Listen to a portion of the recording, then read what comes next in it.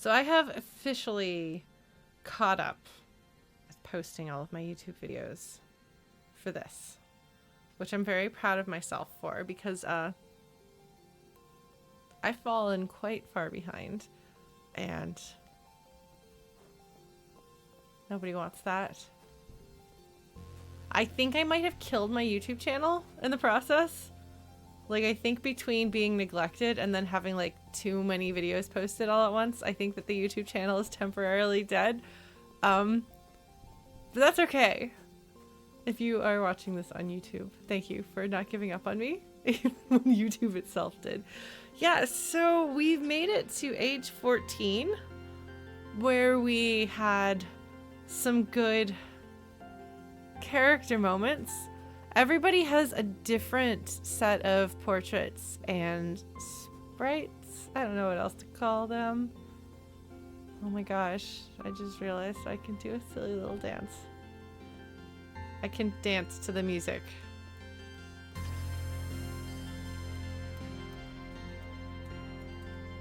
This is not, I should never have this power.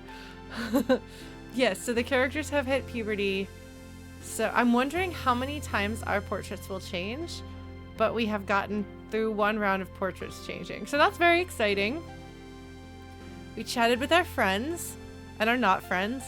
And Mars, it turns out, I don't actually have as many problems with her in her teenage form, because she makes some good points that I agreed with, even if she's still Mars. And I wasn't sure how I felt about that. We might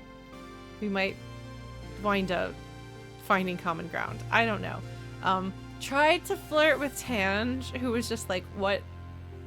And then successfully flirted with Dis and got a really cool scene with, like, there was music, there was like a little kind of thing. The music was great. The music wasn't technically part of the scene, but it inspired the scene. And then they had like a little bit of a scene. So that was exciting.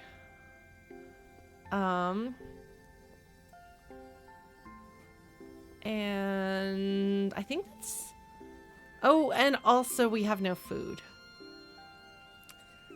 So that's concerning. I have a lot of points.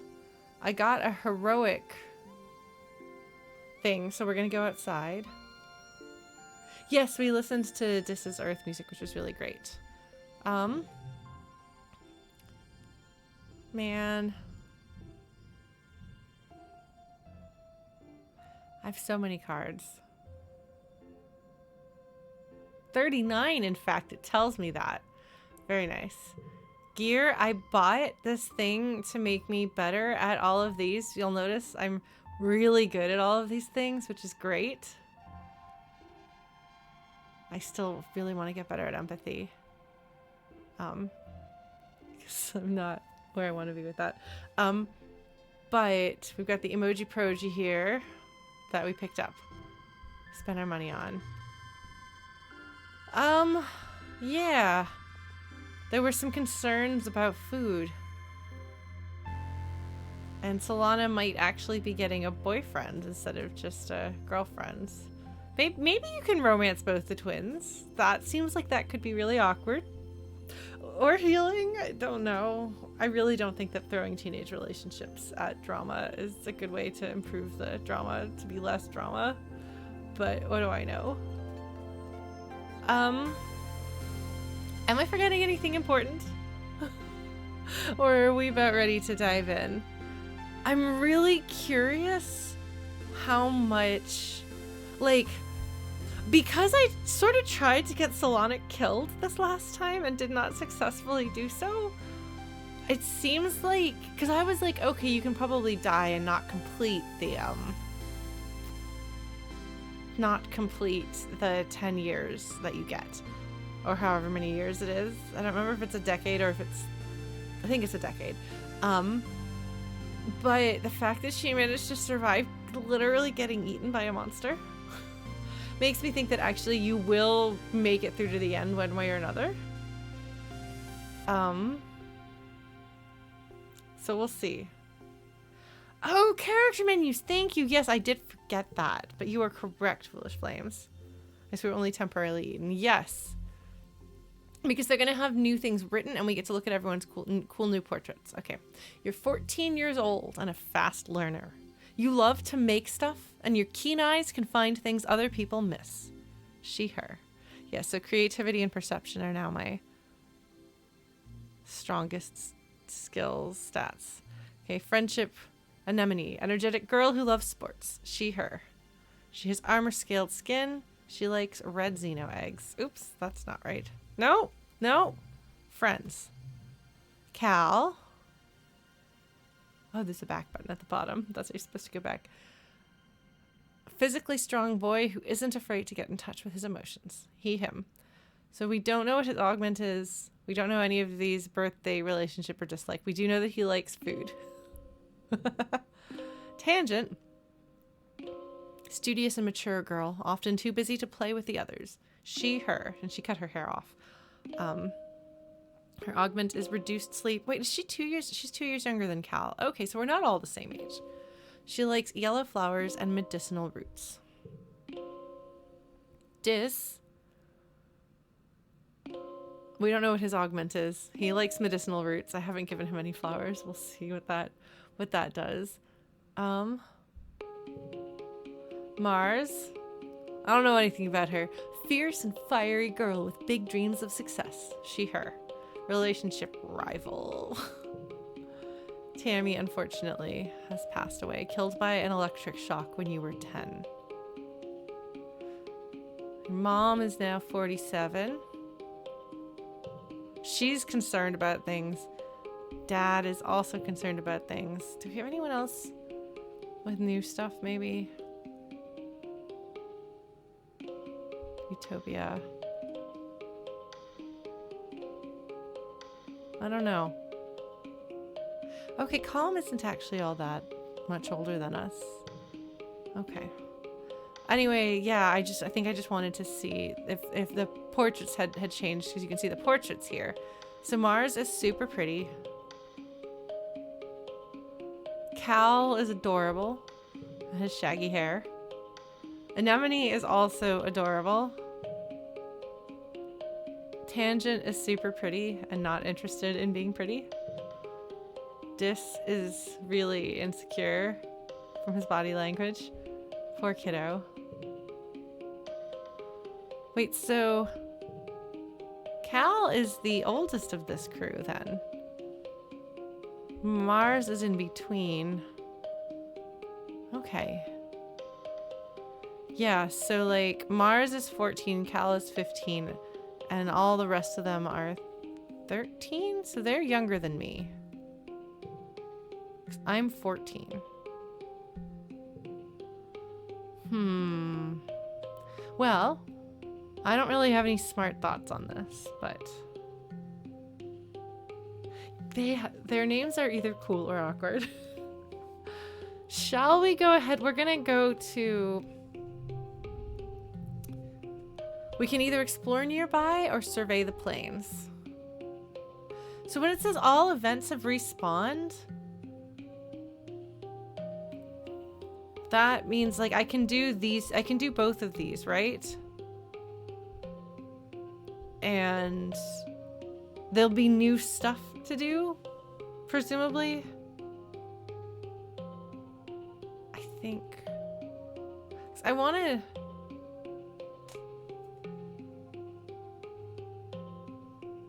I might survey the plain, but I don't know if there's a reason not to explore nearby.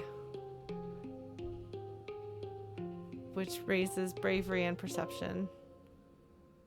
Oh, okay. Well, I don't know songs. Clearly, I live under a rock. Haven't we established that? I'm going to attempt to go do explore nearby to start with, and then we're going to survey the plains after that. And that should be... Well, although survey the plains is the... 2 bravery, which is here, and 1 perception. +3 perception, +1 animals. Okay. Well, our perception is going to be completely off the charts. Actually, though, getting more points in animals, I don't know. Okay, no, we're going to explore nearby. Why not? All right, let's see. What do you have to say? Utopia is working near the gates. This area has been deemed safe enough for kids to go for a hike so long as you're back before dark and never go out during glow. There ain't a lot to see out there, she says. A logging camp, a few fields, some nice lookouts. Keep your eyes peeled for useful things like that there mushwood log. She points to a light sturdy. Oh, we've had this. This is the same exact dialogue that we had before, right? Lumber carrier must have dropped it. Ah. Oh! So when she says, what you hoping to see out there, sweets? I've options. Stuff to collect, stuff to fight. I'm just checking things out. I wonder, actually, if that affects how they load in your things that happen. I would make sense. We're gonna find out. We're gonna try stuff to collect. Because I said I'm just checking things out. I'm gonna try stuff to collect. See what happens.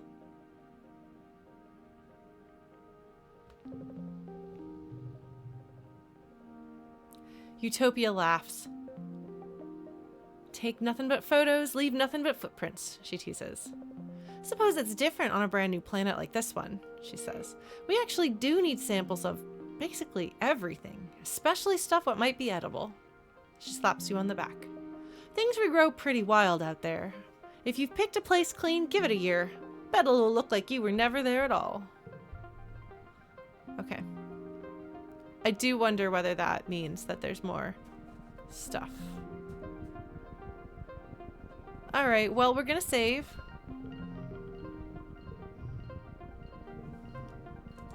I don't know what to call this one, so we're giving it a good name.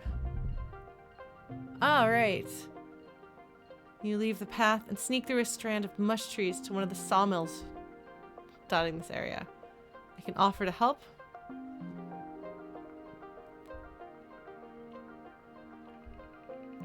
Oh. Have I done this before? This seems familiar. Oh. Well, I'm gonna lecture them about clear cutting. Because I'm beginning to get concerned about this. Yeah, we're gonna lecture them about clear cutting. Yeah! Rebellion. And persuasion goes up. One of the loggers takes off her helmet and eye protection. Oh, it's Utopia. You're about to get a counter lecture. This colony needs to expand somewhere, she drawls. Clearing the land like this leaves more room for farming and helps us see if anything's coming out of the forest at us. Those are good points. All right.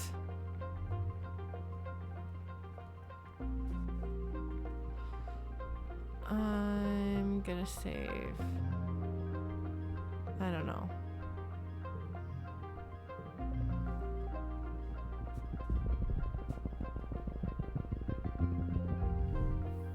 Ah!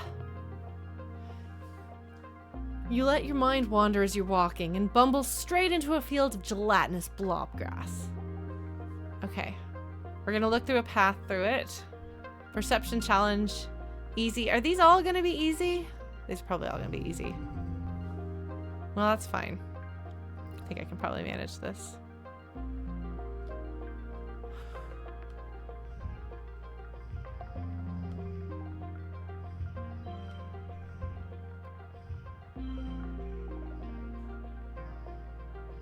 Hold on, we can try this.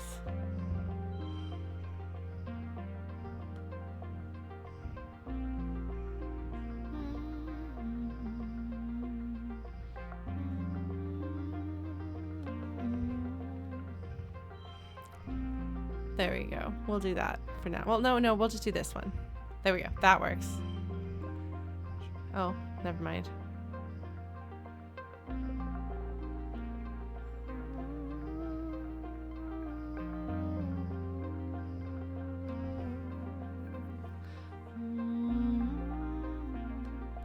I mean, I'm not going to have any trouble with this, but...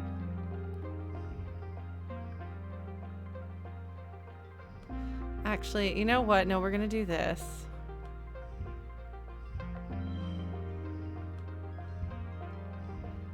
That's good enough for now.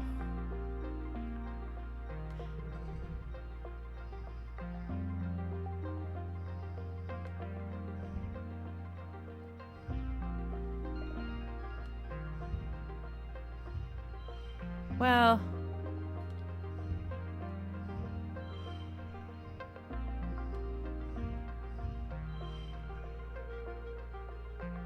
I think we're gonna be okay here.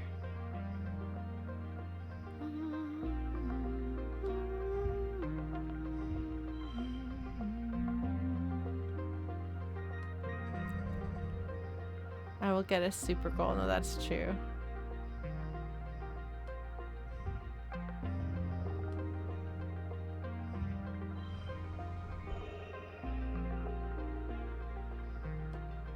Hold on, no.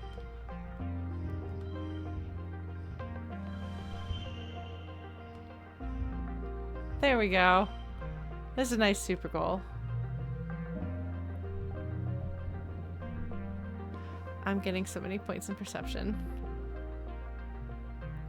Alright, I got stressed. And I got super perception.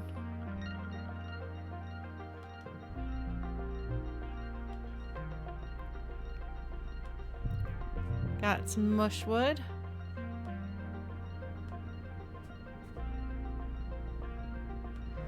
Oh, let's go visit a creature.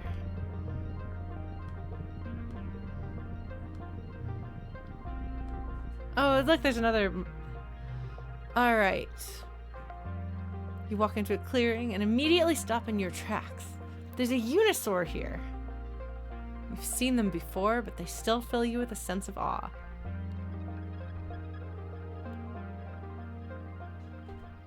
Oh, I have to have way more points in combat to fight it. I don't want to fight it. That's the thing, is I don't want to fight it. I want to be friends. Okay, so... we can do 2... 2... 2... a sense of awe.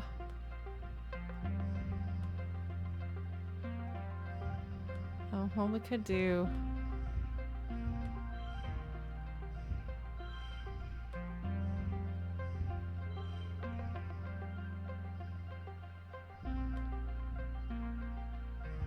yeah.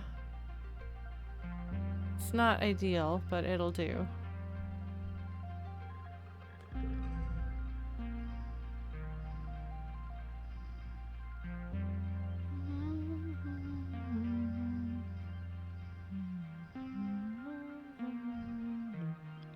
So I'm thinking through what I'm gonna do.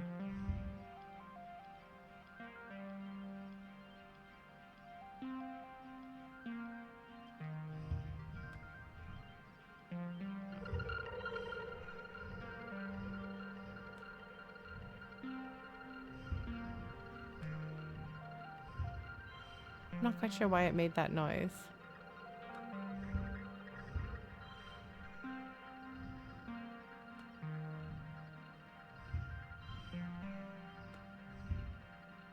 Oh.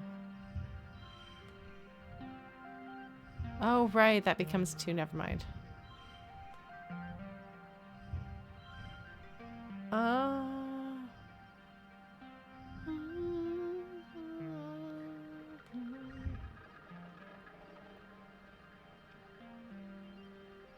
And then what's down there?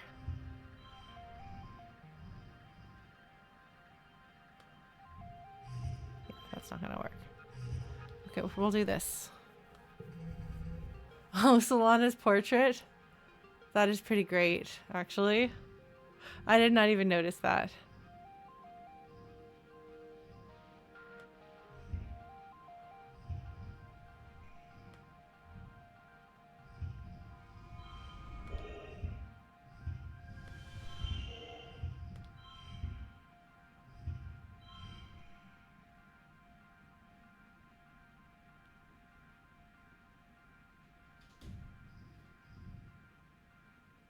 Oh, hold on. Okay, well. That'll do. I think that's a super goal. They should have super duper goals. In our hearts, we'll have super duper goals.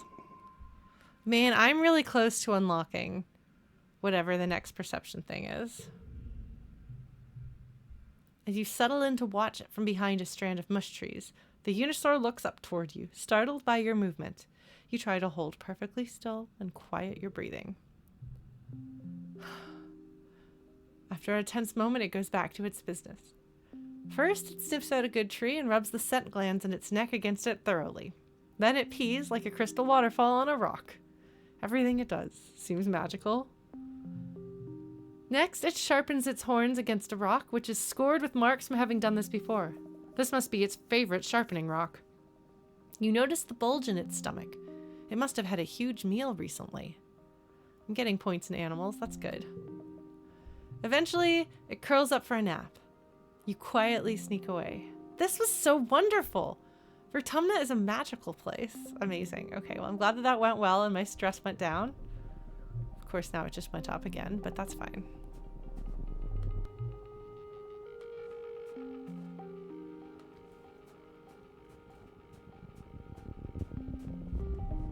So this is the easy location.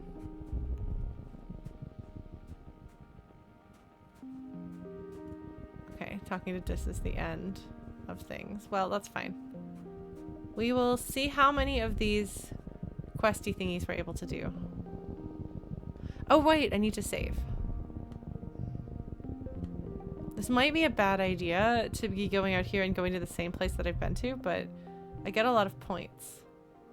Oh, the snowbank. Dig through it. Perception challenge. 5 kudos if total equals goal. I can do that.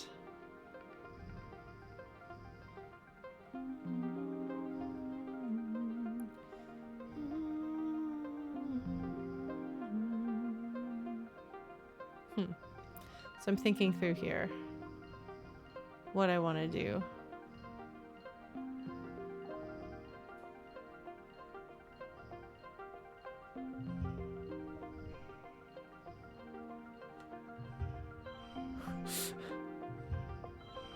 I can just throw away some trash right there.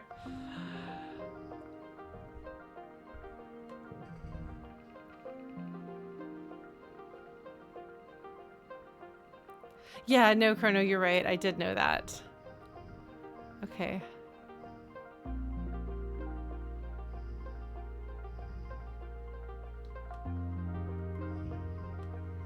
Four. Oh.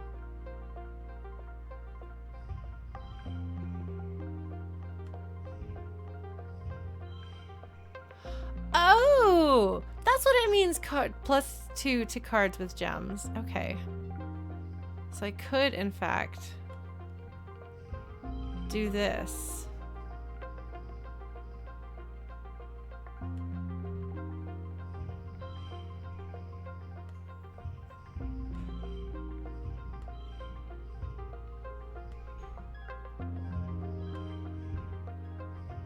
$20.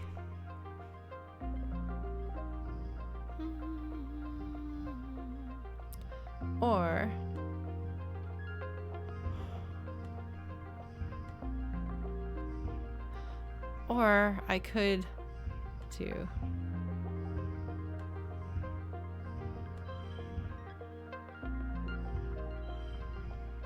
oops, that's not the one I wanted. Hold on. I'm trying to figure out what I'm doing. There's something else I was gonna do here.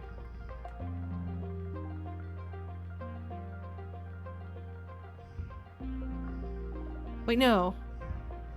That.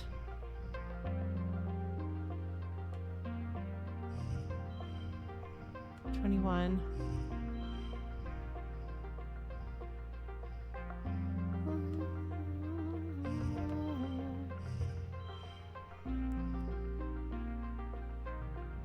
Oops. We'll try this. 23 seems pretty good. So yeah, we'll do that.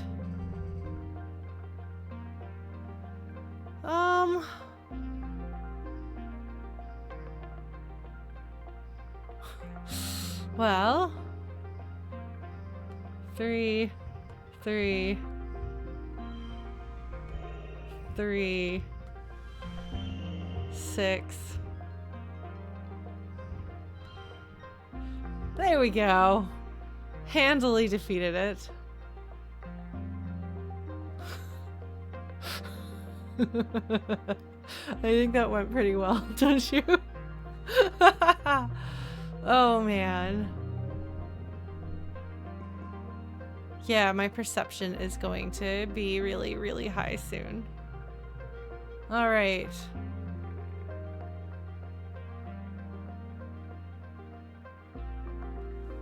Okay, you tunnel through the weird snow, popping your head up at regular intervals to see where you're going. Some funny creatures pop out of the snow to say hello. They look like pill bugs and are only about the size of your thumbnail. They appear to be eating the snow, not you, so you leave them alone. Every so often, they square up with each other and emit tiny bursts of flames. You can't tell if it's an intimidation tactic or a mating display. You'd heard the snow was flammable. Huh. Neat.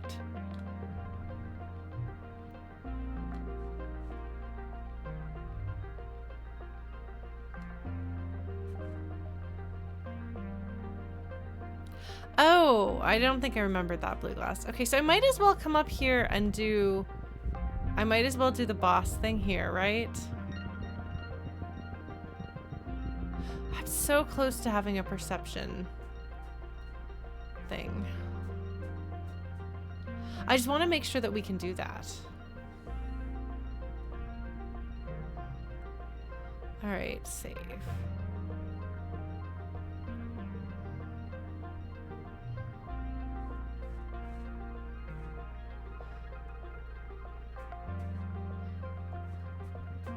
Okay, so is this gonna be the same scene that we had before? Oh. You find Dis sitting on a large flat rock on a hilltop, eating a sandwich and looking totally at home far from the colony walls. You can join him quietly, chat with him, or find your own rock. I did just save, I'm curious if I chat with him.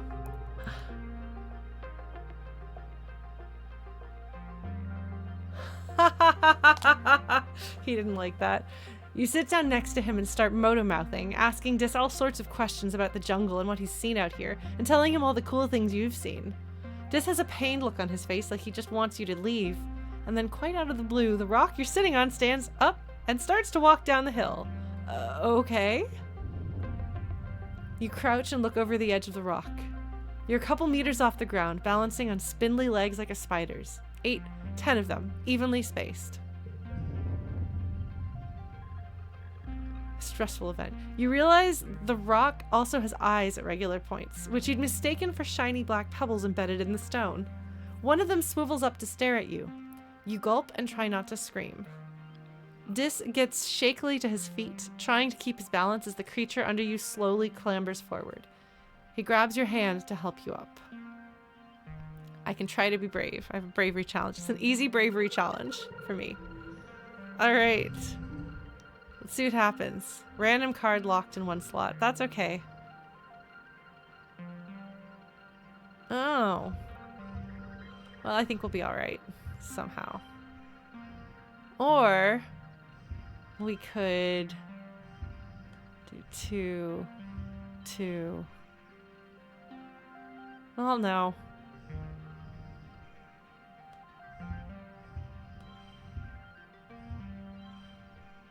So that's gonna stay there the whole time. So 1, 2, 3, 4. Well, it's fine. It's fine. I think I'm gonna be able to hit this goal. So. Okay.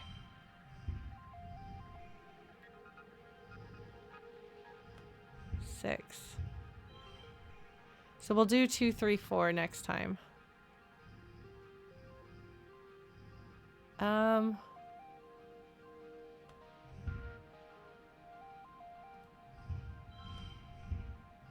There we go. We got a goal. Oh. If you use the stressful event card, you can get a ton of points, but you also have stress at the end of the, which I don't want. I don't want that, so we're gonna do this.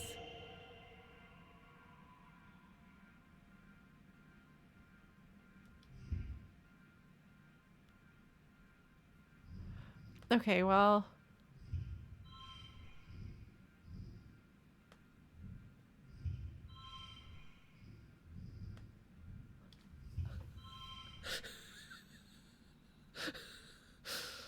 That's pretty good. It's fine. We were brave. Got a point to bravery. Good. I like that.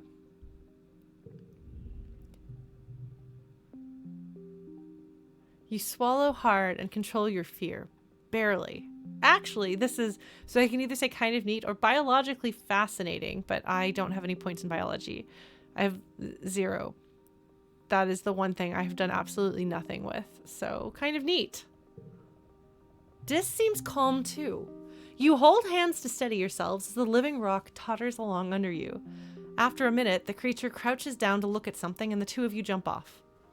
As soon as you're safe, a flood of adrenaline hits you. Wow, you could have died maybe. You're impressed that Dis kept his cool and you tell him so. Actually, he says, I was kind of freaking out inside. You laugh and say you were too. It's funny. Dis might suck with people, but is kind of a badass when it comes to non-people things. Oh good, I got more friendship with him. So I can keep exploring. My stress is less than 100, so I can do that. Well, that was exciting. I enjoyed that. Solana's beginning to get stressed.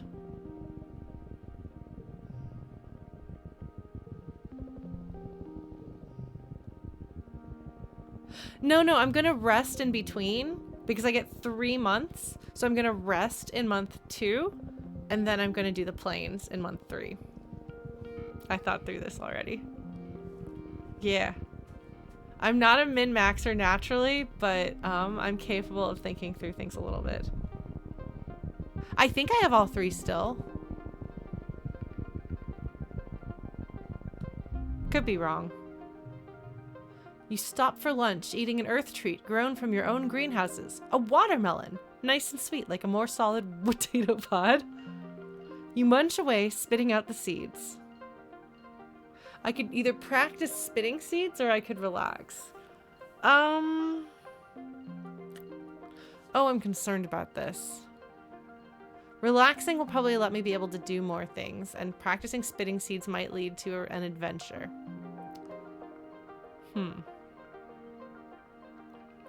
It would be irresponsible in a way for me to spit seeds, but maybe this will be good. I don't know. We're gonna practice spitting seeds. Oh shoot, that was combat. I don't care about combat. We're gonna load. Sorry, combat. Yeah, no, I don't think this event was here last time. So that means that there are randomized events, which is good.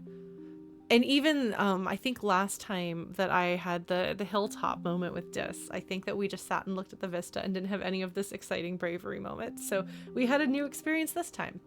Okay, so I'm just going to relax and see if I just get this down a bit more, which would be great. Just relax. You sit back and enjoy your midday rest and the beautiful surroundings. Yes! Brilliant. Time passes. More stress. So much mushwood.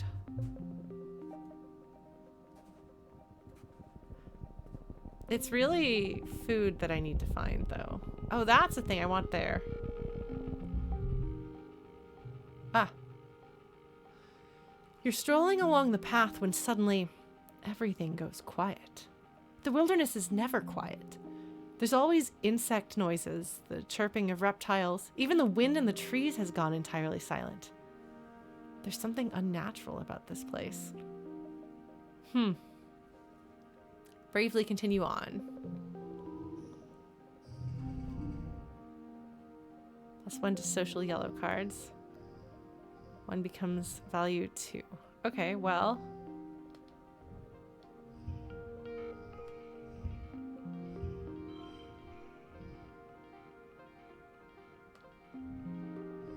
There we go. That'll do.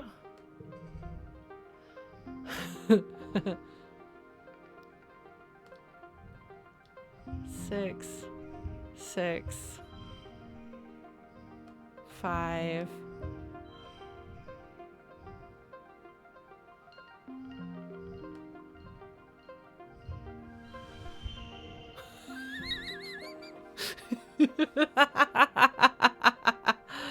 Oh man. Okay, I think we're all right here. Okay.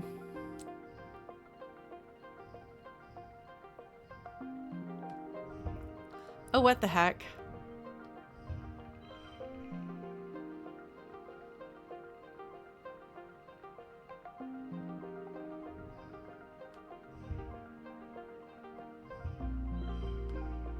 We're just throwing stuff at random.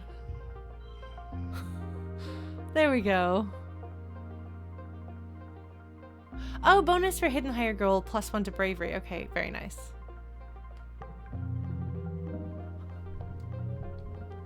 I got bravery.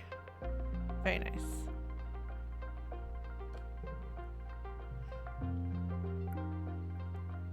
You walk through the quiet area, then noise starts up again. The mystery will have to remain unsolved. Spooky! Wonder if you mess that one up, if it makes it more likely that you're going to... I wanna... I guess I can't get over... There's an herb there. I want that herb. Okay, well. That's fine.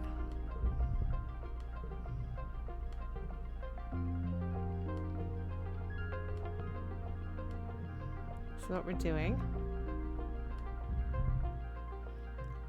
Aha. Perception. Oh, I got a new more collectibles perk. Collectibles respawn faster and more slots are filled. More slots are filled?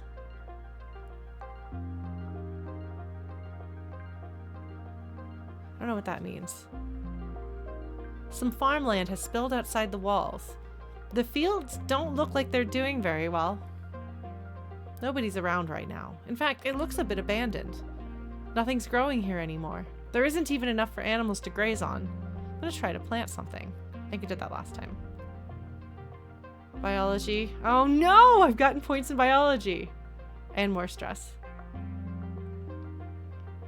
What are you doing rooting around over here? Utopia comes striding out of the forest, a big grin on her face. Are you farming? You're in the wrong place. These fields haven't been worked in years. Everyone's moved inside the walls, sweets. She kicks a clod of gray-pink dirt. Soil's just not good enough out here for growing earth crops. Besides, the animals get to it faster and we can change them away. Try reporting to geoponics if you'd like to help out. I'm curious what happens if I don't do anything to it. New perk. Collectibles respawn faster and more slots are filled. Okay. Yes, I suppose I should go home soon, but I'm gonna get the collectible.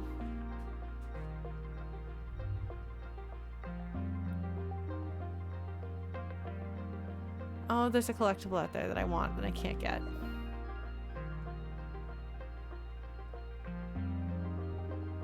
Well, that's fine.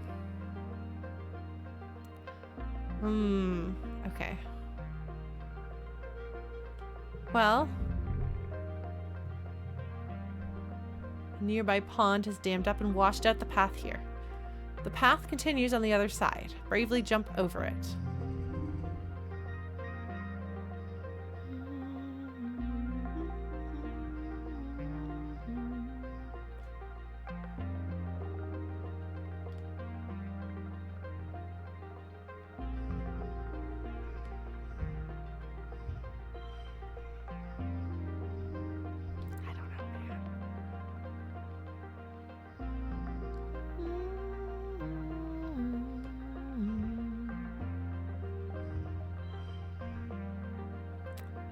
Fine.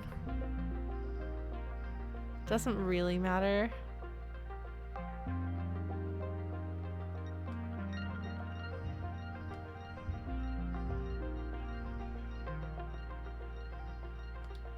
Hold on.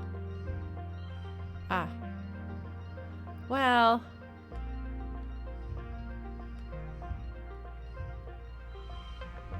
There we go. That's better. There we go. Super goal. Incredible.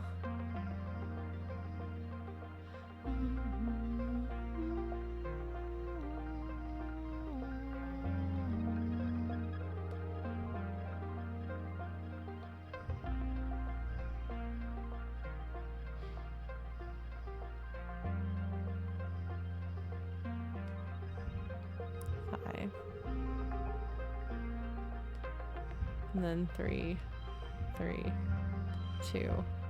Just because I don't even need the super goal. But it's fine. I'm so brave. You bravely fall in and get wet. You flounder toward the other side, soaked but victorious. You're too worn out and tired to continue. You have to go home now. All right. You're back. You spent the month exploring. +2 to bravery. And +2 to perception. My perception is so high right now.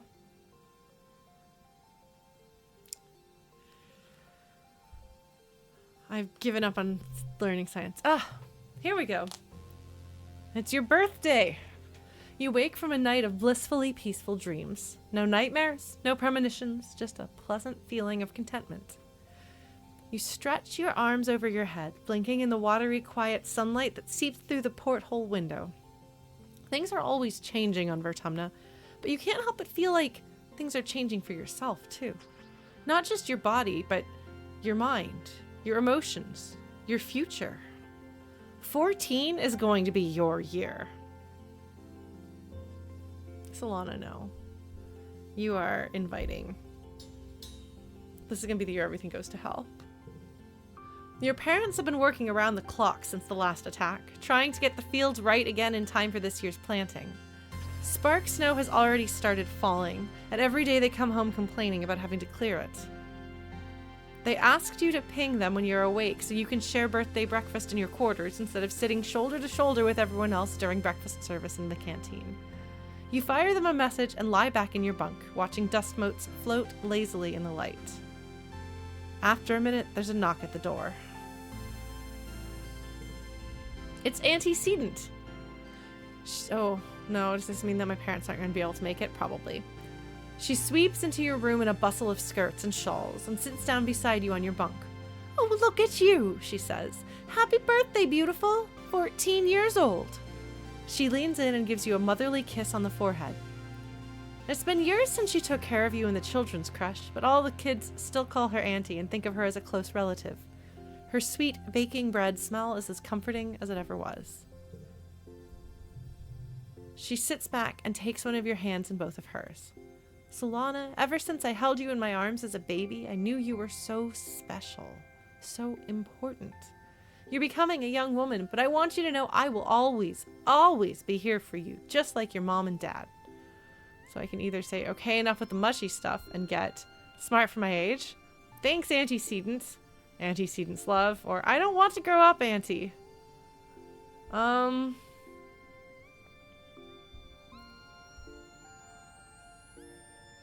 It sounds to me like Solana feels actually comforted by her. And I don't think that I don't want to grow up. Not this Solana. So I think thanks, Antecedent is the thing. She's feeling a little bit more rebellious, but it's probably going to give me more non-rebel points. We'll see. She smiles and tucks an unruly lock of your hair behind your ear. I guess you're old enough to call me Aunt Anne now if you like. Or even just Anne.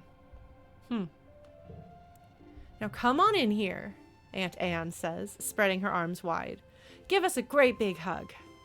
You hug her, enveloping yourself in the warm and familiar softness of her. Over her shoulder, you see Anemone standing in the doorway. Well, her hair anyway. She's been growing it out and there's no hiding it behind a corner. What's going on here? She skips into your quarters. Happy birthday, bud, she says, bouncing on your bunk. Way to get older. Enjoy being 2 years older than me for a few months. It's good you're both here, Anne says, now that you've both been menstruating for about a year. Anemone makes a face and mutters, yuck. But Anne continues, you're both eligible for the cessation implant. Among other things, it will prevent the bleeding and pain and the emotional roller coaster of your monthly cycle. Yes. 100% on board with that. Oh. We get a custom bit of art. I really like the art. It's so good. Mom, Anemone hollers. Gross! Do you have to tell everybody about my cycle? I just don't want to get pregnant, okay? She does not want to have any babies, and her mom wants her to have babies because her mom wants everyone to have babies because her mom's really into babies. Anne laughs. Well, yes, that is the among other things part, but I don't expect the two of you will be needing that part for a few years, right? Anemone looks disgusted by the prospect. Or maybe just by her mom talking about it. Yeah. So I could flirt with her if I wanted to, but I don't think that flirting with Anemone is what I want to do. I'm sorry. She's pretty and I do like her. I do like her. I actually like most of the characters, but and also yeah, with her mom, that would be that's too much pressure. So I can either say eek gross a Rooney about pregnancy or what's the matter, scared. I'm gonna say eek gross a Rooney about pregnancy. Anemone will probably like this. We'll probably be friends. Right, Anemone agrees. She's always like this. You think this is bad? When I got my period, she made me a cake with a red gooey center that said, "Welcome to womanhood." She rolls her eyes. It's bad enough I like shot up overnight and got boobs and want to cry all the time. She has to go around telling everyone too. Oh, I'm sorry, Anemone. Oh, that's embarrassing. Your parents finally arrive, still damp from the fields, and bringing in the smell of crisp, tangy snow on their clothes. Oh, look, birthday visitors, your dad exclaims. Anne, are you staying for breakfast? Anne reaches into her bag and brings out a stack of tiffins. No, thank you, but I brought your order with me from the kitchens, saying as I was stopping by. She pats your hand one more time. Happy birthday again, Solana. You'll always be my baby, even when you're all grown up. Your mom shakes her head as Anne and Anemone leave. Oh, Anne, she says, sentimental to the core. She starts laying out the cutlery for breakfast. But I don't know how the colony would manage without her and the children's creche, she says, and points a fork at you. Family is more than the people that birthed you, Solana, and don't you forget it. I'm familiar with tiffins from Tiffin Services as an option. They have there are a few companies that offer that in Toronto. If you go looking for like ready-made meal delivery services, they'll pop up. It is sweet that Solana's mom is encouraging her to love people beyond her immediate parents. Also, however, I am concerned how the colony would manage without her and the children's crush. Let's hope we don't find out. I'm concerned. I'm really concerned about the lack of food, honestly.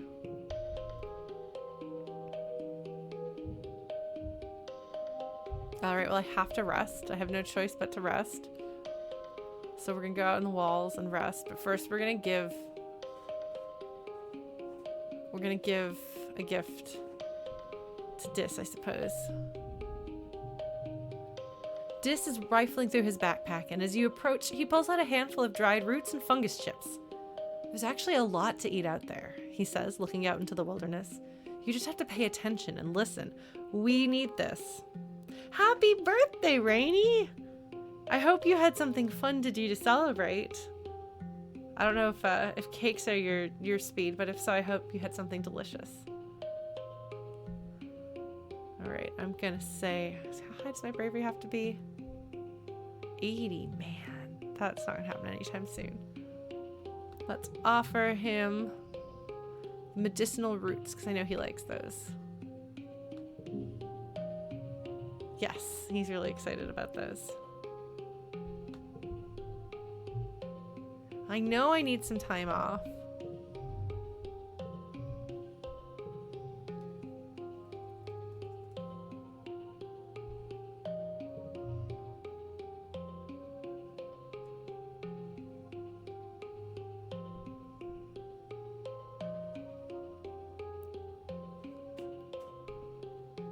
Wait, hold on. Ampy, is it your birthday too?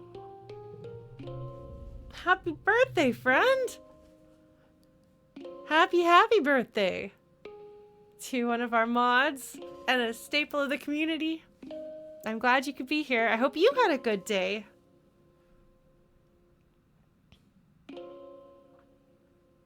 Let's see. Oh, good. Tange is complaining about the planet. So it's interesting. Tange does not like the planet, and Dis seems to have made his peace with some parts of it, at least. Let's see. Tange watches a stink roach skitter behind some nearby boxes, a look of intense disgust on her face. I hate it here, she spits, shuddering. Giant bugs, constant peril, climate. Makes me think of Murderbot complaining about weather on planets. It doesn't like going down to the surface either. We were better off on the ship. She grimaces. Many humans carry the erroneous belief that we are great explorers, but I cannot see how that is true. It would be better if we could photosynthesize, or breathe gases other than oxygen, or endure a greater range of temperatures. No, you see, all humans have ever had going for us is that until now, there have been more than enough of us to die idiotic deaths without making a dent in our overall reproductive fitness. Oh, man.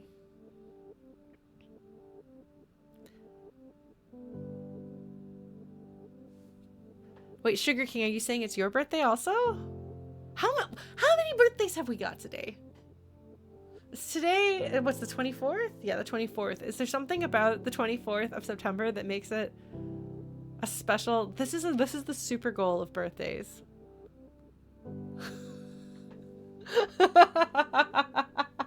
Happy birthday, everybody! Oh, 2 fictional and 2 real people? Not you? Okay, well. Happy birthday to everybody anyway. Okay. I love that Tangent is like the only reason why the human race didn't go extinct is because there were enough of them that it was that even if they died, they kept having babies to throw babies at it. So here, I have something for you. I have a crystal cluster. Oh wait, hold on, that's not what I meant to do. Darn it. Well, that's fine. I don't think I've got anything else. Oh, shoot. I meant to give her the medicinal root. Well, that's fine. I guessed wrong. I gave the wrong thing. Maybe I feel awkward that she's my best friend, but I'm potentially romancing her twin brother. That could be awkward. I love that I have actively tried to make Mars not like me, and we're still better friends than I am with Anemone. Okay, well, I don't remember when I last saved, so I don't know if I'm going to go back and give her the thing that's best for her. I'll just give that to her next time. Or give it to Dis, and then have more friendship with Dis.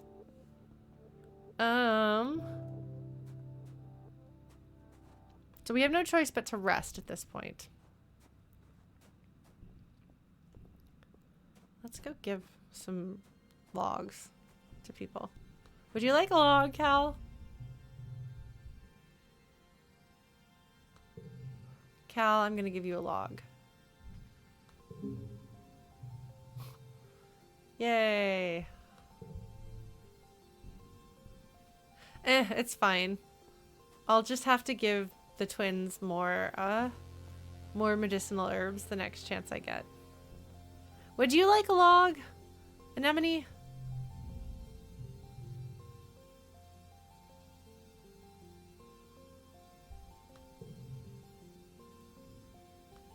Have a log.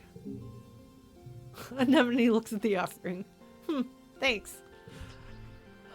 I'm gonna go give one to Mars because I think it's funny.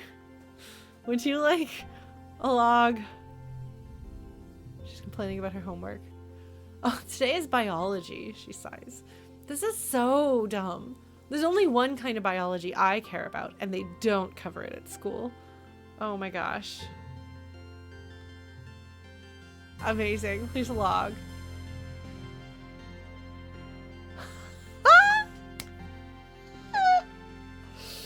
Oh my god, that's delightful. I'm so glad I did this.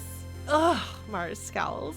What do you expect me to do with this? I'll put it where it belongs. Outside in the dirt. She hates. I lost a friendship point, and I learned that Mars dislikes mushwood logs. That's amazing. I'm delighted about that. So anyone else who needs a log? Pretty sure I've given logs to everybody I can give logs to.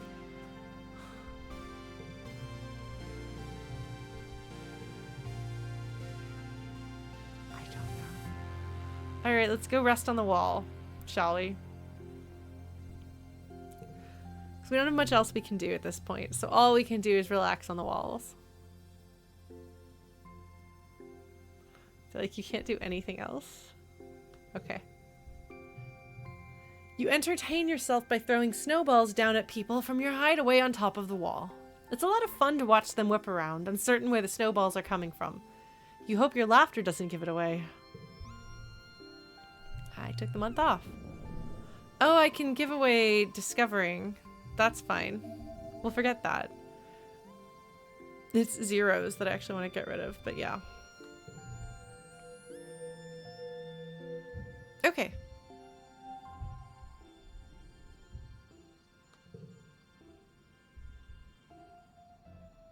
My stress level is great. We're gonna just do the log. Save. Alright, let's go talk to everybody. See if anybody has anything. I can't give you any more gifts. I want to know where he's finding this additional food that we can eat. Because...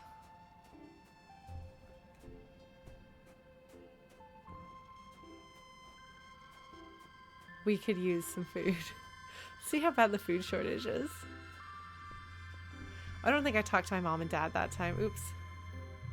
Let's look at the notice board. Colony food shortfall minus 80%, dangerously low. Security rating 0%, red. Yeah, things are bad. What do you have to say, Mom and Dad? Dad says... oh.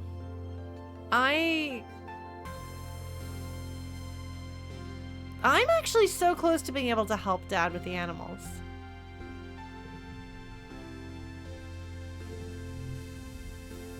I'm never gonna make my mom proud of me, though. Well, actually, no. My organization is actually getting pretty close to making Mom proud. Wow, crazy. Okay, well, alas,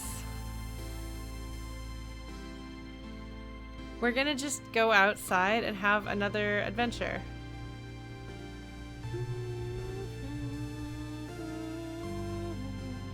We're gonna survey the plains and see what's up. This is log. We're gonna save. Overwrite. Alright. Utopia is sorting through stuff the foragers have brought back, putting them into bins to either get analyzed or taken straight to the kitchens. Hey, sweets, she says, not even looking up. You headed out? You and Dis take care of each other out there, okay? She sighs. I've got to get through all this before day's end. It'll take me all day, unless you're herring to help out. So I can either say sure or nah, no thanks. So let's say sure. Why not? Utopia lays out an assortment of mushrooms. Alright, here's a simple one. Which one of these fellas isn't poisonous? My perception is high enough to pick out the right ones? Are those edible? Amazing. Let's pick the right ones. Mushrooms? You got this. You know what kind of mushrooms are served in the canteen, and it's easy to pick them out of the assortment. Hopefully we're not wrong. It's a multicolor thing. That's good. Great work, sweets! Utopia exclaims, a big smile on her face. You're a regular pig. Oh, don't worry. That's a compliment. On Earth, they used to use pigs to sniff out buried mushrooms. Go out there and dig us up some, why don't you? Finish up what you were doing on the survey team, but come back next month and I'll put you with the foragers, she says. You'll be in the Valley of Vertigo. It's one of the best places to forage for wild berries and other edibles. Man, oh, I wish I'd known this. I would have just done this one and then done the next one and not gone through and done the easy one. But I guess I got some fun experiences with that, I think.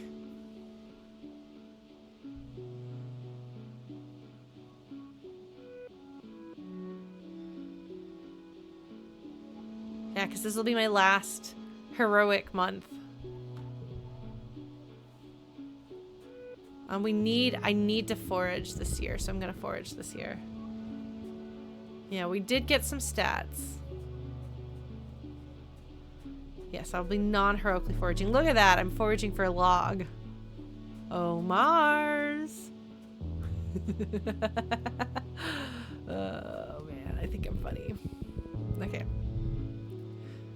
Drifts of spark snow make this area hard to pass through.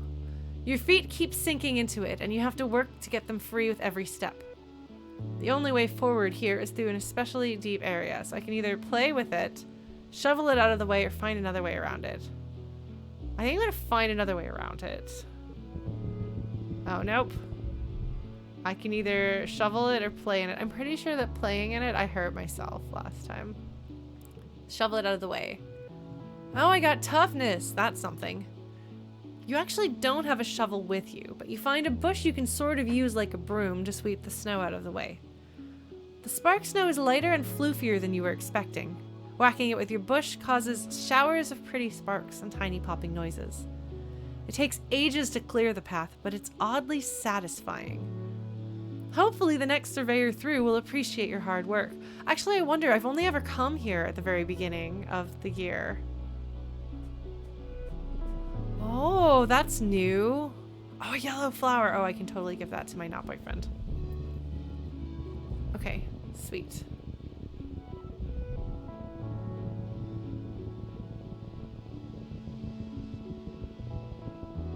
Okay. There's not much to find out here, but the peaceful atmosphere is great for contemplation. You find a particularly beautiful little plateau where you can see the plains spread out before you like a picnic blanket, round lakes dotting the land like glimmering mirrors of sky. Dis is scouting further ahead. He was eager to find some adventure. I don't think I have any choice but to go through, so I might have to meditate. Clear some of my stress. Yes, perception from heroic status. You focus on the sounds around you, on your breathing, on the feeling of your butt on the rock and the slightly cool breeze on your face. It's very peaceful. You can feel yourself relax as you become one with the planet. All right. Time to get a sturdy mushwood log. We're gonna just do our best. I need to accept that I'm not min-maxing and that it's okay. It's a herding sunbiter. No, a whole herd of them. Your creatures that you personally discovered and got to name. Incredible. You can study them. A perception challenge. I think I'm equipped for that. Set neighbors to this value. Locked. All right, well, I guess we'll just have to do that. Well, the thing is, I'm not usually a person who min-maxes anything. That's the thing. It took me a couple of years in game to get to realize that I was actually kind of role-playing out my character and what I think she would do, because that's not normally how I play games either. Because I don't usually play games that let me make up my own character. That's not really what I'm interested in. But Solana seems to have developed a personality of her own. That is a really unfortunate card to have placed there, but we'll do it. We'll do what we can. We'll do the best we can. See if we can make it. All right. Well, fine. Fine. Fine. And fine. I don't think that's good enough. I'm gonna have to do better next time. Well, the thing is, though, I could just not do that. I could just do...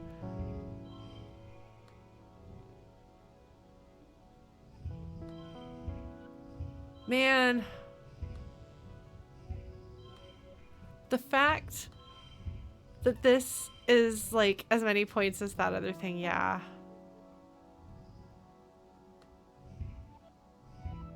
Yeah, okay, fine. We'll do that. We'll do that.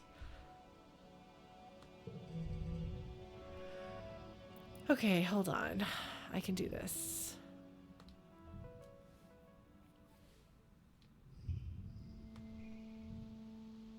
Oh, hold on.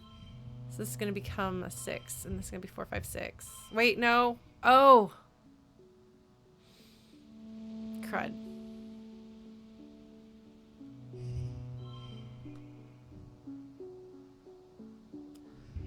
This sucks.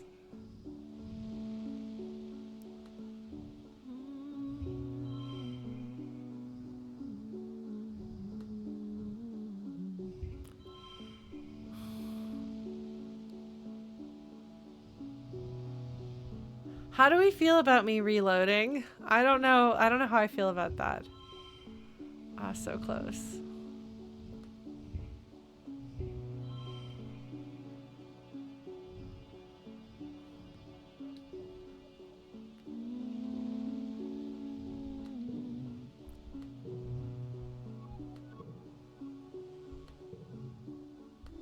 Okay.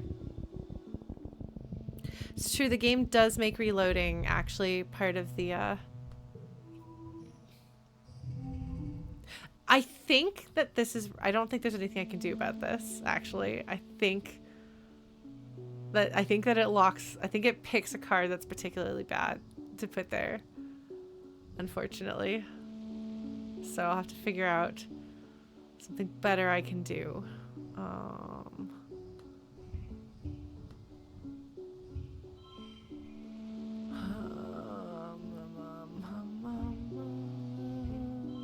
Yeah, because now I can get my 4s.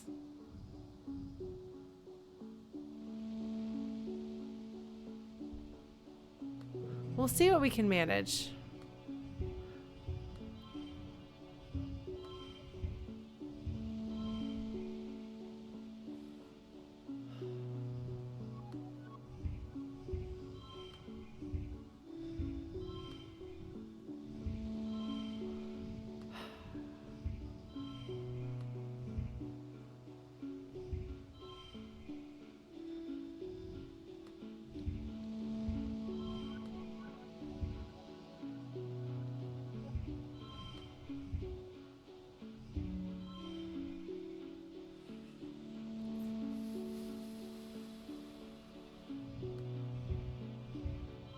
There we go.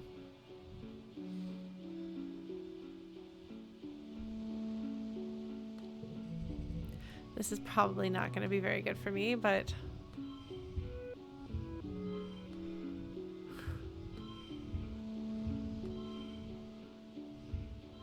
yeah, this is even worse than last time. I don't think I'm going to be able to beat this one. Like, even pulling out the big guns here, I don't think I'm gonna be able to do this. But the thing is, I can also just fail. Or we could push through and get some stress, but that won't do me much good.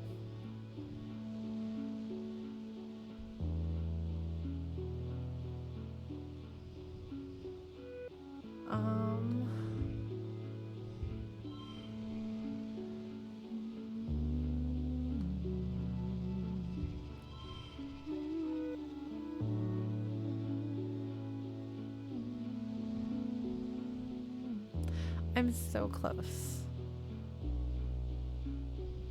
Push through 15 stress. Hold on. 25 stress. Oh, look at that.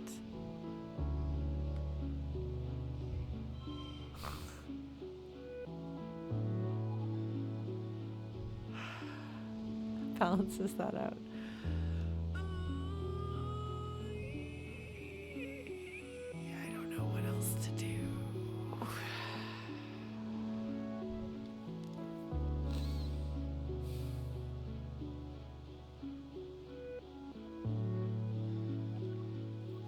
Well, I guess we'll see what happens. We'll push through. No super goals this time. I got a kudos for best score that I could have possibly gotten. You've seen this herd a few times traveling through this stretch of wilderness. All day they bask in the sun on the top of a plateau. Now that evening is coming, they're coming down into the plains to forage. They like to hang out in big groups and mostly lie around all day being lazy. Sounds like the life. Submit the data. Utopia is happy to have more information on the herding sunbiter. I got more points in animals. Oh, I can go do animals with Dad.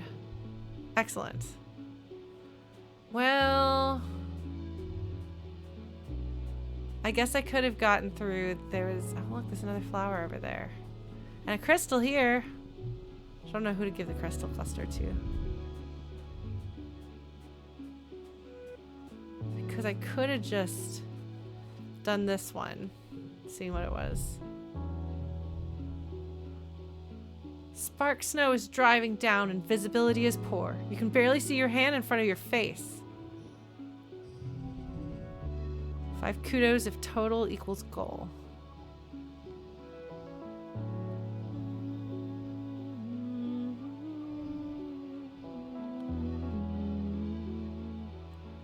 Oh, well I could... I could do this, which seems like a better start.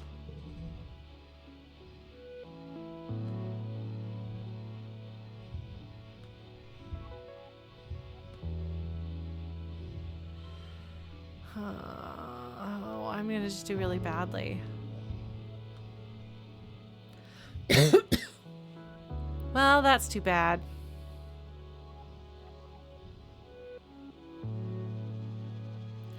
Yeah, but then you don't get your heroic status if you come not during that time of the year. Man, I sure am kind of sucking here. Wait, just had an idea.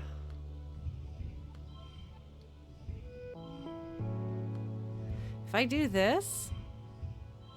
Yeah. Yeah! That is making the most of this jerkball card.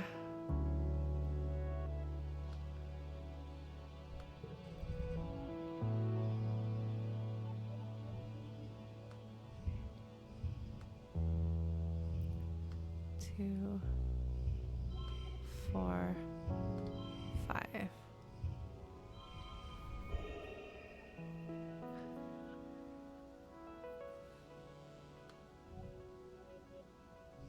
Although if I want the exact goal, I could do the exact goal.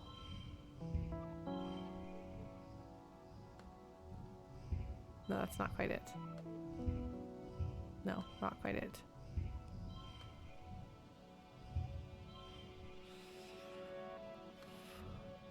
There we go. We could do this. Hi, Oofus! Well, welcome back. Yeah, I feel like I would like to come here not during the Spark Snow season, but alas. Yeah, because I don't think I can super goal, so I might as well get the kudos. Got a bunch of kudos. Done. You keep putting one foot in front of the other, relying on wayfaring and a fair bit of luck to make your way through. But you see something inexplicable. What the heck is that? You squint into the driving snow, but all you see is white on white on white. And the slightest hint of movement. It doesn't even look corporeal, almost like a cloud. Like the snow is coming from it. It's impossible to get a closer look. You pull your collar tighter against the storm and move on. Like, I didn't need to do that in order to try to progress further here. But I don't think that I would be able to get through until... I don't think I'd be able to get to the boss anyway. Oh. We're going to do the photographs. I can either find a good angle, which is perception challenge, or try to get close, which is an animals challenge. I don't think I did this one last time. Try to get close. Animals challenge. Oh my gosh. They're cute.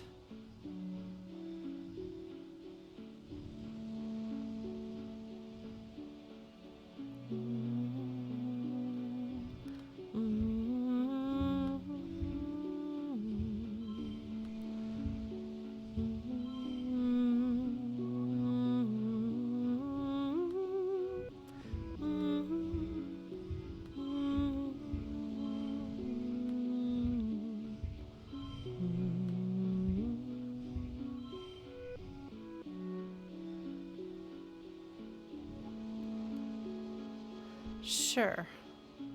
See if we can do this.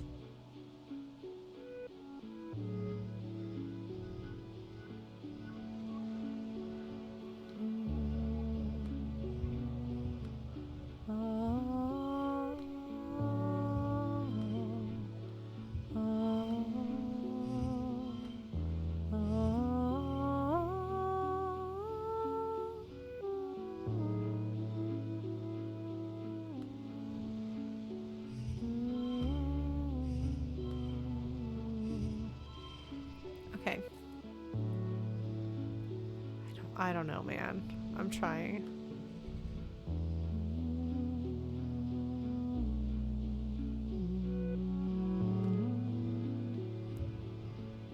Five, 4, 3, 2. Super goal! I get an extra point in animals. All right.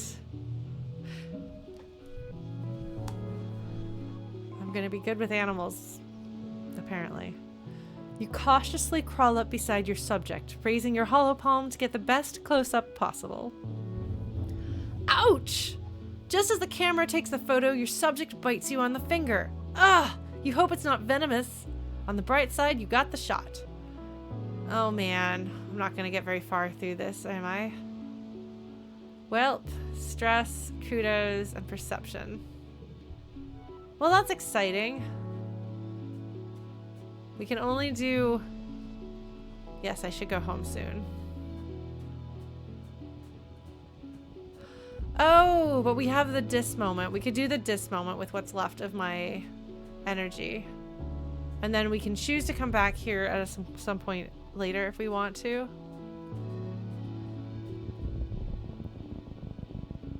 Sure. Dis and you are surveying together, though he's mostly just throwing rocks at things and seeing what happens. Ugh, this is so boring, he complains. We've seen everything here already. The other surveyors are going to cool places, like the Sabakuya swamp, places that are actually dangerous. So I can either say, we just have to wait until we're older, or the Valley of Vertigo is cool, or I don't want you to get hurt, or yeah, the plains are boring. I have no idea. I wonder if he'll get upset if I say I don't want you to get hurt. I'm gonna say that and see how that does. That's cute. Dis rolls his eyes. I don't need you taking care of me the way everybody else does. You're not my mom. Dis and Tange's biological mother passed away years ago, and they didn't have a dad. They were raised in the creche after that, just like you, but they didn't go home at night. They're the whole colony's kids, kind of. You, of all people, should know I can take care of myself out here, Dis grumbles. I don't need anyone's help. Alright, actually I'm going to try loading because I am a butt that way.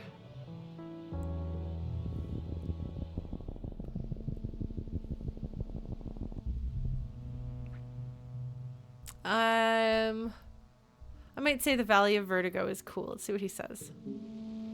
Yeah, I've been there, Dis says. It's neat, but Utopia sends people there to forage, and I just want more adventure than picking berries, you know? Oh good, I got friendship points with him. Dis goes back to chucking rocks and complaining. We're just here all the time, he says, even though we know everything about it. Utopia says we need to come back every year and take new readings, in quiet here and in Pollen in the valley.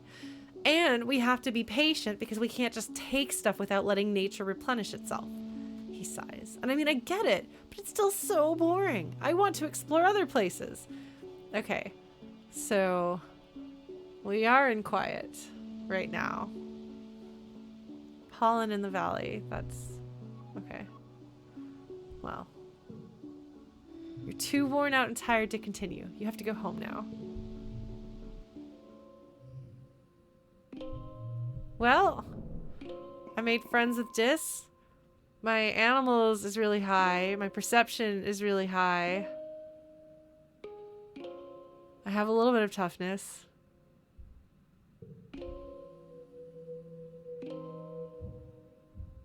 next month. Early pollen. Dad's not gonna like this. Oh, hold on. Did I hit a new point of friendship with Dis? I did. Okay, hold on. I guess I don't really have to save, but I'm gonna save. Yeah, well, that's fine. All right, let us talk to Dis. See what we unlocked here. You leave the front gates and see Dis talking to one of the senior surveyors.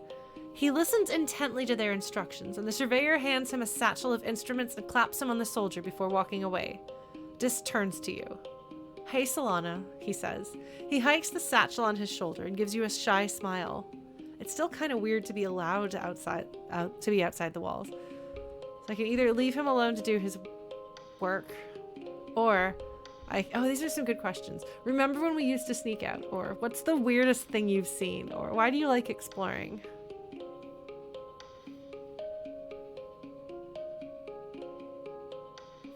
I have no idea which of these is right for this kid. Because, like, he really enjoys talking about stuff that he finds, but I don't know that he thinks of them as weird. So he might actually shut down and think that you're not taking him seriously in the things that he values.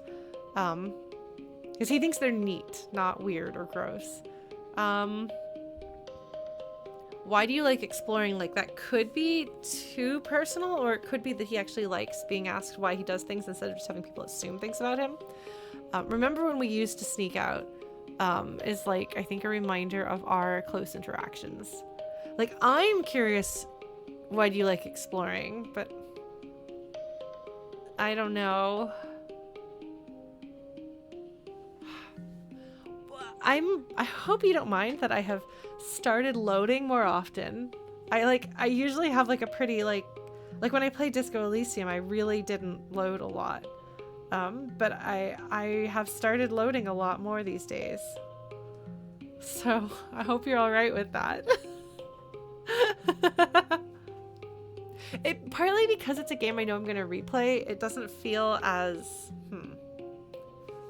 it doesn't feel quite as... It's also because they built it into the way that the universe works.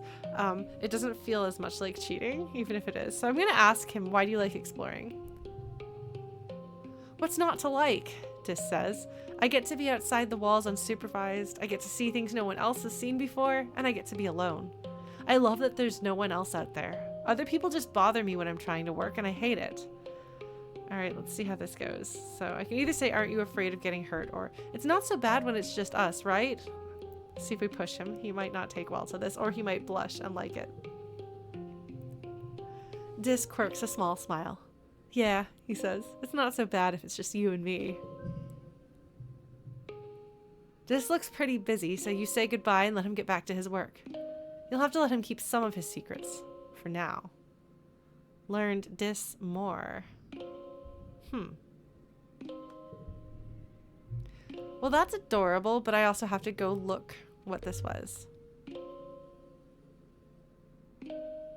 Withdrawn boy, a loner and awkward around other people, often sneaks away to who knows where. He, him. Oh, controlled to wild, he's more on the wild.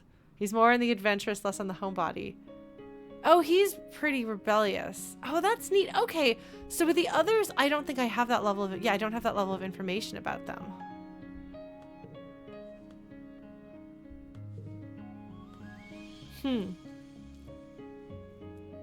I am definitely not as rebellious as he is. But I'm getting a little bit more rebellious than I was. Okay, well... I've been learning a lot about systems, Dis says, writing on his hollow palm. Like the water cycle and the nitrogen cycle, food webs and decomposition, stuff like that. It's pretty cool, even if it's all textbooks from Earth. He looks wistfully out at the wilderness. There's so much we don't know about this place. I'm gonna give him...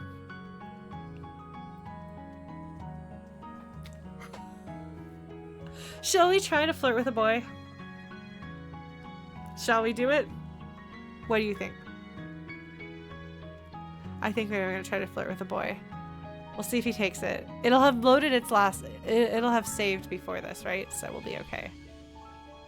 Flower. Ah. He didn't like that. Okay, that's fine.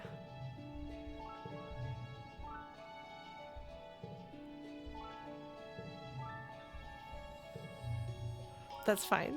Fine. Fine. Fine.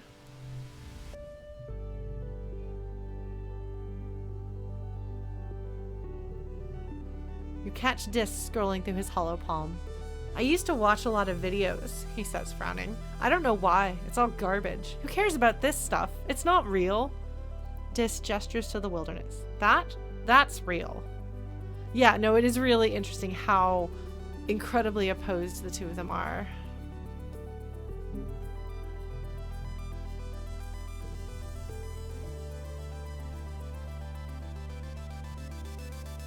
Uh-oh.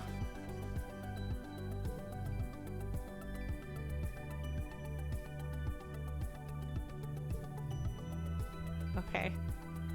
It did get that.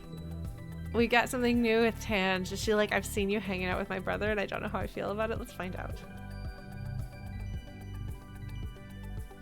You spot Tangent leaning against the wall outside engineering. She's yawning, rubbing her eyes and staring off into space. She startles as you walk up. Oh, Solana, I was just taking a short break. I have no idea. I can either say tired or yawns are infectious. Join in and yawn too. Sure, we'll do that. Did you stay up all night too? She asks. I don't even remember when I slept last. It might have been a few days ago. So if I'd asked her, she wouldn't have opened up to me because she doesn't like being watched over either. I've been trying to figure out how the hollow palms work. This is a very clear illustration. It comes out of your hand, but then it makes a holographic thing and then you write on it. Does that make sense? So we already know that Tange has an augment that lets her not sleep enough. But I feel like this is pushing it. You haven't slept in 2 days. Like in this case, posture check. Everybody sit up, roll out your shoulders a bit. I bet you need it. I know I need it. So I guess I have to but in this case, I've invited her to talk about it by having her think that we have something in common instead of me asking her about it. So that's good to know. I've made a note of that. I'll probably have forgotten that by the next time I play this game. But you haven't slept in 2 days? More like 3, she replies, then pauses for another jaw-cracking yawn. But as I said, I'm tired. Even my enhanced body has limitations. You look at her quizzically. I don't need to sleep as much as other people. It's a genetic what's it, she says foggily. You know, a DNA enhancement. I guess sometimes even I forget to do it. I should set myself a reminder.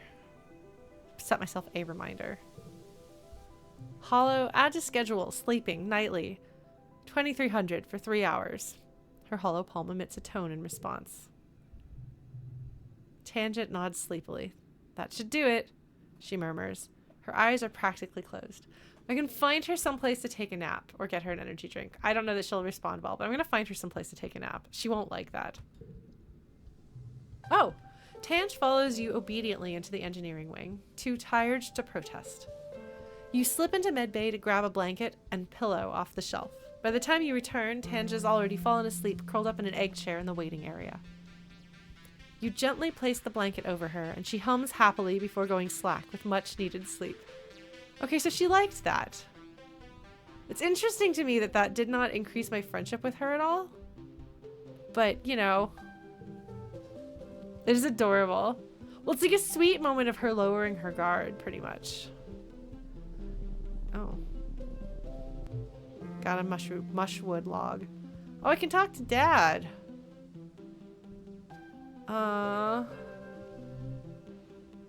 You can hear your dad sneeze all the way from engineering.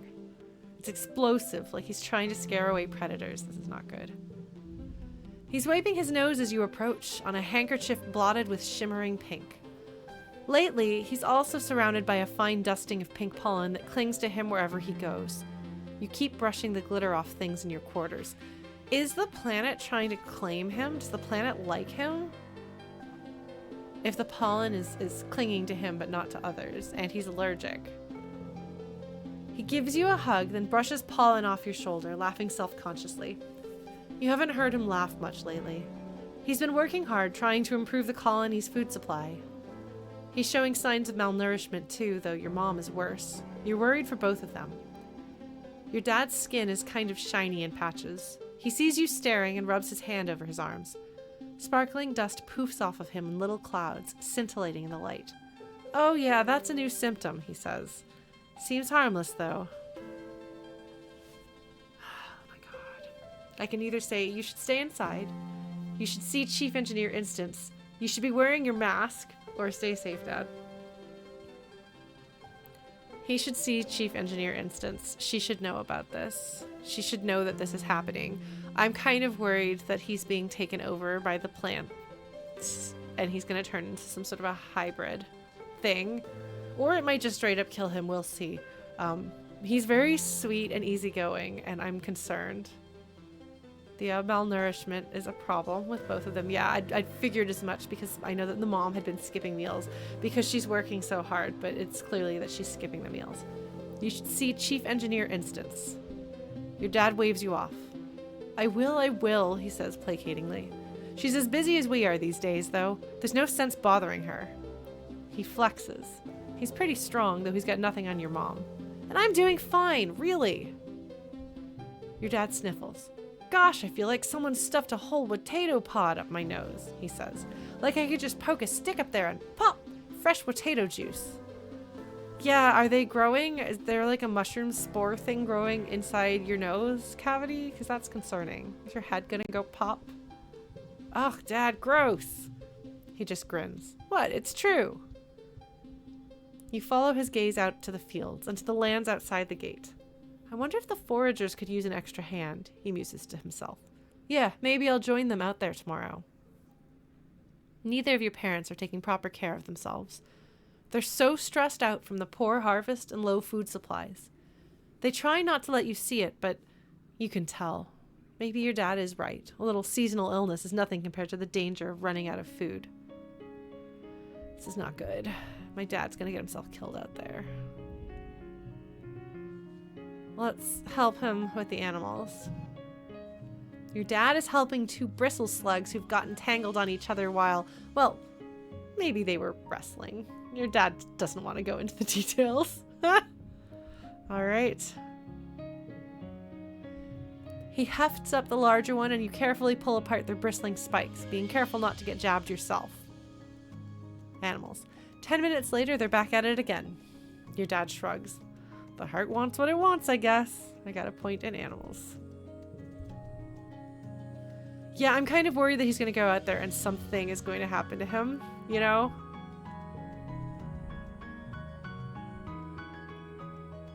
Cal is listlessly kicking a sports ball around. This is kid stuff, he says, eventually just kicking it into the garden. Sports is just like war games for kids, you know? Winners and losers and thinking like your team is the best and everyone else sucks. He shrugs. I just like doing important stuff now is all. I'm sorry. I'm gonna give him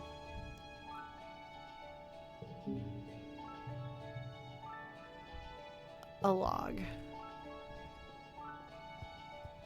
I'm gonna give Tange the flower because she likes it.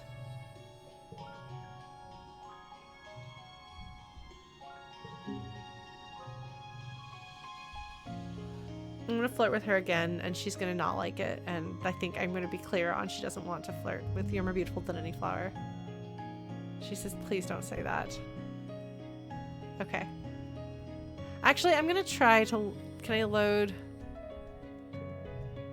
No, I don't have any saves. That's fine. So I'm gonna try to not say that.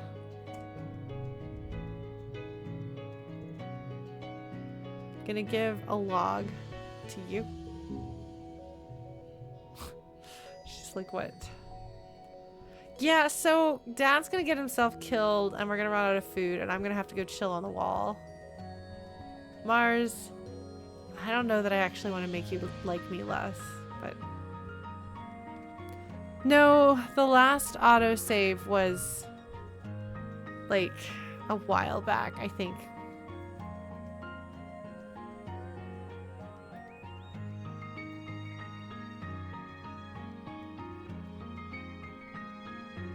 It's fine. It's fine. I guess we're gonna have to go rest on the wall again and then go back outside again. I don't know that anyone likes the crystal. I don't think I found anyone who does. It's probably Mars. That's the reason. Probably. Why? I mean... Alright, let's go rest on the walls. Actually, let's talk to Mom first.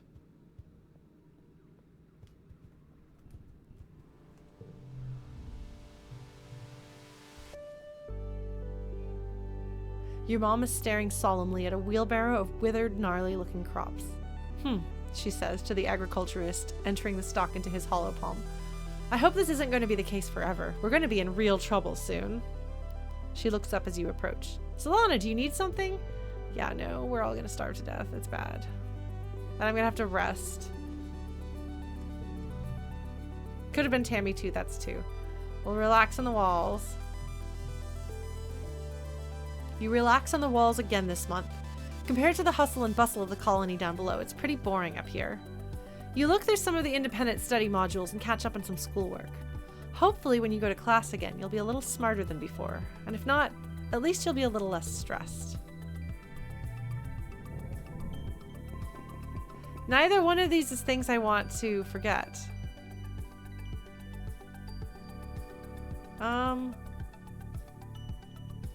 No, I'm gonna keep them. Because having cards that are unchangeable is useful. Ah! Here we go. This is gonna be really good. Are you ready? You're at lunch with your parents. Sliced soy cakes and watery broth again. Great. When they put down their cutlery and look at each other, then you. Solana, your mom says, there's something we should tell you. We've tried to shelter you from some things, but we think you should know why we've been working so hard in geoponics. There's a meeting after lunch and I want you to come with us. So I can either I'd rather not or okay. I'm gonna go with her. You ready to hear about the colony starving to death? You follow your parents to the council room. Mars has also tagged along and you take a seat near them as your mom and Aunt Anne stand to address the council. After Udicott officially calls the meeting, she gestures to your mom. I'm not going to mince words, your mom says firmly. All of our efforts to increase food production in geoponics have failed, especially given the failure of the pixie beans. The destruction of the fields during the last attack put the nail in our coffin. By the end of the year, the colony will run out of food. The rest of the council murmurs in concern. You and Mars exchange horrified looks. All right, so we're gonna die if I don't find more food by the end of this year. Cool. You've been doomsaying about our food supply for 2 years, Flulu, Rhett questions. Do you mean to say we're past the point of no return? Doomsaying about our food supply. I'm a little mad at him for that. If she's concerned about it and saying we're in big trouble for 2 years, we should have taken it seriously for 2 years. Your mother nods grimly. I'm afraid so. Even with rationing, without securing a Vertumnan food source, our supplies will run out by wet season. She gestures to Anne, whose face is grave. Anne and I have gone over the supplies and come up with food plans. We've crunched the numbers. Your mom sighs and spreads her hands. I'm sorry. Geoponics should have been producing better by now. We should have been able to wean ourselves off of soy rations. During wormhole transit, when we lost our hydroponics in the hull breach, she sighs again. I know I've said it so many times, but our crops just don't grow here. We needed those algae tanks. We needed the microbial soil from Earth.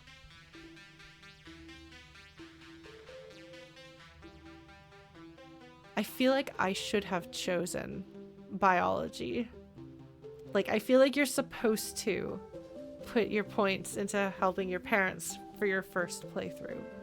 And I did not at all. I put 0 points in biology. That is the one thing other than combat that I've done none of.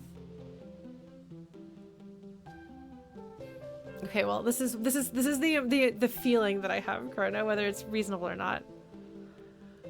Why weren't we told earlier? I think is the answer I need to give. There's also adults screw everything up, and it's not Mom's fault. So why weren't we told earlier? Yeah, Mars agrees. Why weren't we told? We have a right to know. We live here too.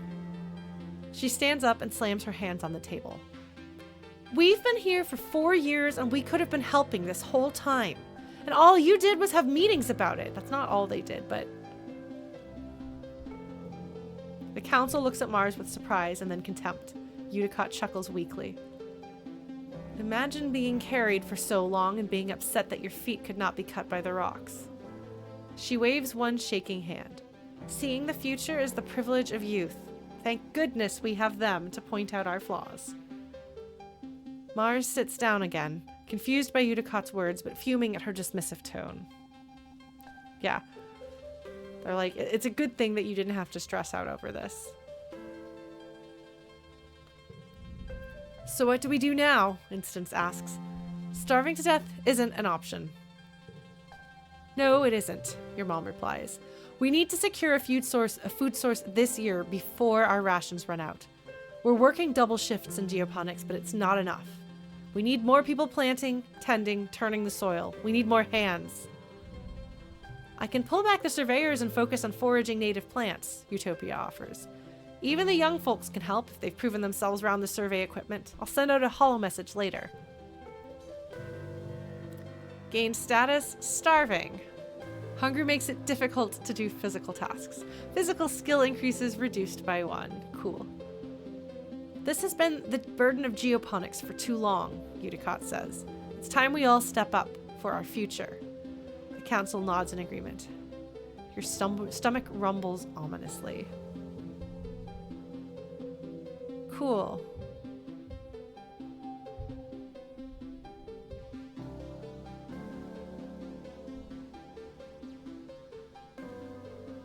Cool.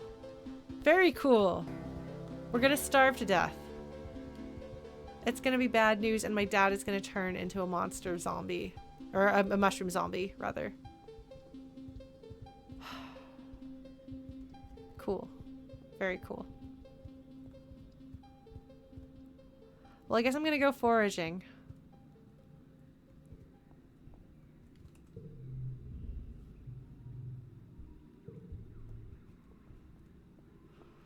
Are you ready to go foraging, folks? We might die horribly.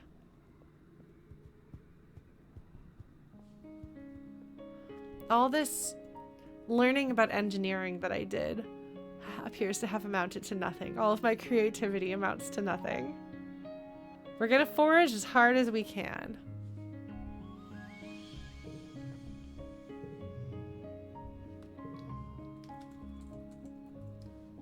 All right. Let's go forage. Forage in the valley. Perception plus biology. Oh, I'm gonna have some trouble out there. I don't have any points in biology. I have 0 points in biology. Cool. Cool, cool, cool. Utopia greets you warmly as you muster for your first expedition with the foraging team. Solana, I'm glad you could make it. We need everyone we can get out here right now, boosting our food supplies. Ready to sniff out those tasties, I can say, because my perception's high enough. Good luck hunting out there, she says, handing you an oversized backpack, more like a basket than a pack. Use your holopalm to identify edible and medicinal plants and just throw them in here. I'll sort them back at base camp. Oh, and keep on the lookout for creatures. It's pretty peaceful out there in the valley, but even a little bug will get you if you're not careful. Go slow, pay attention to your surroundings. If you're unsure about something, don't approach it. Stay on the path and don't get lost. We don't call it the Valley of Vertigo for nothing. Cool. Any questions? I can flirt with Utopia. Oh my god. What's a fine lady like you doing it? Oh my god. Now's not the time. So I can say, will Dis be with me this time? What sort of things should I collect? Is it dangerous out there? I want to ask multiple questions here. I want to ask... Oh, let me start with what sort of things should I collect? Utopia shows you how to use your holopalm to determine if something is edible. There's a whole category on your holopedia, including photographs and scientific names. It's mainly plants, though there are some minerals and other things that don't look edible at first glance. There's a lot out there we haven't found yet, she says. Document anything you find that looks like it could be useful, but don't put anything in your mouth until you check with me first. Even if it looks edible, it might be a look-alike. Even the plants are sneaky. You're about to leave when Utopia snaps her fingers. Hold up, Solana. We're also investigating some species we might domesticate. Those we'll want to tag and capture. Ideally, we're looking for herbivorous creatures that already live in herds and either produce something edible or reproduce quickly enough that we can slaughter them for meat. If you see anything that fits the bill, tag them and bring them back. I do have points in animals. I did not prepare myself for what the colony actually needed. Oh, I carefully picked a yellow flower.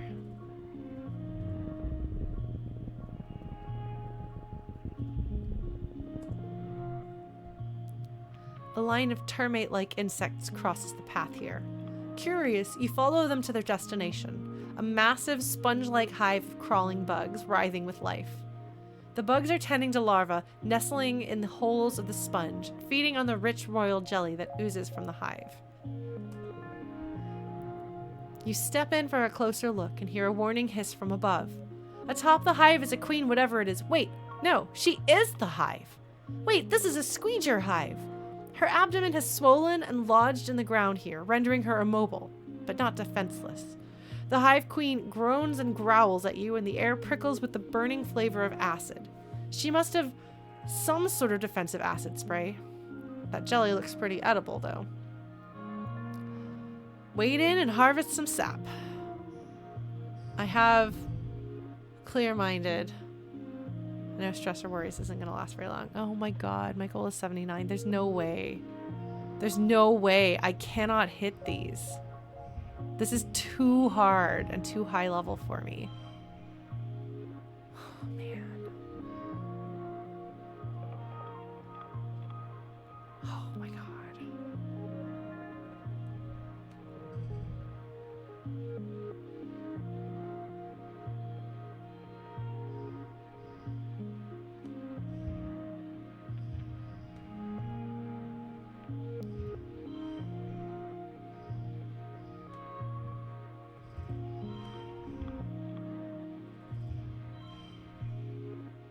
$22.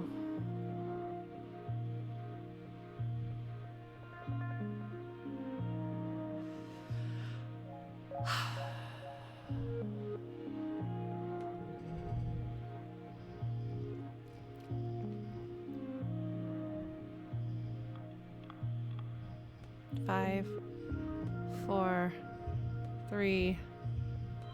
God, push through 115 stress. My goodness.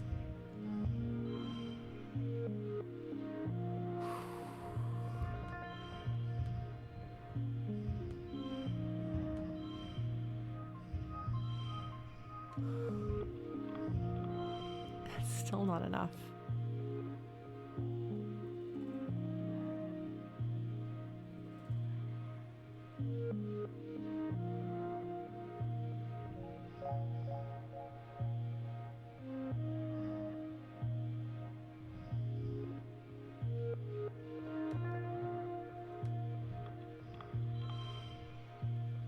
I'm gonna do this.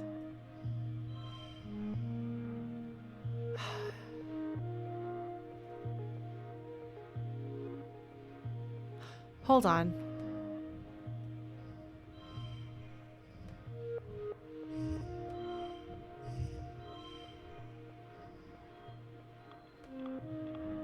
No, we're gonna do that. Oh my god.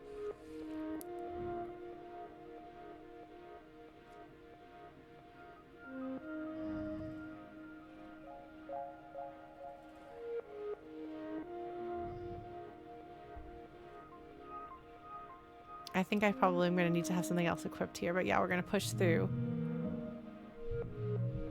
Gonna get a bunch of stress. I did the best I could with what I had. Done. You got in there and squeeze out. You get in there and squeeze out some jelly from one of the Hive Queen's many holes, somehow managing not to get sprayed too badly by her acid. Some lands on your arm and the back of your hand and sizzles briefly, but you keep your calm long enough to escape with your bounty, milking the squeeger. Okay, I got stress, I got kudos, I got colony food. Did not get any points for that because of starving. Hold on. We're going to equip different gear. This is not what we want here.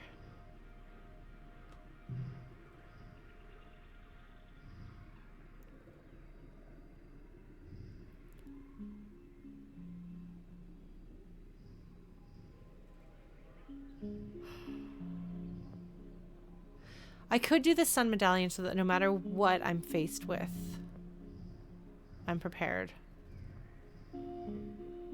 Or I could always load when I see what a thing is and switch. That's going to be an animal challenge. Well, let's see what happens. We got a food. Vriki are carnivorous, you think, but the juveniles are too small to take out anything larger than an insect. Not so much the case with this one.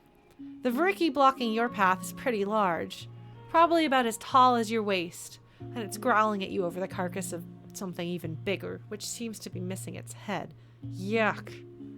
It's a really cute creature, but I suspect this is not a cute encounter. Notice, again, it's an animal with like spidery eye things and tentacles, but it also has mushroom and leaves growing out of it, as if to like reinforce that all parts of this planet are interconnected like this. You're not sure if it killed or scavenged the dead animal, but it's dragged it onto the path and looks ready to fight you for it. I'm gonna try fighting it.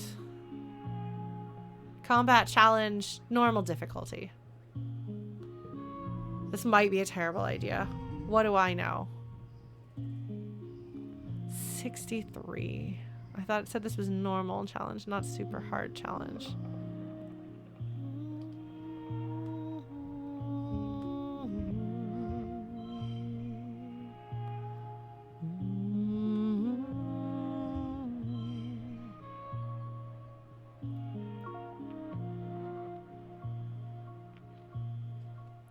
Okay, well that's a decent start, but we'll see how it goes from here.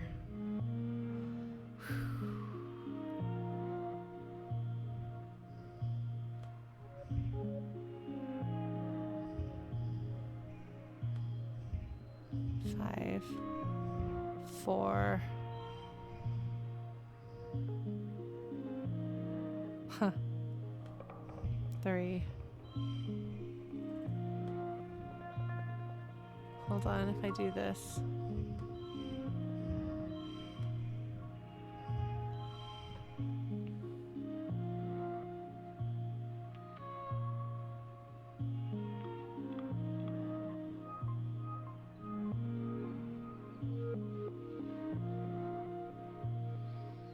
Yeah, we're gonna have to go with that. Hope that this is enough. 6, 5. Plus 3 from the first or last. Hold on.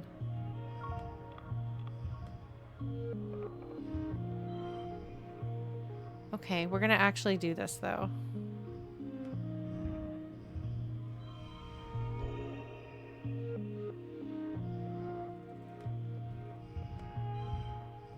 There's no super goal this time, but at least we got an actual goal this time. Whew. All right. Well, this is intense.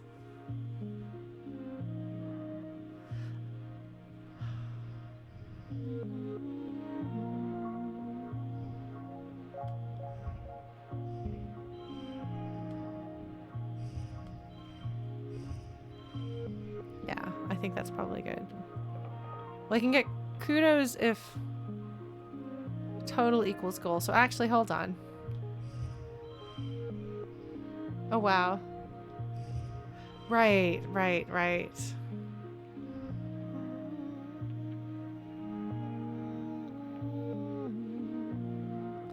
Yeah, part of me wants to see if I can get the exact thing, but...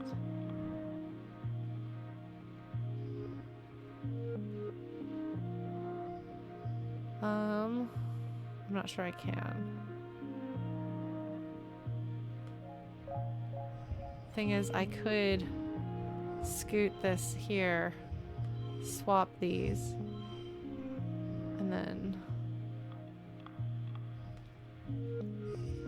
try this. Nope. Okay, well, either way, I don't think that I can get the total equals goal. It's fine. It's fine. Yeah.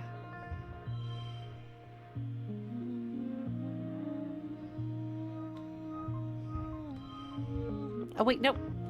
There we go. We'll get it. We'll get our kudos back. I got it. Whew. Victorious. I got some kudos. I don't know what I'll do with it, but I've got it.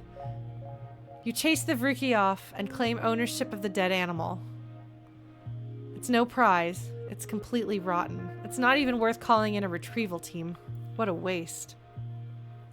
Well, that's cool. I got a point in biology. 2 points in biology.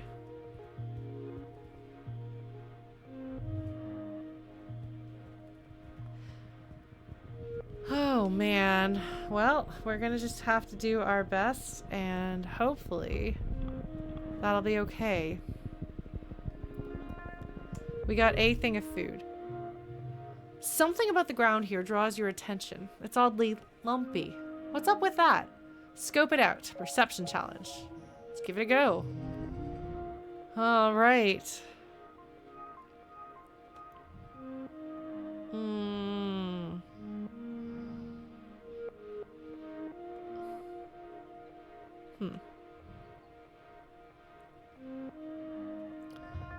4, 3, 2. No. We're gonna swap that. I'm just sitting here thinking that I can do 4, 3, 2. Because I'll guess this going with lots of. Actually, hold on.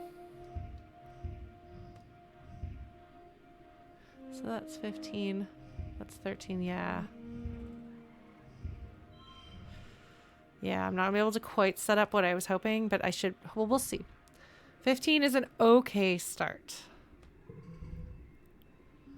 Okay. +2 to cards with gems. Oh, that'll be interesting.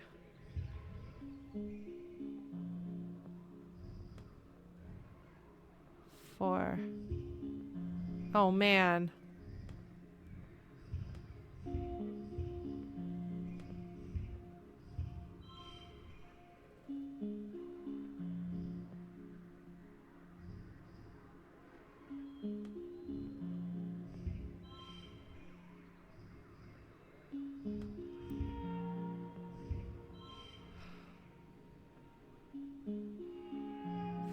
Six. Oh yeah, yeah. Okay, so that's 29. Okay, okay, that's actually good. That's good. That's good. We're gonna take that. Wait, actually, so that's 28. This is 29.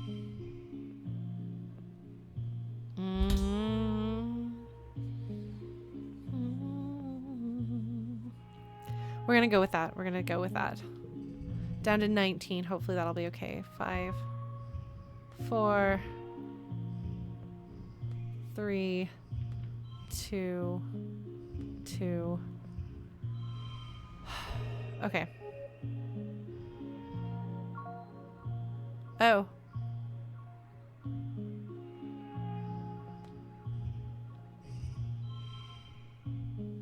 $26. Darn, it would have been really nice to super goal, wouldn't it? Hold on, sorry, I've got to scoot my camera a little bit out of the way because it's getting in the way of some of what I'm seeing. Okay. Yeah, at some point I'm gonna play Bot and Kaitos. So if this is like training me on Bot and Kaitos playing, then like fantastic. I will have an easier time of it, presumably, when I play Bot and Kaitos someday, because it's one of my sister's favorite games. Alright, well I got a kudos. From best, I did the best I could do. Whoa! It's a potato minefield! Underground, the recent rain has swelled the young melons to bursting. You better watch where you step or you'll end up knee-deep in potato juice.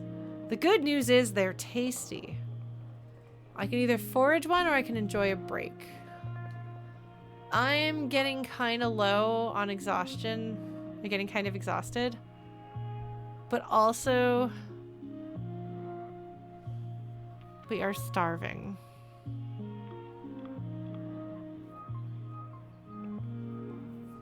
And I can't save here.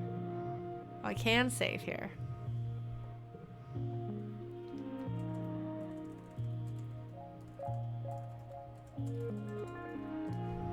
Okay, let's try. We're gonna forage one. Kudos and colony food, yeah. They're so dang heavy the calorie to weight ratio isn't optimal. Most are too young, but you find a ripe one, dig it up, and roll it back to the depot. Okay.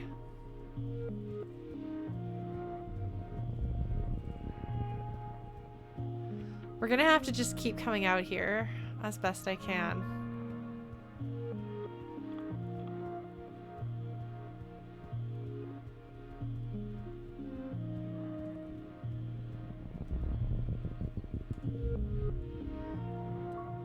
A bristle slug is rooting around in the underbrush. It's like a little porcupine with no legs. Well, little is relative. It comes up to your waist and it must be at least 100 kilograms. Okay, that's actually really big. You've seen a few of these up at Geoponics. They're easy to catch and their spines and berries naturally fall off and are edible. A chewy, renewable source of food, kind of like jerky. Maybe you could catch this one? Well, I'm already gonna have to go back soon anyway. I can't try to kill it. My combat is too low. I could try to catch it. Animals challenge hard. That's not gonna go well for me. Let's see what happens if we try to catch it. It's not gonna go well for me. Oh, good. Random card locked in one slot. Well, I'm gonna just do my best. 2, 3. All right.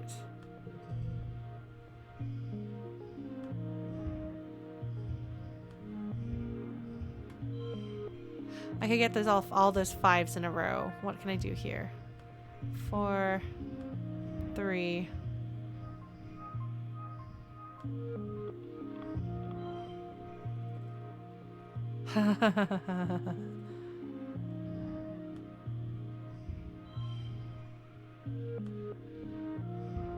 $16. Okay, well, that'll do. That'll have to do.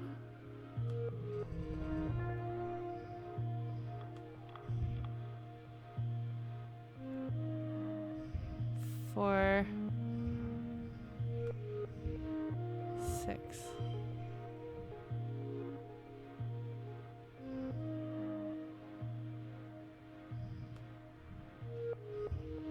Hold on.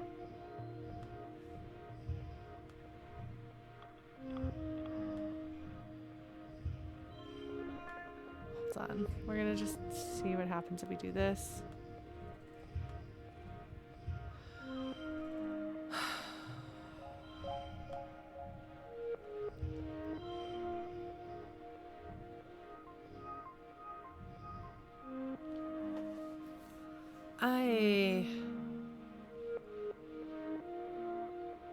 I'm not sure that this is gonna work. I might have to load. I think 30 might be as good as I can get here.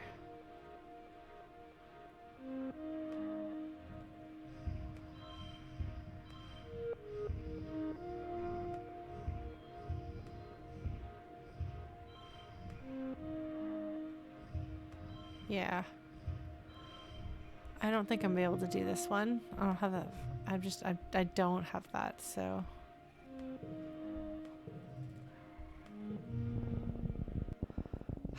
We may have to observe it. What happens if I observe it? Miraculously, it doesn't even notice you're here. You watch it bumble around. It's so cute. It has no legs, just a scaled belly that kind of flexes and undulates to get around. And unlike a slug, it isn't slimy at all. Actually, it's pretty darn adorable.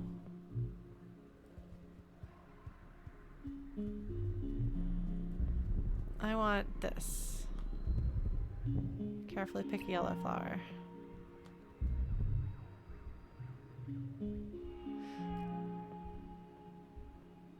You come across a huge field of flowers.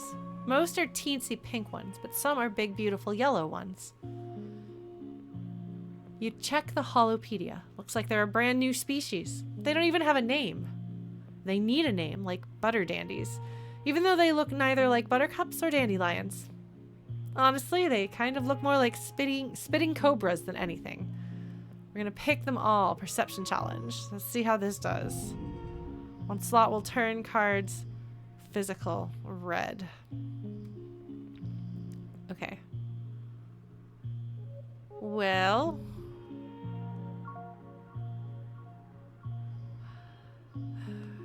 4, 3, 2. I feel woefully underleveled to be here, you know?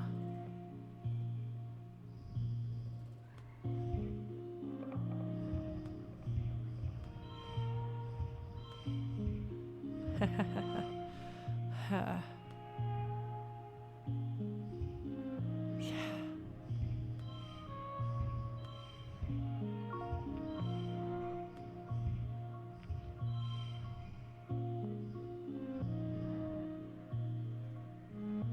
14, 12.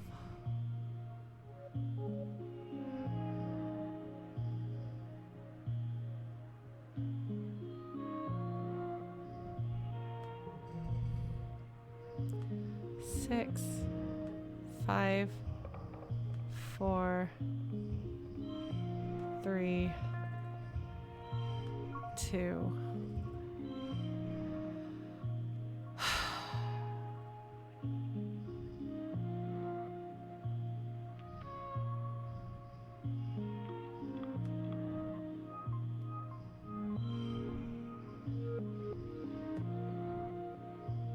Darn it.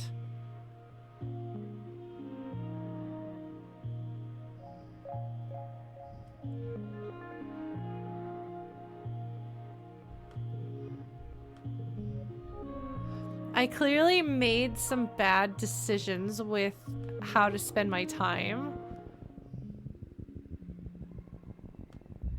Because I haven't.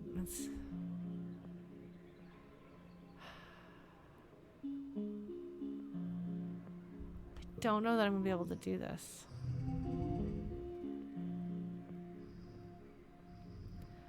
I just don't think I'm gonna be able to do this.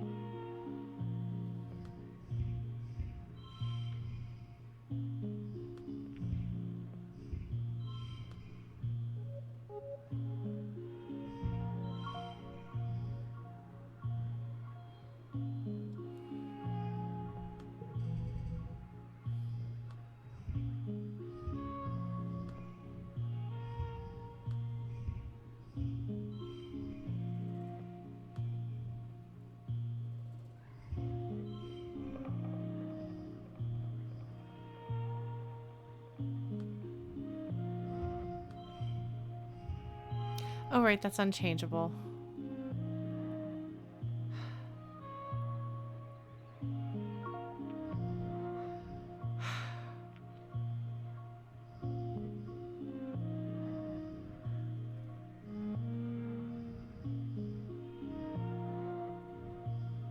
Hold on, we're gonna try this. And this. It's still not enough.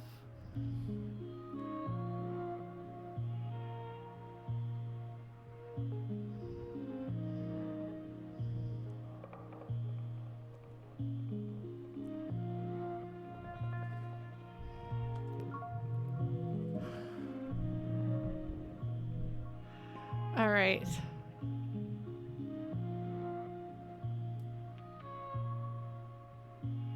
You notice there's a distinct difference between the blooms. As you watch insects buzz from flower to flower, you notice they leave a trail of slightly more pinched-looking specimens.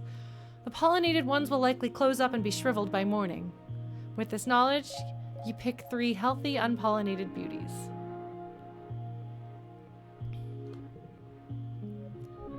All right, well, we're doing great.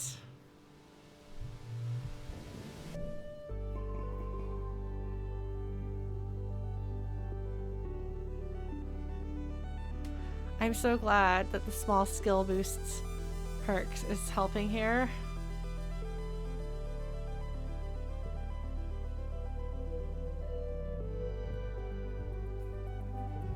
Well, I have nothing to give.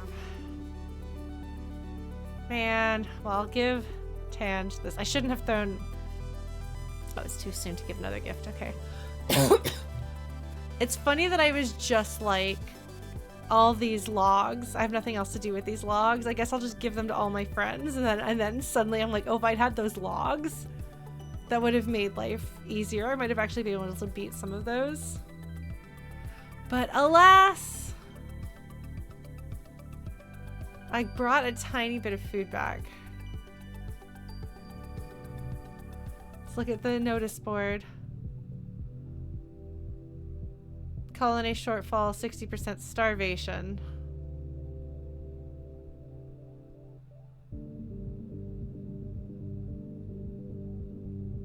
Chief cultivator fluorescent. Flulu, that's my mom. Got it.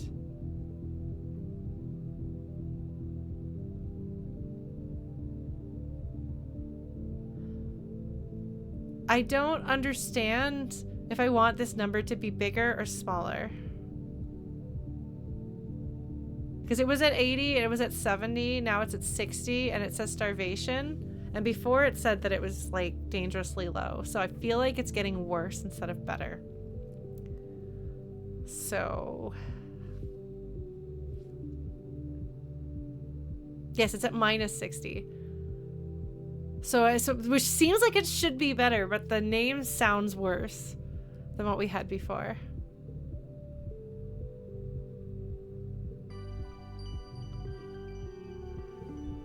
Alright, well...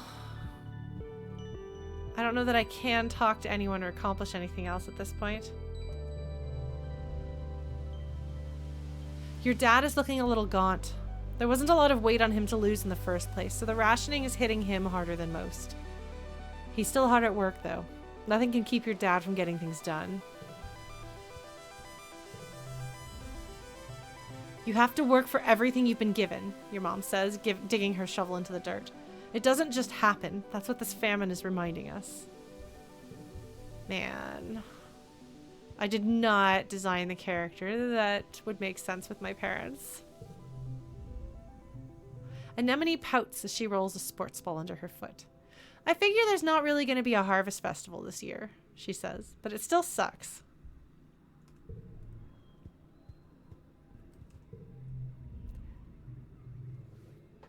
Tange pinches the bridge of her nose. The hunger pangs are intolerable, she complains. Just because I'm not out there sweating like an animal in the sun doesn't mean my minimum required caloric intake is lower. If anything, it's higher. Science is the answer to our food shortages. It is short-sighted to hobble the greatest minds in the colony by restricting our calories.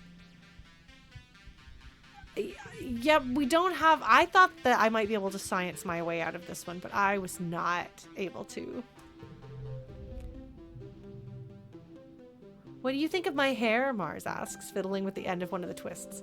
I see you eyeing it. I'm growing it out. She sighs and buries her face in her hands. It's so boring here. I am literally watching my hair grow. Incredible.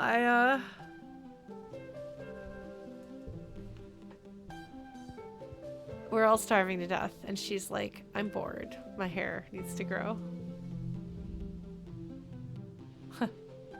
Cal peers up at you from where he's working on picking bugs off some of the crops. Hey, Solana, he says, stretching his arms over his head. You can hear his stomach rumble. Cal laughs sheepishly and rubs his tummy. Sorry, I guess I'm just kind of hungry. I'm a growing boy, you know. Yeah, I'm gonna get my whole colony killed here because I made a bad decision in building up my character. Which I've sort of halfway been joking about. But like... I bet if you can successfully stop the animals from attacking, too. I picked the absolute least productive things I could do with my time. I was hoping that there would be a creative solution to things. Alright, well, we're gonna relax on the walls. You're enjoying some quiet time on the walls when you look down and see a group of school children on a field trip outside the walls. Wait, are you missing a field trip? Oh, maybe you are missing something by doing all your schoolwork up here alone. Oh, man. I will get rid of this one, even though it means I have a lot more cards. But I have so many ones. And so many zeros. That's not the one I would have chosen to lose if I had to lose a one, but we're going to lose it.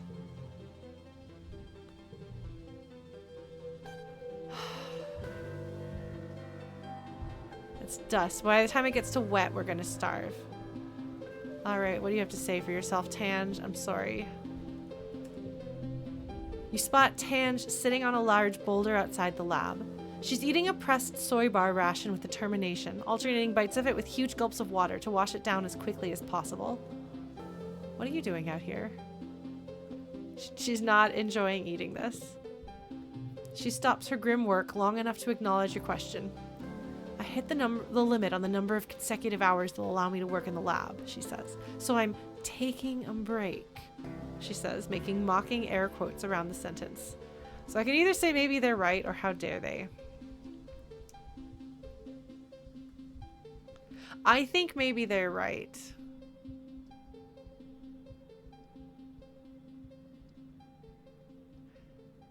Everyone is being stretched to the limit.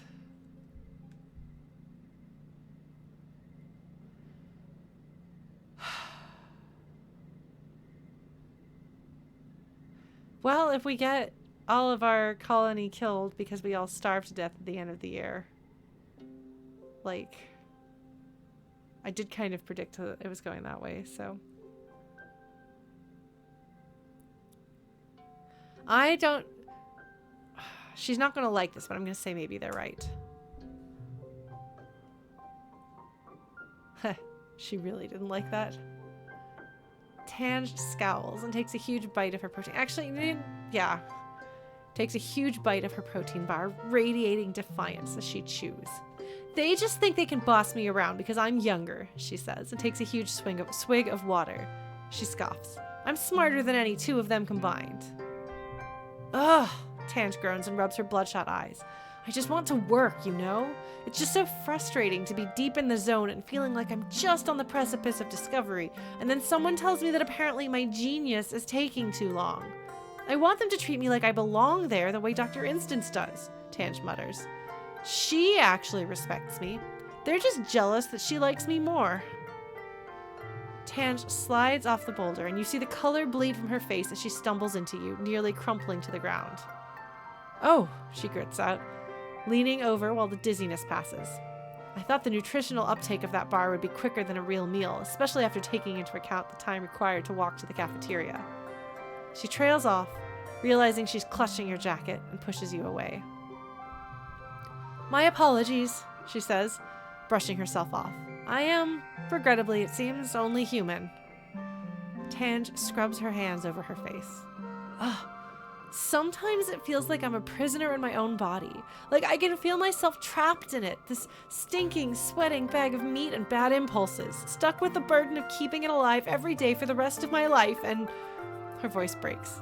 I can ask her if she's crying, which she's probably going to take badly, or say nothing.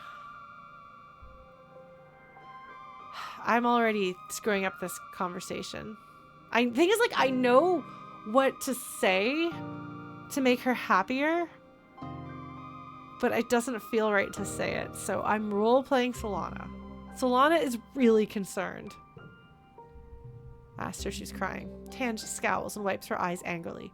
Reflexive lacrimation is an evolutionary response to emotional and physical stress, she snaps. In other words, no, I'm not crying. It's just this resentment for my physical form. It reminds me of when I was little and Instance used the gene tech to give me this body, the right body. Only this body's wrong too, she adds quietly. It's right in a lot of ways, but it's still imperfect. It's still human. If I were an AI, everything would be more simple. I could just do my work. I could just do what I'm good at. No messy biological functions, no emotions, just clear and beautiful purpose. I hate this, Tange sniffles. I hate feeling like this. I don't think beauty is anything she cares about. I don't think there's any point in flirting with her at this point. Yeah, Tange is pretty messed up. Unfortunately, she's really struggling. And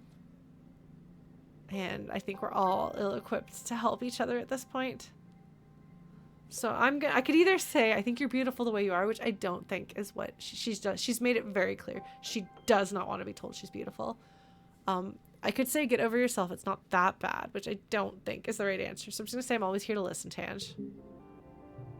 Okay. Well, that restored my friendship. Tangent manages a watery smile as she wipes her eyes. Thanks, she says. I apologize for being all wet on you. It won't happen again. She wipes her eyes and straightens her jacket, then takes a deep breath and holds it for 10 seconds, her eyes closed. By the time she opens them again, she looks ready to go back to work as if nothing has happened. You admire Tangent's determination, but sometimes you think it might come at a price. That will be really good, putting that at the end. It's the highest value. Wait. Oh, that would have been really bad. Or that would have been really good to have with all of my stack of ones, but that's fine. Done.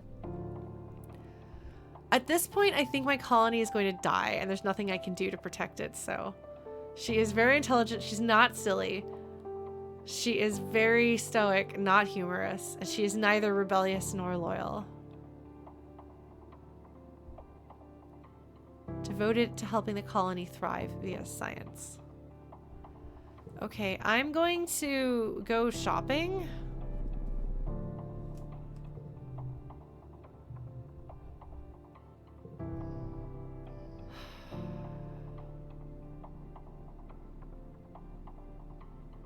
That's really good and I can't afford it.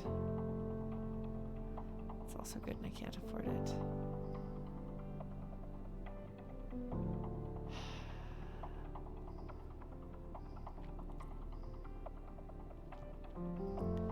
Gardening trowel or animal book?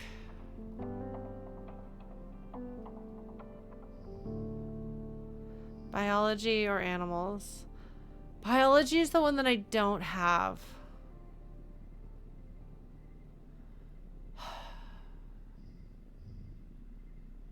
No, I'm gonna fumble through this on my own. Thank you, though. I have like no points in biology.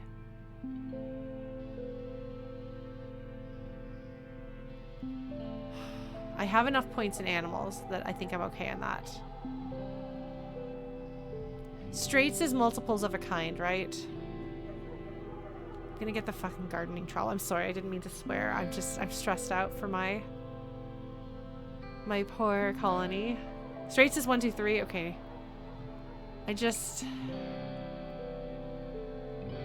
Or 4, 5, 6. That sort of thing. Got it. Pairs. So flushes, is that?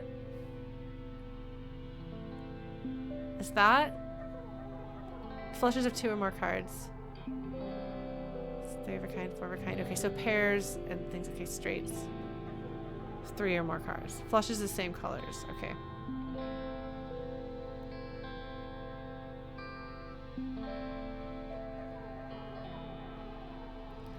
That's actually probably more likely to happen. No matter what I pick, it's gonna be wrong.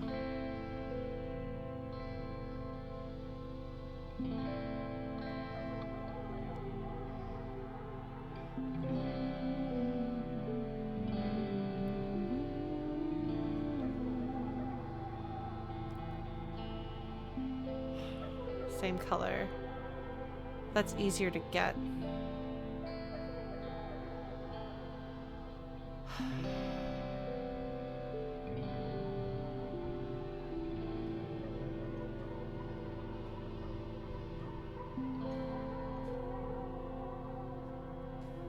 Yeah, no, the game is being effective at its storytelling. No, because getting a +2 to challenges is pretty... Oh, on the first round of physical challenges. Okay, so that's just the first round. Whereas these other things...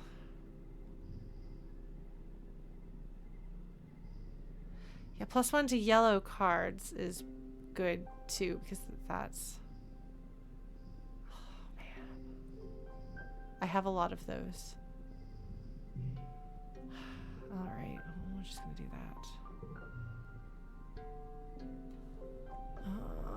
Oh, look at that. Yellow flower. I can't give a yellow flower to Tange, right? It's too soon. No, I can. I will give her 1. So I hope you find it useful. Yeah.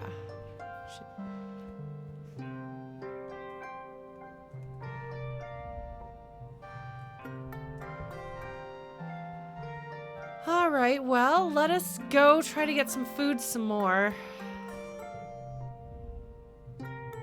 Your mom has always been one of the strongest people in the colony, but you can tell the famine is taking its toll on her. Between the long hours, the lack of sleep, and the strict rationing, she's beginning to look gaunt.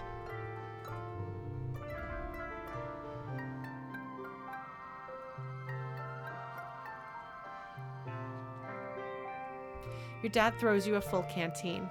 Here, he says. You need to stay hydrated and rested if you're not eating as much as you should.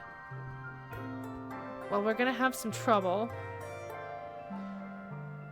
Like, we're gonna starve to death. I am concerned. But I'm gonna go do it.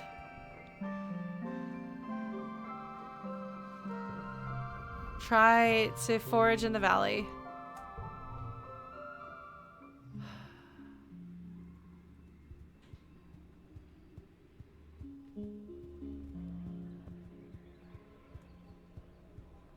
Valley of Vertigo. I'm not a big fan of Vertigo, to be honest. I already wrestle with Vertigo.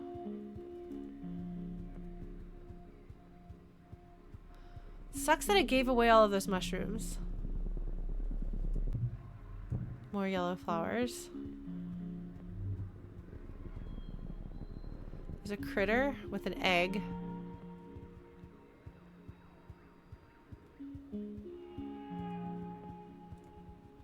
Oh, I cleared that out. Doesn't look like there's anything there. Okay, well then we're gonna go fight this critter and hope for the best. A curious Ricky blocks your path. It's acting strange. It keeps scurrying under trees and hanging upside down to get a different angle to look at you, then dropping down when you try to pass underneath.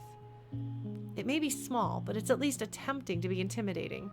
That must mean something. I'm going to approach it with this bravery challenge that it says is normal. Oh, this is social.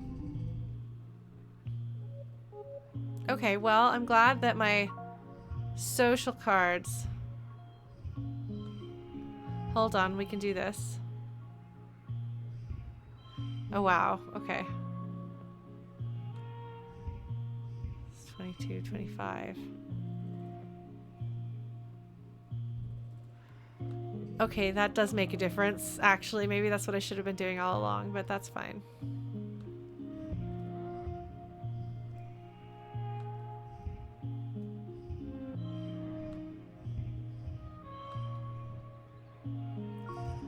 Hold on. We're gonna do this. That's more like it. Okay. Oh, wow. Okay, I had the photo phoner on for a long time, didn't I? That's why the game suddenly got noticeably harder.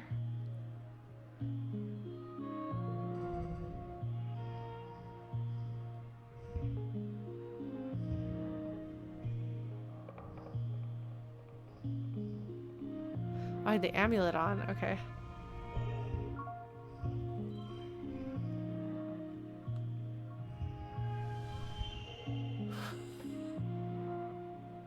Oh, this also +1 to social yellow cards, +2 bonus to pairs. Okay, so they did actually make this.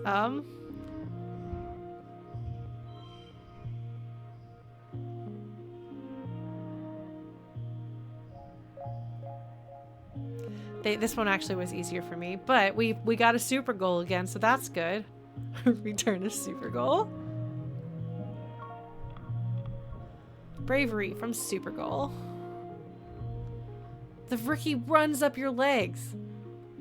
It's a giant spider thing and it's got weird tentacles and get it off. The urge to dance around and shake it off is almost uncontrollable, but you manage to keep your cool. The Vriki tastes you with its tentacle feeler legs, but doesn't look interested in causing you harm. It pokes at your backpack, trying to get in, then gives up and scurries off.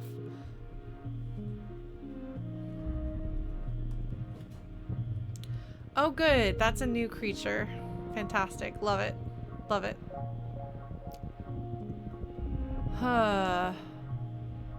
You find a trippet.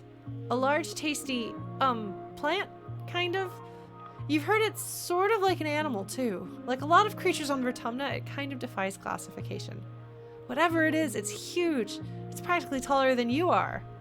Harvest some stalks. I'm gonna get hurt by this. Let's see if I can succeed. You start breaking off the freshest and youngest looking shoots. The plant shudders. You can analyze that shudder. Animals challenge. First collectible use is free. I don't know what that means, but okay.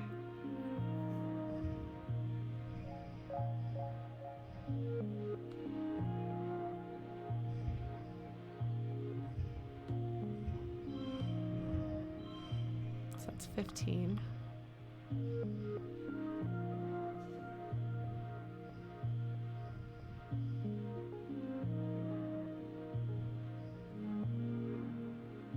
Okay. We're gonna try this next round.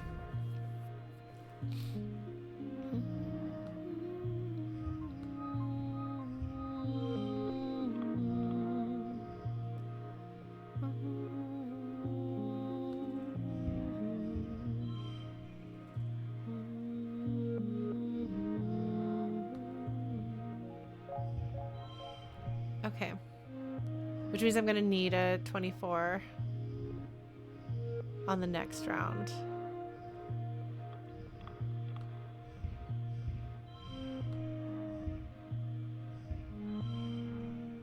Or hold on.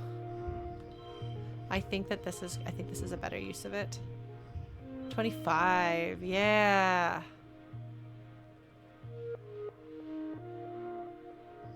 Or I can hang on to my 3s.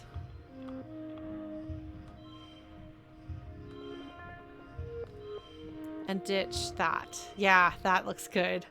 That looks good. We'll ditch that. Okay.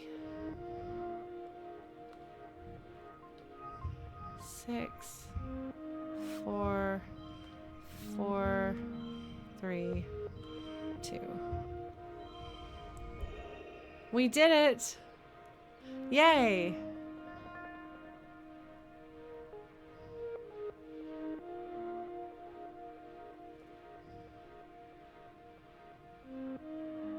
Although, what I could do... First collectible use is free. Hold on, I'm gonna try to see if I can super goal. Oh shoot, well I did that wrong.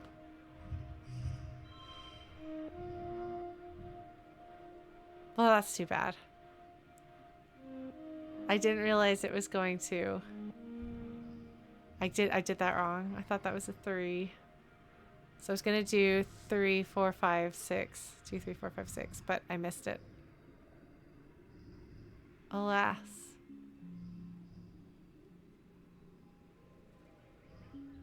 I cannot math, apparently, in my head. Alright, well. We'll get a win, even if it's not a super goal. Kudos. Yeah, this plant is alive and sentient like an animal. It is definitely not happy that you're ripping its limbs off. It's hard to tell if it's in pain, really, but you'd say discomfort at least. All the same, I cannot in good conscience just go ripping limbs off of a living thing that's alive. If I killed it and then we ate it maybe, but torturing living creatures is bad. We are starving and that's bad. I'm gonna stop. Yeah, no, something about what you're doing just feels wrong. You make a note on your map of where it is, but oddly, you never find it again. Yeah, we're gonna have some trouble here. There's a critter there. There's an eggy. Oh, there's a lot of stuff. And some fruit. An absolutely enormous tree forms part of the path here. Its roots cut natural stairs into the path, and its magnificent canopy of large flat leaves completely blocks out the sky. They arch overhead almost to the ground on the other side. Walking under it is like going through a tunnel. In the tunnel is dark and gloomy, unseasonably cool, and filled with the whispering of leaves. You get the sense that something is aware of your presence. I could climb up it because I'm brave, but I'm gonna whisper back because I want to know about this. Oh man, okay, well.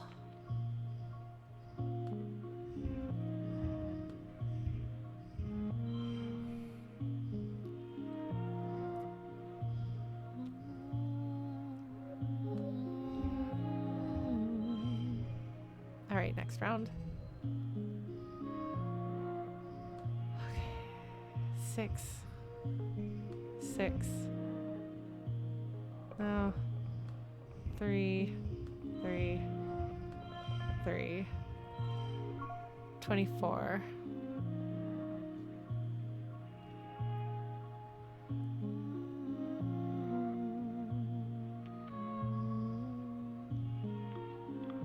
Yeah. See how this does next round.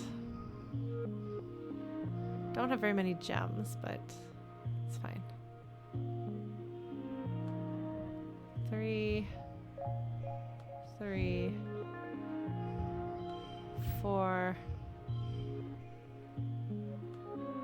6. We can have some stress and we can win.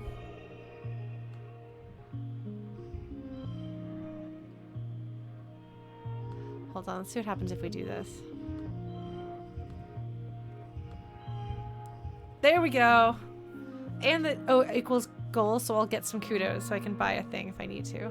Okay, that'll do. That'll do, and we don't have to get extra stress to do it. Win. Whole bunch of kudos that doesn't do me much good right now. A nearby leaf unfurls and offers you 2 large hard nuts. You feel a sense of peace and cooperation wash over you. Like you and the tree have an understanding. I'm gonna bring them both to Utopia. We need food. Although I bet if I eat one, I will no longer be starving, but I just feel like that's not the in-character thing to do.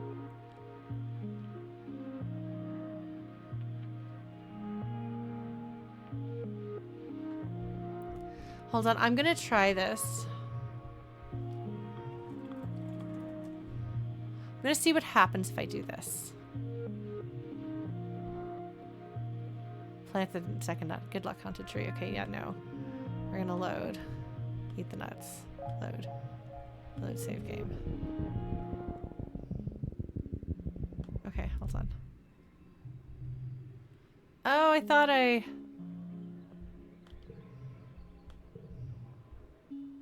Did I not load the eat the nuts? Did it not save or it didn't save? Darn it! Okay, well that's good to know.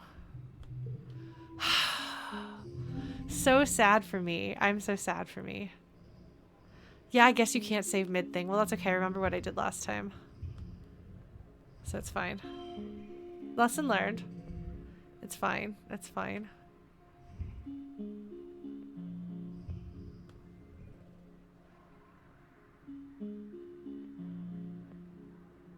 No. I'm trying to remember correctly.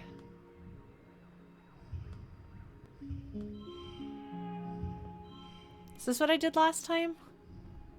I think this is what I did last time. And then I think I did 6, 5.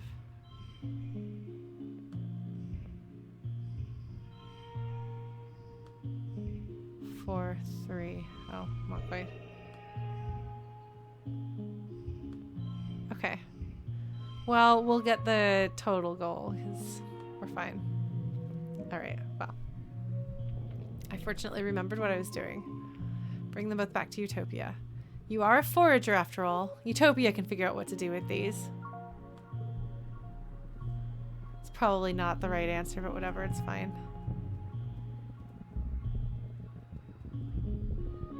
That looks important. Let's go do that. A dense cloud of pollen makes it hard to even see your hand in front of your face here. It's a good thing you have a helmet with a filter. It's not perfect though, and it doesn't help visibility. Be patient and look carefully. I do have a lot of points in perception. The pollen clouds eventually shift and you're able to see glimpses of the path through. It looks clear. I suppose I could have eaten both of those nuts and maybe then I wouldn't be hungry anymore and I would gain stuff, but it's fine. Stroll through. Huh, no problem this time. Well, I'm gonna go pick up this stuff. I have gotten exactly 0 food items this time, I believe. So let's see what happens. You're alone, exploring an unmapped area of the Valley of Vertigo. The pollen is thick here, and your air filter is overworked. A warning light has been flashing orange for the last 10 minutes. Maybe we'll get to the bottom of what causes the pollen. But there are plants here that you've never seen before. Flowers with intense rainbow hues and strange lumps of fungal matter which pulse as if they're breathing. You cut some samples. Utopia will totally give you extra kudos for these. The pollen is especially thick up ahead, deep fuchsia and shimmering with color. Everything here seems to dance with tiny flecks of reflected light. It's kind of magical. Press forward. You push forward into the suffocating pink fog. It's so thick you can only see a few meters ahead. You follow the glimmering toward where it's densest. You come upon a glade filled with what seem to be strange topiaries. They loom out of the glittering fog, each in the shape of an animal. They're all formed from the same spongy, glittering pink substance and dotted with finger-length fungal growths. That's what my dad is going to become. You're so distracted, you almost fall into a large hole in the center of the glade. Okay, I'm going to check for danger. You've seen plant-like animals before. Are these topiaries actually predators waiting for you to get close? You watch them carefully from the edge of the glade. They're completely still, not breathing. There are no life signs. Good. Your environ suit beeps a warning. Okay, well, I hope that this isn't like a sacrifice of these creatures that lets the creatures live on this planet and my dad is going to become that sacrifice for humanity.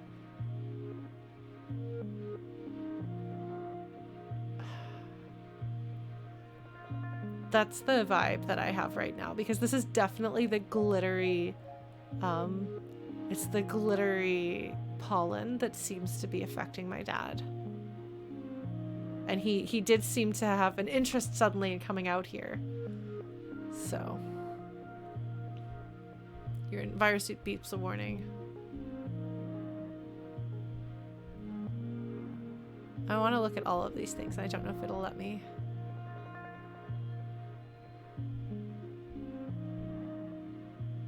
I'm going to inspect the topiaries.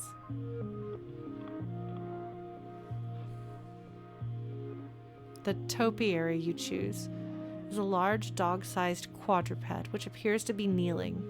It's far too lifelike. As you get close, you realize with growing revulsion that this was once a living creature, now encased or transformed entirely into the sparkling pink fungus. It's dead. You remember helping Tang for extra credit in biology class. She said that the Shimmer, the seasonal illness that affects your dad and Pollen, is some kind of colonizing fungal growth. Could this be related? Your enviro suit beeps a louder warning. Well, hopefully we don't die here. Take a sample of the fungus. +1 shimmer cure. As you bend down to take a sample, you realize the dense, shining haze is coming from the topiaries. The fog is seeping out of holes at the end of each fungal growth. You break off a few of the growths into a collection vial. The more you think about it, the more you're sure this is related to the shimmer. Let's see if we can look into the hole. At the bottom of the hole is a cave. It slopes down gradually toward the cave floor, only about 4 meters below, then disappears underground. You aren't sure how far the cave continues past that point. It's dark down there, obviously, but not silent. There's some kind of strange rhythmic whirring coming from farther inside the cave. You hold up your palm and shine your hollow palm's light. The cave floor glitters with pink fungus, and the air is ominously choked with it. Well, we may wind up loading our save. Let's see what happens. Let's climb into the hole. This could potentially help us save our dad. I've been here before. I've seen something like this before. You make your way down the gentle slope towards the cave. The thick shimmering pollen makes it hard to see further than your hand. You see, maybe I haven't seen this before. There's just something about it. I do love that they get the rainbowness, the pinkness, the fogginess all conveyed in this. Three glowing vats set into the floor like neon hot tubs, and an old-fashioned mechanical interface set into the cave wall.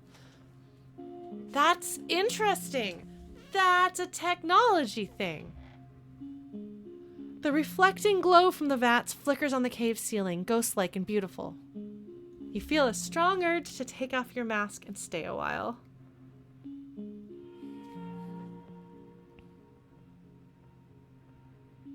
That's scary. I feel I need to tell the humans about this place. I'm gonna get out of here. Leave. Oh good, I'm gonna die. As you turn to leave, your filter light begins flashing red and an alarm sounds inside your helmet. You realize with horror that you've been in the dense pollen too long. You start sneezing as the sparkling dust seeps into your breathing mask. It feels like tiny knives in your sinuses and a heavy, choking pain in your lungs. You lurch back towards the checkpoint, barely able to breathe. Your helmet is so clogged that you don't think air is getting in at all. You can see it clearly, as if seeing a vision. If you take your mask off, surely you'll be able to breathe better. Something in your terrified brain clings to this idea. If you just take off your mask and breathe in the pollen, you'll be fine. Everything will be fine. I'm gonna use... I'm scared of this. This is what is killing my father in this game. And Solana is terrified of it. She stayed down there too long because she wants to find a cure for him. So, so she's kind of... Because I have decided that perhaps the pollen is trying to summon her dad here. She is she's on high alert, so she's gonna keep it on. No, don't go gently into that pink night. You're hyperventilating. You can't get enough oxygen through your clogged filter.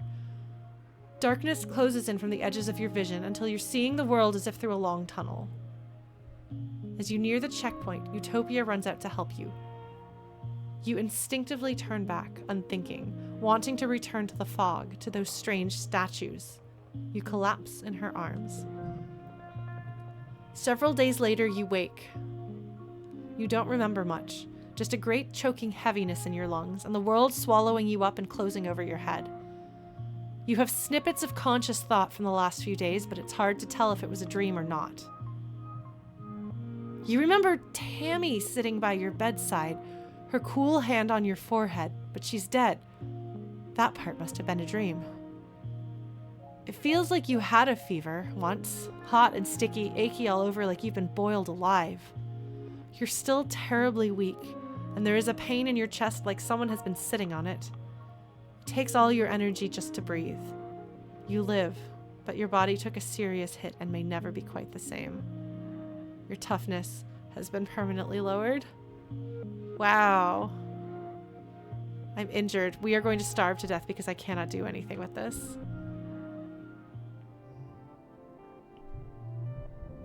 Well, I gained some points in biology.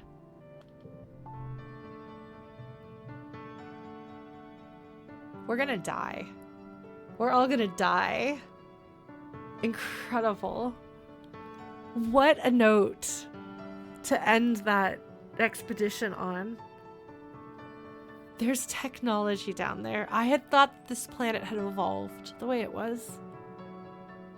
But there's technology involved, and that throws everything into question. It's time for Vertumnalia, the yearly midsummer celebration when the colony gives thanks for its good fortune. What good fortune? Well, it would be, but as you file into the main square, you can't help but notice that the feast table is nearly empty. What Anne lacked in resources, she made up with care. The dishes are lovingly plated. Soy cakes glisten, steam rises from buns stuffed with mince, and there are great pitchers of vegetable broth rendered out from even the most inedible food scraps. There's a neat stack of sugar cubes for dessert. Whole sugar, what a luxury! In an underwhelming feast, that'll be the highlight. Governor Udicott's welcoming speech this year is short. Her frail body trembles as she welcomes you all to Vertumnalia with a dry, whispery voice, then has to be helped off stage. Like all of you, she has been feeling the effects of the famine. Everyone clears away the chairs for the annual competition. Which one do you participate in this year? My toughness was not high enough for the bot pentathlon anyway. I cannot imagine doing this.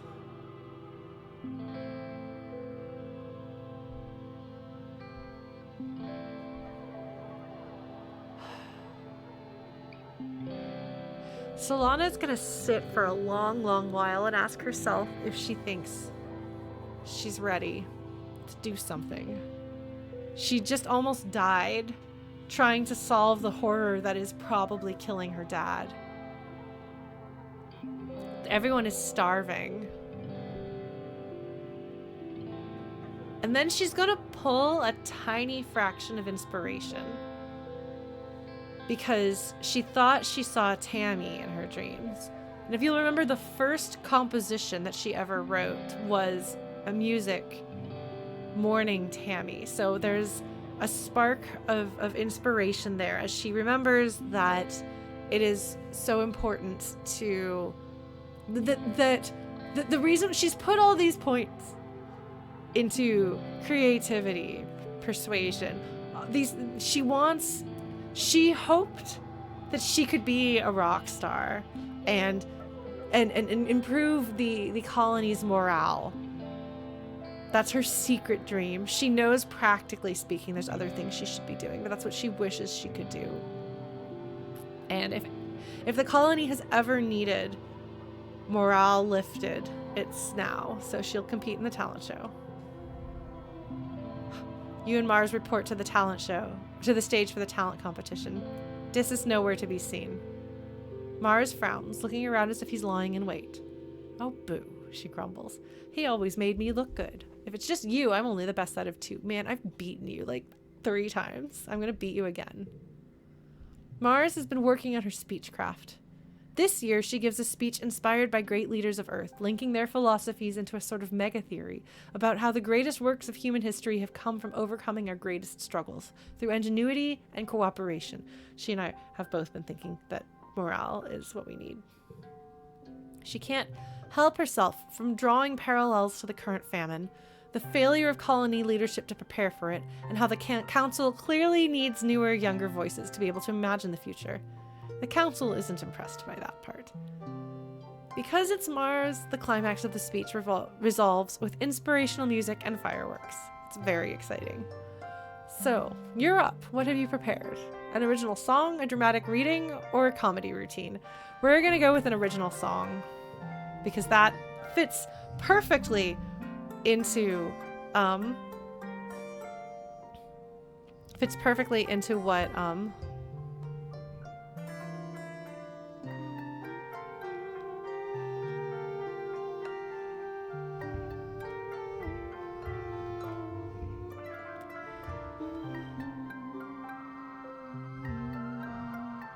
hold on. What happens if I do this? 3 of a kind, end of a color. Yeah. It's okay.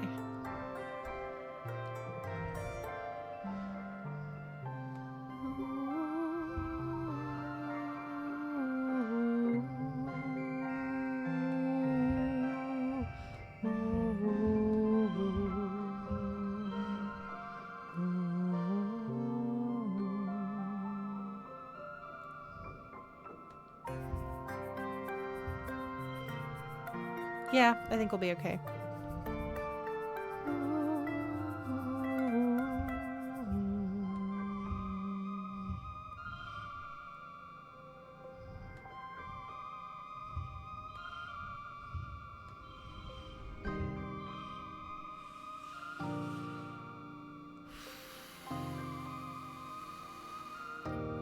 What else am I going to do with my kudos anyway? I'm using Mars's ambition against her. That seems appropriate, doesn't it? All right. Let us super goal Mars. It's power move. Poetic justice. I like the way you think, folks. Victorious. We did not get anything. Lost kudos, gained creativity. Mars's act was a tough one to follow, but the talent show is judged by audience applause. Given how tired and hungry everyone is, your lighthearted and simple song is what the people really want. Mars looks miffed at the snub, but shakes her hand. Geniuses are rarely appreciated in their time, she says. We became closer friends. After the festivities, the whole colony takes a few days off for a break. Well, except for geoponics, and the foragers, and the kitchens, and everyone who uses the break from their usual work to help out in the places that didn't close. Okay, it's not really a break, but you try to take it easy anyway. We're gonna die. We're running out of food by wet. I'm sorry. I want to keep going the rest of this year, even though I know it's getting late.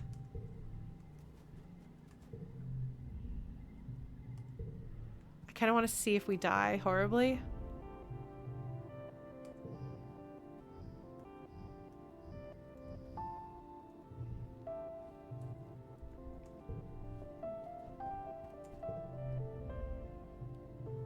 You spot Cal kneeling in the dirt, digging up root vegetables and frowning.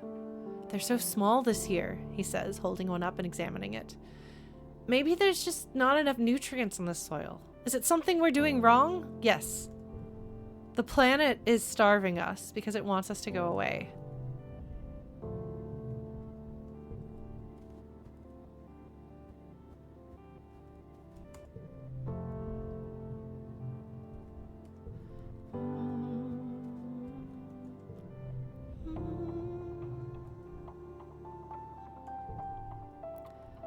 Well, I know that I'm supposed to rest, but we're gonna be starved to death, and I'm gonna have to rest anyway. My physical skill increases. I'm just not gonna gain any physical skills this time. But this is what we need. This is what people need. I'm sorry, do you mind? Because they did tell us that either at the beginning or the end of wet is when the starvation is going to, when we will be out of food. And I did not get any food that time.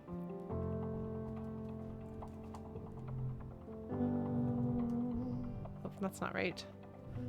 Wait, animal book? The supply depot things change? No. I just didn't notice. Okay.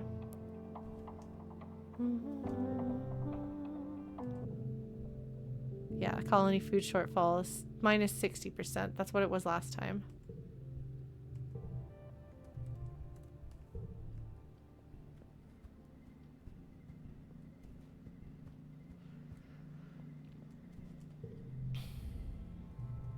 Oh, no. You're injured and should rest. Okay, well, we're all going to starve to death. I have no choice but to rest because I got injured. I'm mad about it. I don't want to have to rest. Okay, it'll let me do something else. Can I go be useful over here, maybe? In the dirt? The mood in geoponics is tense. Everyone is working themselves to the point of exhaustion, trying to get enough plants in the ground to survive this year. I will shovel dirt. It's your first day in the glorious world of agricultural soil conveyance. Oh boy.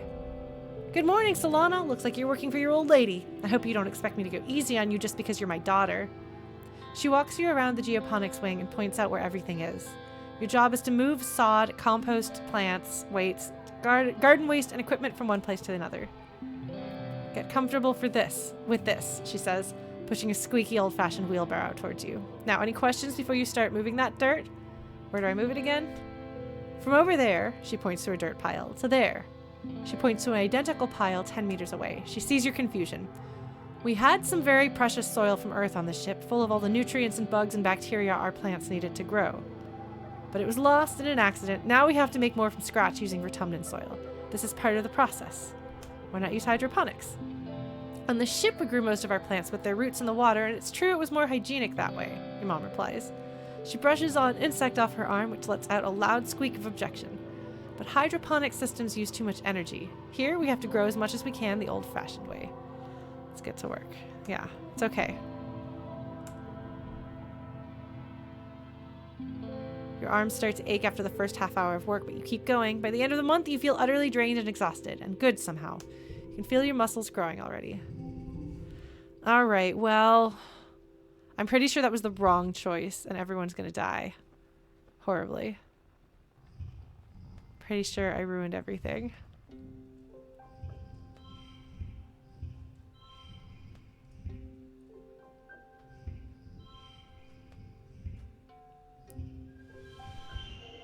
Super goal.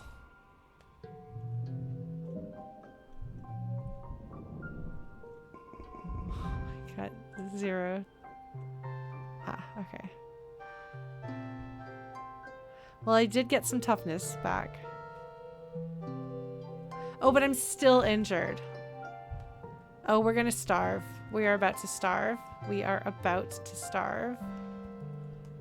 You ready to starve?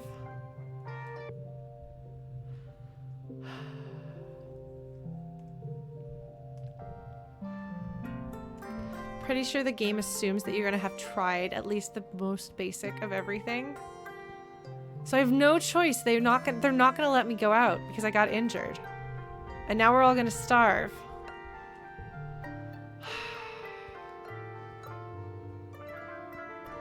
Yeah, I guess I'm gonna have to rest. It's not good.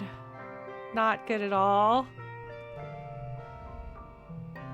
Your mom passes you a soy ration bar from her pocket. Here, Solana, eat up. You need your strength. You spot your dad poring over some plant samples. Never should have wasted my time on those beans, he grumbles. I thought for sure.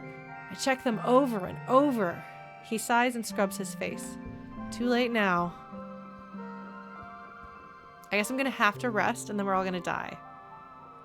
Ferris Flare, oh thank you! Well, I'm glad you could make it when we're running a little bit late just because I feel like I'm about to lose the entire colony and I kind of want to see if that happens. So, hopefully this doesn't go horribly wrong. It'll probably go horribly wrong. I'm fairly certain it's going to go horribly wrong. We have no choice but to rest.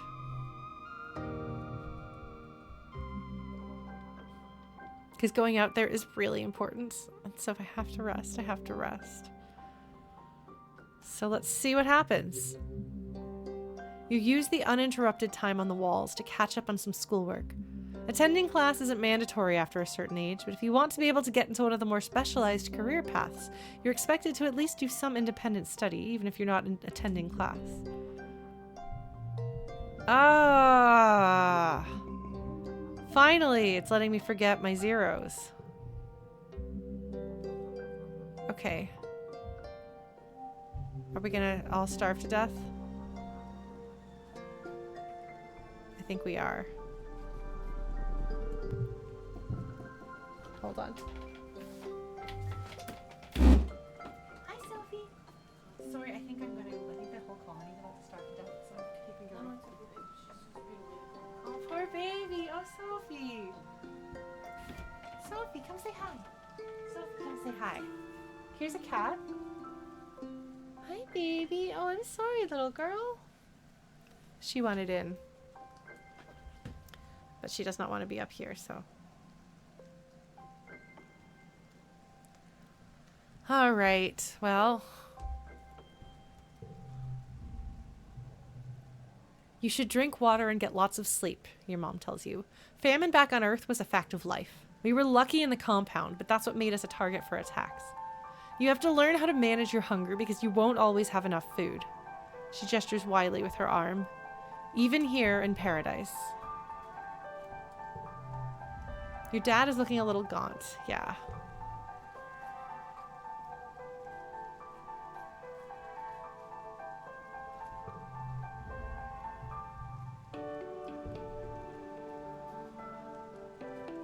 I'm at least no longer injured, so I can go try to find food.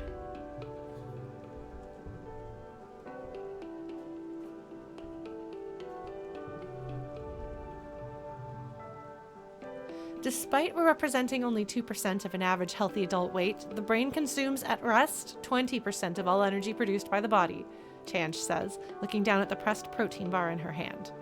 So many resources to maintain such a relatively small organ. It's inefficient, don't you think? If any one of us demanded such a large share of colony resources, we would be reprimanded. She's so mad at her brain. She's just freaking out because things are out of her control.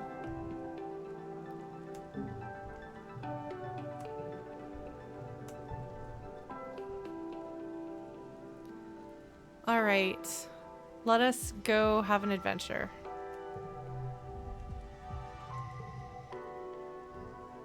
I don't think he wants any of the rest of these. And I need things, so Teen's Bravery is the name of the song. You ready, folks? Let's forage in the valley, see what we can find. 5 events remaining. Events respawn in quiet. Well, we're not dead yet, so maybe we'll be able to find some food. We're gonna venture forth.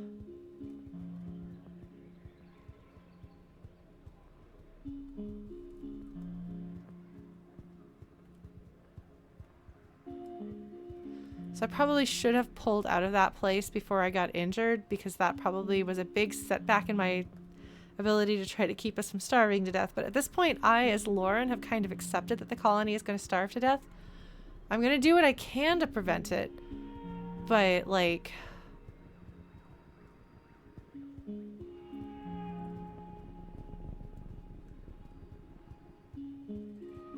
it feels like it's inevitable at this point. A herd of float cow are grazing nearby. You watch them peacefully bob along, occasionally releasing streams of urine or clouds of helium to maintain a steady height. I could try to milk one, or I could try to capture one. This one seems like a better choice because the animal requirement is higher, and it is a hard challenge. So let's see if we can do it. Because if I can bring this home with me, that would be great.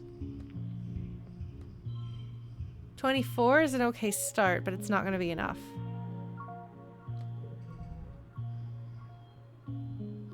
I do have a mushwood log, so that's something.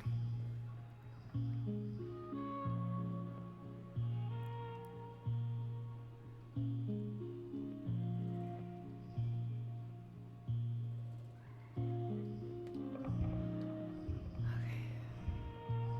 6, 5, 5, 5. 27, 28. There we go. I don't know if this is going to be enough to do it, but I'm trying. 27. Can I do it? 5, 4, 3. Hold on. 6, 5, 4, 3. Plus 1 for each gem on other cards. Whew. We did it.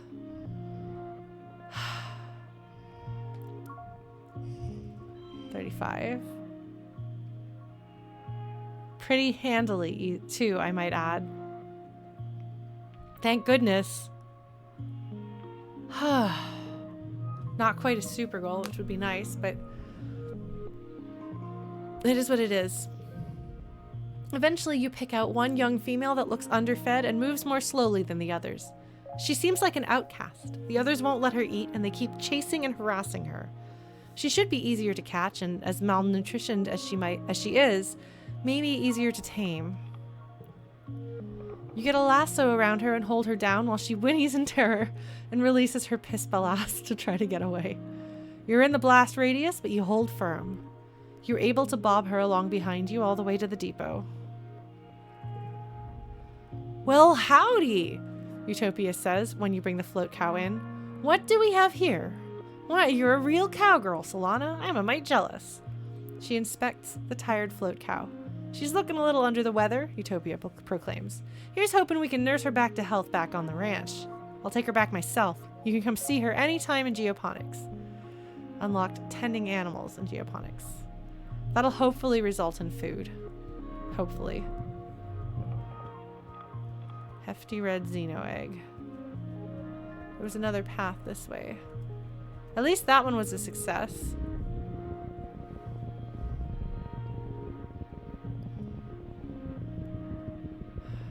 Get food or else. We're back there.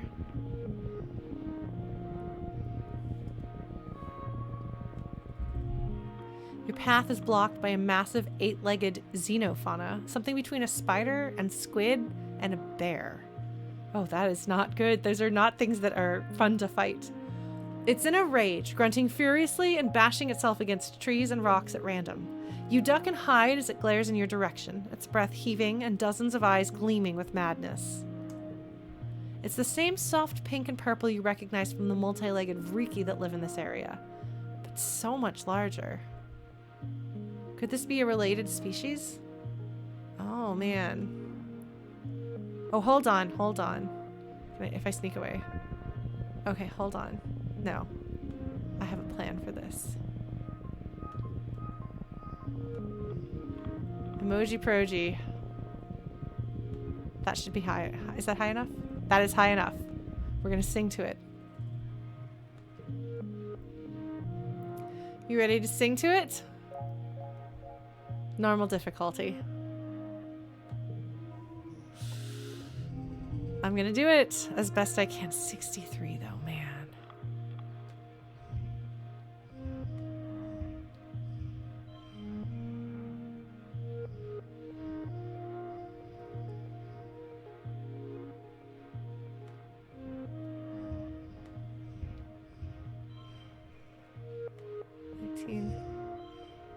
Nineteen.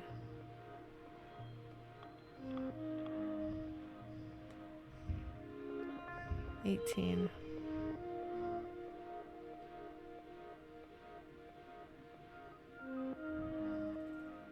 Yeah, we'll go with 18.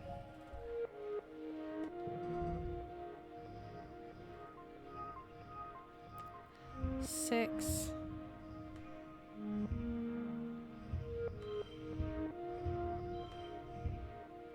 4. 17. No, I've got to be able to do better than that. Maybe.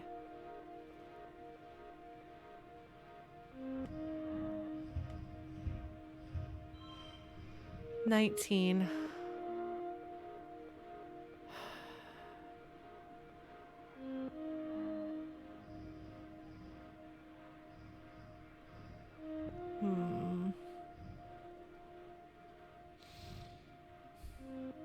I have to be able to get to 20. There's got to be a way to get to 20 with this round. There doesn't actually have to be a way to get to 20 with this round, unfortunately. Give myself some stress. That'll do it. That'll do it.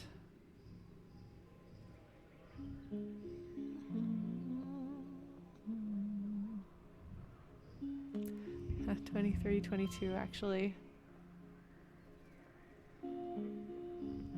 That might actually be a better move because I've got enough yellows. I'm kind of banking on having enough yellows to do something bigger. Yep. 5, 5, 5, 4, 3. Okay. Whew, that was closer than I thought. Just out of curiosity. That's a 29.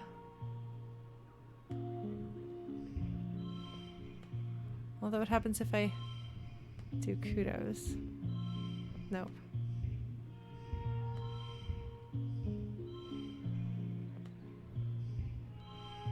Okay, it looks like I'm not going to be able to get kudos. Oh wait, no, I can do it. I might as well get the kudos if I can't super goal. So we're going to do that. See what happens.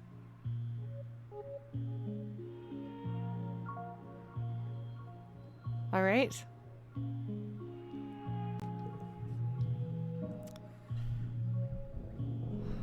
Stressful event, but I got the kudos. This is a strange approach, but you've seen it work in vids. Sometimes music can soothe the savage beast. You sing a lullaby, and the great beast looks at you with curiosity. Eventually, its eyes drift closed and it settles down, tucking its many legs underneath it. It must have been very tired to begin with, like a toddler who skipped their nap. I can leave it or kill it. Honestly, I'm going to leave it. You leave the creature and move on. That maybe isn't the right decision, but it's what I'm doing. Gear. Let's put on our photophonor again.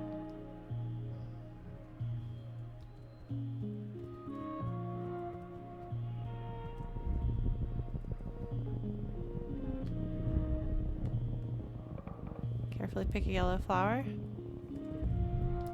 You come across another squeeger hive, an intensely gravid hive queen and her hundreds of wiggling grubs, rooted here just like any other tree. This one seems calm. You're able to approach close enough to smell the sweet tang of her royal jelly. And to sneak up and harvest honey, obviously. +2 bonus to pairs. Okay, well, can do that. So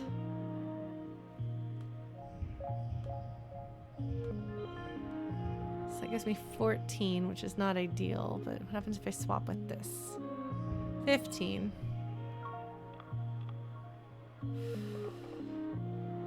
Yeah, we'll go with it. Okay, and then we'll do 6, 6, and then 4, 4. Yeah, we might be able to actually do this. We'll see. Because this bonus to pairs is really, really nice. Let's see if we can do it without spending a kudos. We might not be able to.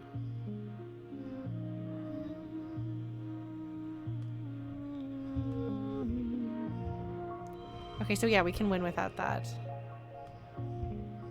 2, 3, 4, 5. Super goal, folks. We got a super goal.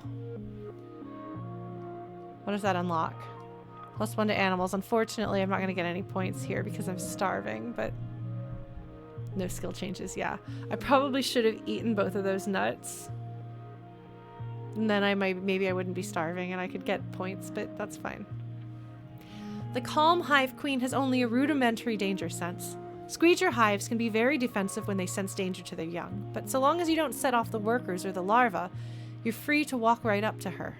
You gently avoid hurting any of the babies as you scrape her copious honey into a collector. I got colony food. Okay, this is much more effective.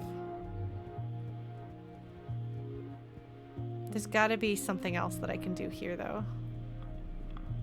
Oh, there's another exclamation point? Oh, geez.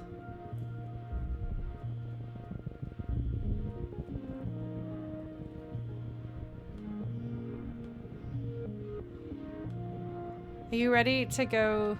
This might be the same exclamation point.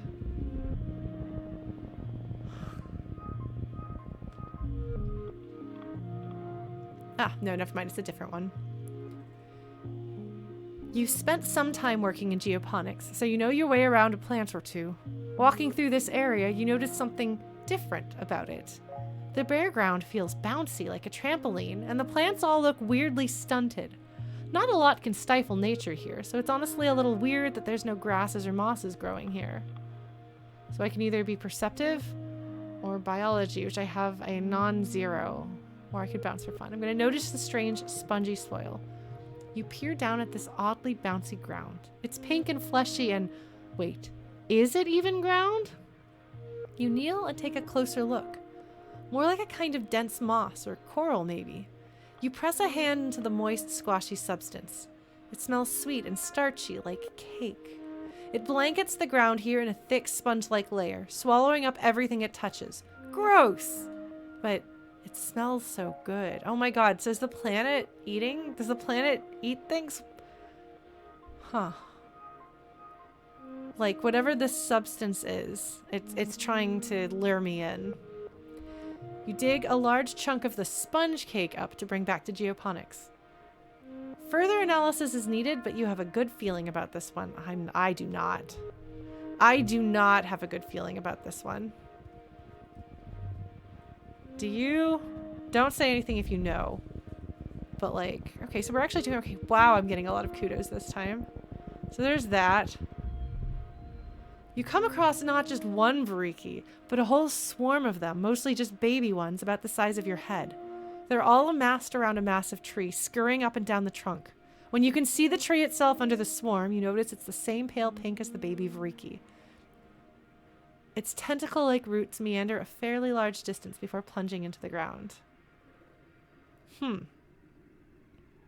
Are they related to the plant? Huh. Oh, you know, my bravery could be high enough. When the Vriki see you approach, they get agitated, and they look hungry. Definitely hungry, like dozens of hungry, grapefruit-sized, furry pink spiders. The stuff of nightmares. So I can either fight them, or I could maybe they aren't so bad, or screw this, I'll find another route. Well, let's see what happens.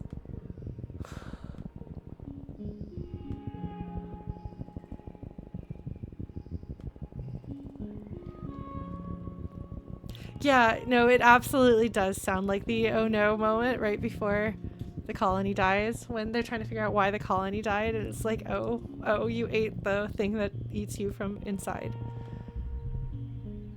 Alright. So, we can make friends with the Variki. Let's get eaten by them. That's my best idea ever. Maybe they aren't so bad. You walk up to the tree and put your hand on it. The baby Variki swarm around the tree trunk, very upset with you, but they calm down when they see you aren't doing anything. There's an unmistakable thrum of life under your hand, not just from the proximity of the baby Variki, but from the tree itself. It's warm and leathery, and you can feel something like a pulse. It's alive? It seems as if the tree is itself a Variki, just in a different phase of its life cycle. Does that mean the little clusters of fruit in its branches are Variki eggs, or maybe cocoons? There's so much you don't know. But you do know that this nursery tree is a special place. There's nothing to forage here, though. These ravenous youngsters have stripped everything edible from a wide radius. You move on. Cool. Great. Wonderful. You should go home soon. Yes, I know. Did that loop me back around to the beginning? Pretty sure there's stuff I haven't done here yet. Things I haven't done, things I haven't seen, places I haven't been.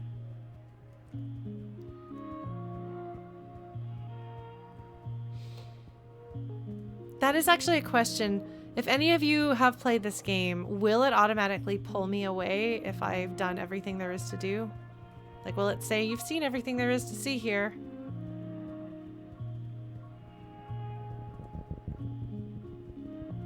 It will not. Okay.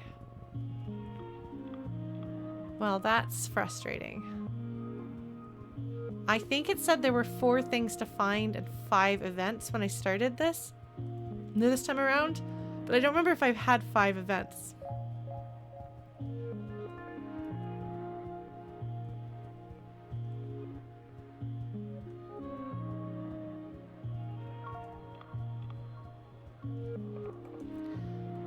I feel like it was 5. Well, I guess we'll find out. But I did find some food.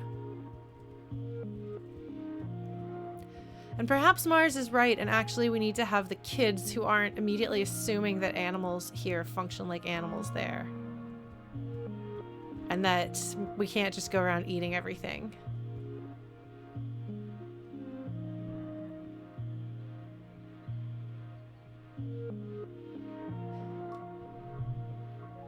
Oh, the this little gazebo is set up as a waiting area for the automated transporters which trundle back and forth between here and the colony. A sign reads, Autobus Depot, Valley of Vertigo. Attention, air filters mandatory in this zone. Fruit is abundant, but please identify species before harvesting, as some species may object violently. Xenofauna may behave more aggressively in this area. Always approach wild animals with caution. Then I'm gonna go home. Are you sure this will end the month? Does it matter if I go from the other location? Or this location? Or will both of them do the same thing? Sorry. I realize this is a silly thing to be fussy about. Okay, then we're gonna go ahead and head back. Okay, then we'll go home. This will end the month. You spent the month exploring. I got some points in biology and a point in perception. Early wet to mid wet. Oh, I'm going so late. Dis is curiously studying a small bleached white animal skull. Look at this, he says, and holds it out to you. There's mushrooms growing in this one. I didn't know that fungus could grow on bone. It's kind of like everything on this planet was designed to work together. He throws the skull back into the wilderness. Well, except us. I feel like...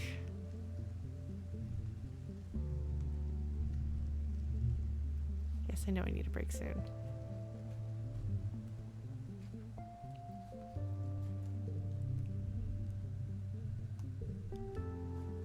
I feel like...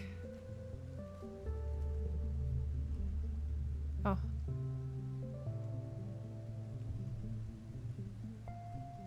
What is Tange up to? I did get food. Oh, look at that. The colony food shortfall is down to minus 40%, dangerously low instead of starvation. That is an improvement, isn't it? I found some food. Things could be worse. Okay, well, I don't think I'm gonna find food if I go out. But I could work with the animals.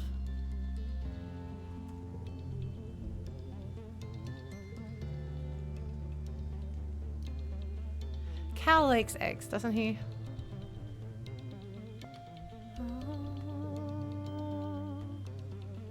Yes, he likes food.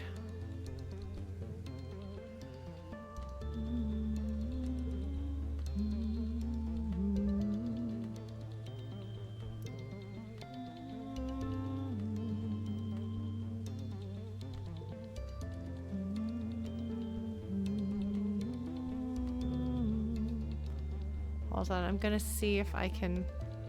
Did I give Dis... Yeah, no I didn't. Okay. Wait, he said I've been foraging a lot. I don't like being hungry, Dis says, rubbing his stomach. Like, it still hurts, but I don't think I feel hunger like other people do. I know I could starve to death, but... He continues, then shrugs. I'm not scared to die, so it's kind of like, wouldn't it be kind of nice to just fall asleep and never wake up? Well, I'll die eventually, and it's not a bad way to go. Oh my god, kid.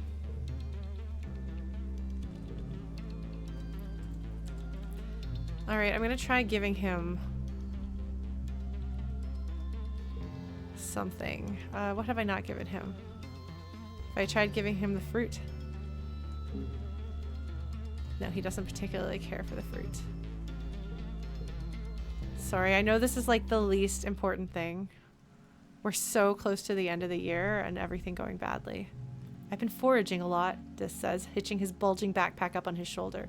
There's a lot to eat if you don't mind eating bugs and mushrooms. Yes. So I offered him bobber fruit and he said no, so I'm going to give him an egg. He's not interested in the egg, so we're going to hold on to that.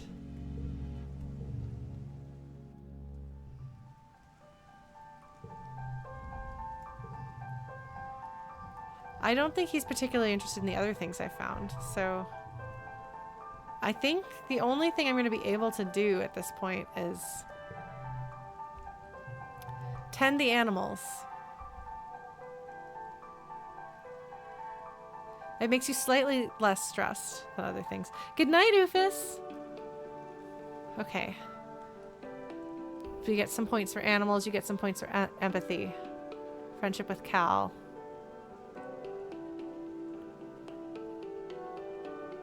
Actually, hold on. We're gonna switch gear.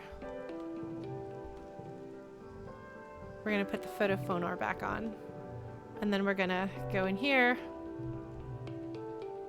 We're gonna tend the animals and see what we can do. Oh. You meet your dad by the animal pens, fresh and ready for your first day at your new job. Your dad laughs at your clean clothes and your scrubbed face. Oh, Pumpkin, I'm sorry to tell you you're a little overdressed for the position, he chuckles. You're gonna get dirtier and all heck today, so go on, put on these overalls and let's get to work. You change and follow your dad to the float cow pens. He rubs their noses as he points at their names. I know they're cute, but these ladies aren't pets, he says. They're livestock, and more than that, they're not really domesticated like our animals back on Earth. They're more like tame. We give all the animals lots of room to roam, and we feed them well. They're not going to get chased down and eaten by bigger animals, and we help them if they're sick. It's a pretty good deal, I think, but they're still pretty wild, he says. You got to be careful with them. He leans his elbows on the fence. We were pretty lucky that Vertumna has herd animals, he says. Makes it a little easier. We'll probably have real domestic animals in a couple hundred years. Well, kiddo, your dad says, spreading his arms. We've got all these animals. What do you want to learn about first? The bristle slugs? Oh yeah, we've got a ton of them, he says. They're great, slow and easy to catch and real gentle. Don't let the spikes fool you. They're actually really cuddly and don't mind it when you pet them. It actually helps them. In the wild, they'd be scratching up on all sorts of things to knock off those itchy berries. He scrunches up his nose. They're not really berries. They're more like eggs. Well, they're like berries, though, because they're sweet, and you know what? Never mind. Vertumnan animals are pretty weird. The float cows. The float cow you captured is still here. Look, there it is, he says, gesturing out at the herd. You squint and try to follow where he's pointing. Eventually, you see it. Wow, it's much bigger than when you saw it last. It's been eating well. And guess what? Your dad says with a grin. It was pregnant. See all those little floaties? Our first babies. You smile as you watch the float calves bob alongside their mother. We figured out that if we keep feeding them what they'd be eating during pollen, they'll keep making milk year-round, he continues proudly. It makes them heavy enough that they don't float away. Otherwise, we'd have to keep them on leads like balloons. Yeah, Blues, we're potentially gonna... When we hit the end of this year, we potentially are gonna starve to death, so I'm gonna see what happens. I'm doing what I can to try to keep from that. So fingers crossed. So we're learning about animals. Your dad takes you to the rows of crates where the soft, squishy sugar bugs are all clumped in together in the moist muck. These guys are pretty cool, he says, picking one up. It perfectly fits in his palm. They're a colony just like us, and if you tickle them, you get... He brushes his finger along the tops of the sugar bug, and a little jet of gooey stuff comes out. Sugar bug syrup, he says. Pretty neat, right? Okay, the trippets. No joke, we thought these guys were just plants for the first couple years, your dad says. We transplanted them from the wild into the greenhouses, but I guess that was just part of their life cycle, because it turns out they're sentient and can move around and stuff. We moved them out of the greenhouses and into the barns, but we don't really treat them differently. They still mostly just sit there. So if I say I don't think we should eat animal stuff, he's gonna be like, there's nothing else to eat on this planet. Your dad smiles understandingly. I know, kiddo. It can be weird to wrap your head around when you've spent most of your life eating plants. You don't have to eat that kind of stuff if you don't want to, he continues. There will always be vegan options in the canteen, but ranching is part of our food production, so that's our job, to make it as nice for the animals here as we can. Let's get started. Great, your dad says, clapping you on the back. That's the kind of energy I want to see around here. We need someone to muck out the float cow stables. They might float, but their poop sure doesn't. He hands you a shovel. Have fun. All right. We're going to scoop some poop. Great. Good. Wonderful. My goal is 26.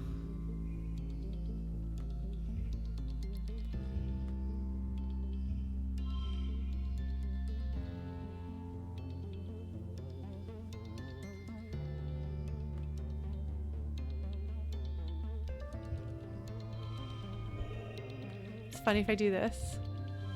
Super cool! Hidden +1 to animals. I'm still not going to get anything, but that's okay. I did actually get some points in animals. I got some empathy. That's nice. I haven't been able to get empathy otherwise. Kudos and stress. Okay. Mid-wet. Late wet. Okay, so I would love to get more food for the colony.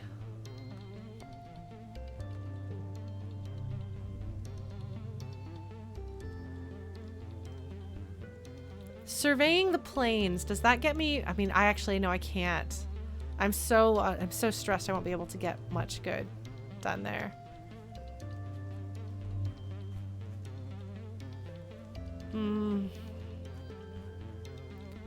I think we're gonna starve to death here.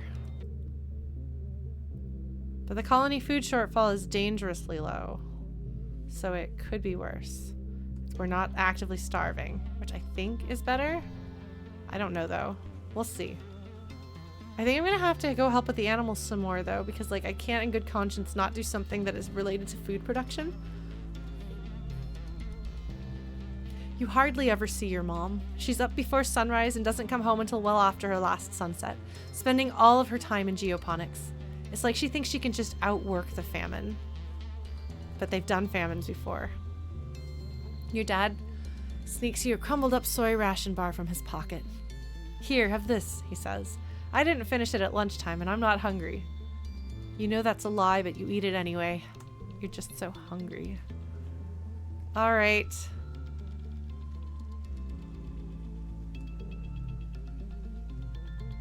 We're gonna have to tend the animals here, folks. You're working with the bristle slugs this week. There's a whole herd of the slug seal porcupine beasts, lumbering through the fields and rubbing against their scratching posts. You can walk right up to them and they don't mind at all. You empty the berry catching buckets and sort through the berries, picking out loose stones and planting any that have sprouted. Those ones will grow into bristle slugs too one day. It's wet season and they're all fully bristled, so sometimes you have to separate out anyone who gets too territorial. Even when they're cranky, they're still pretty docile. You come back from lunch one day to find the door to the pen wide open. Whoops! You must have forgotten to lock it. Good thing bristle slugs don't tend to roam. You do a head count. 15, 16, 17. You seem to be short one bristle slug. This is great. Luckily, bristle slugs aren't very stealthy. There's a glistening slime trail leading toward the stratospheric, decorated with little clusters of berries. You lock the gate and sled off along the trail to find your wayward bristle slug. So I can track it down because I have enough points in animals. You easily find the bristle slug. It's gotten itself wedged between two panels, scritching back and forth on the most perfect scratching situation possible. You laugh and fill your shirt with the berries like a bowl, then gently nudge it back towards the herd. It's slow going, but eventually everyone's back together again. Good work, rancher. Alright, that turned out okay. It could have been worse. Okay.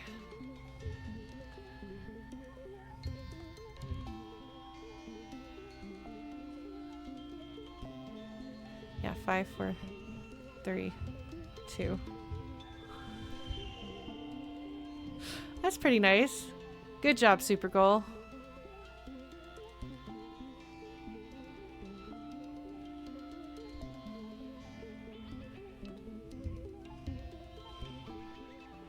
Okay, so hold on.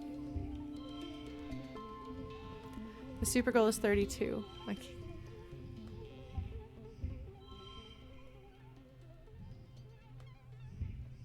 okay, yeah, I don't seem to be able to get 32. That's fine. I don't need the kudos right now anyway. I just need to not starve to death. Alright. It's been 3 seasons of heavy food rationing, getting more and more strict as the year dragged on and the fields continued to struggle. You've been wasting away. You all have. It's not just the lack of calories. There just aren't enough vitamins and good stuff in the food you are eating. Your muscles ache all the time. Sometimes you feel strangely euphoric, filled with inexplicable energy, but often it feels like there are weights tied to your shoulders, pulling you down. You don't have the energy to do it anymore. Even the prospect of getting up to find food feels like too much effort. Better to just lie down and accept it. Despite being so tired, you can't fall asleep. You spend entire days in a dazed fog. At least you hardly feel the hunger now, or it's hard to tell dreams from reality. We're going to go with that because that feels consistent with Solana and the dreams that she's been having consistently throughout this game. It's hard to tell dreams from reality. Last week, you were brushing your teeth when you noticed that some of your teeth were wiggling. You brushed and watched all of your teeth begin to fall out of your mouth, clinking into the sink like pebbles and washing down the drain. Horrified, you started screaming, only to snap out of it and realize you'd been staring at yourself in the mirror the whole time, lost in a hallucination. Your friends stop working and retreat to their quarters. You lie to each other on the HoloNet, all saying you're okay, just taking it easy, waiting for the harvest. Well, the harvest came and went as meager as ever. Your mother still hasn't given up and never rests, never stops working, as much as your dad begs her to. She must be sleeping in geoponics because you hardly see her in the family quarters anymore. From where you lie nestled in bed in your cozy fugue, it all seems like far, far too much effort to bother with. I'm going to try to drag my butt out of bed because there's still some fear. Stay in bed is another option. You try but end up collapsing off your bunk. You barely have the energy to climb back up into bed. You don't feel pain or fear, just a strong urge to lie there and stare at a poster of a pink cat on the wall, which you do for hours. You're pretty sure that behind those yellow disc eyes, it's trying to tell you something about the nature of the universe, the cycles of space and time. Have you been here before, or is this the first time?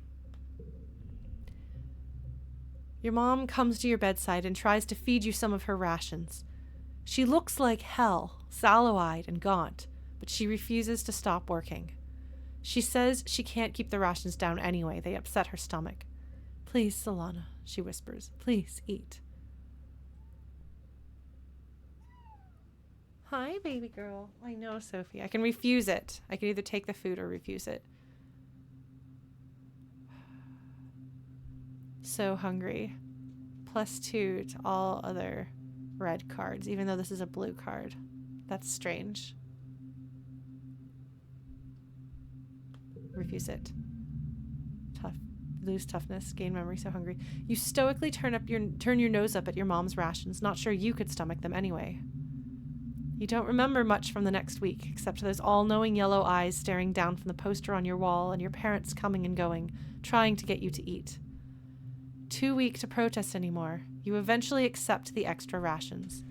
It's a relief when your head clears and you can walk again, but your mother still refuses to rest. Both your parents feel responsible for this famine, but as head of geoponics, your mom takes it personally. She's been skipping meals, relying on water and pressed soy bar rations, just enough calories to keep a body moving, but not enough to stay healthy.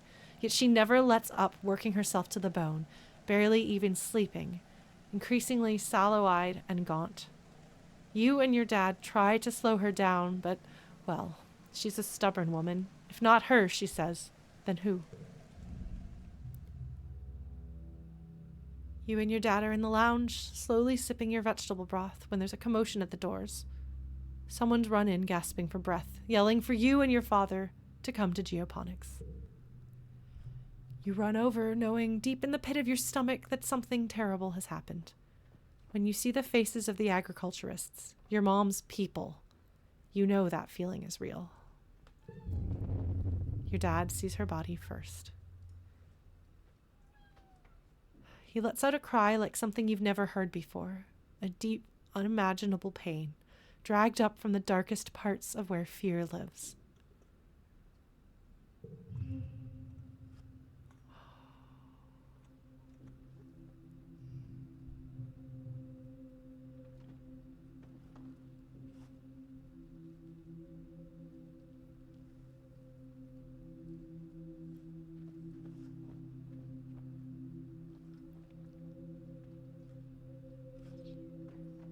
Your dad falls to his knees beside the frail body of your mother. He pulls her into his arms and sobs, wretched and agonized.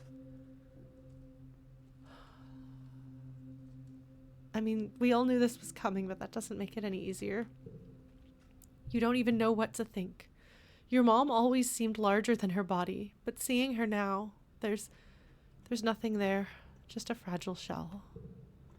They tell you she didn't even cry out. She just went to her knees and then lay down in the dirt, and that was it. She's gone. Gained status in mourning. Sophie has things to say. I'm sorry, baby girl. Come here. It's okay, Miss Kitten. Come on. We're almost done. We're almost done. It felt like we were getting to some sort of a stopping point if we did this, and this would be a hard thing to do in the middle of a stream, I think. So, she's gone. Your mother's body is taken to the incinerator room, and that night the colony gathers to pay their respects. Do you join them? Attend the funeral, or no, I want to grieve by myself? I feel like grieving by yourself is too much. There's too much assertiveness in there that I don't think Solana has right now. So she'll attend the funeral. She's numb. Like Tammy's funeral, the incinerator room has been cleared and a wreath of flowers placed over the mouth of the organics recycler. They're white astrantia, your mother's favorite flower, carefully carried from Earth, with the hopes of it flourishing on Vertumna, just like you. You stand with your father and Aunt Anne. Eudicott and the rest of the council are here as well, including Rhett. You're surprised to see tears rolling down his face. He's such a hard ass in the garrison. Cal is here with all the other agriculturists. The rest of the colony waits in the canteen to offer their condolences after the service. I'm sorry, Sophie is yelling. Sophie is upset. A, I'm going late, and B, she can tell that I'm sad in this story. She doesn't know that it's the story I'm sad about. So she's concerned. It's okay, baby cat. Governor Eudicott gives the eulogy. As a colony, we share our blessings, she begins solemnly. However, today, in sad company, we gather to share the burden of our grief. Fluorescent was born on Earth, but she, more than many of us, exemplified the spirit of our endeavor to bring life to beyond the stars. She bore life, not only in her body, but bringing it forth from the ground she so faithfully attended. The debt we owe to her is the kind that can never be repaid, she continues. It is with a deep and unbearable grief that we must continue on without her, in awe and respect for her sacrifice, the depth of which was never expected of her, but which she did not expect of anyone else. It is on her strong shoulders that she carries us still.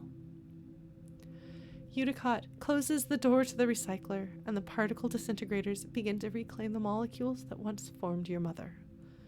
Your father squeezes your shoulder, making a small, choked-off noise of pain. As a community, we remember Fluorescent. As a community, we return her body to the soil that nourishes us. In this way, her sacrifice is recognized in the manifest body of the colony.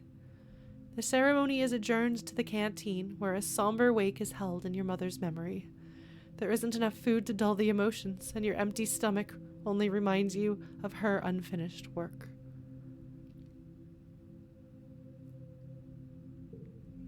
Your father is the new head of geoponics. In a few hours, he receives your mother's remains so that he can add them to the colony's precious supply of brown soil from Earth. You touch the cool lid of the container, marveling that your mother could fit in such a small box. You don't have to be okay, your dad says quietly. His voice is thick with emotion. I know I'm not. I have to keep going where she left off, but if you can, you should take some time off. I don't think we have any choice in the matter. I think that's all Solana can do, is take the month off.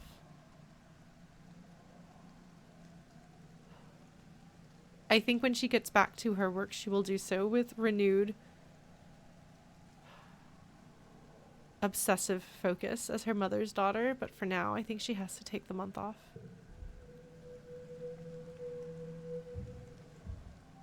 And now, it is Glow.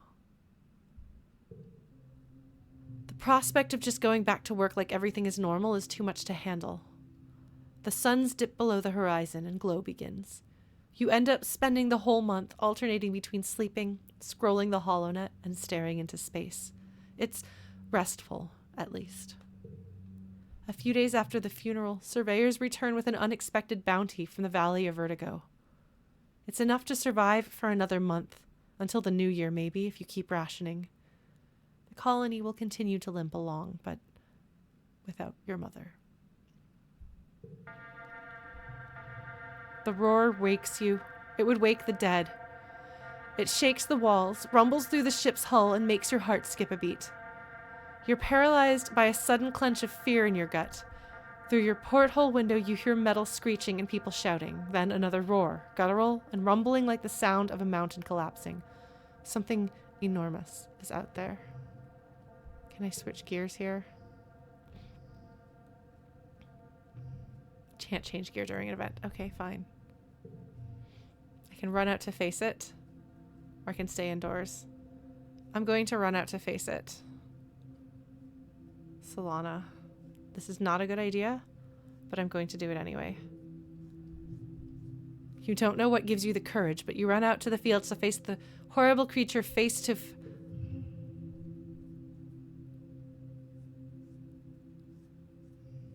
It has no face. Holy crap, that feels like an eldritch horror. Especially hitting right after your mother's death. Yeah. This is a lot. This is what, halfway through your first decade? In place of a face or even a head, its body just unzips, revealing a mess of writhing pink tentacles and blinking eyes, pocked with jagged asymmetrical teeth. It stands on 4 enormously powerful legs, each as wide across as tree trunks. Clinging to its back and its thick, slug-like tail are clumps of lichen that glow faintly in the night. The creature is nearly twice the height of a greenhouse. It's standing on top of a flattened one, the wreckage of lattice and plants all over. Flickers of light from plas rifles and stun gloves light it from underneath, and the stench of ozone is thick in the air.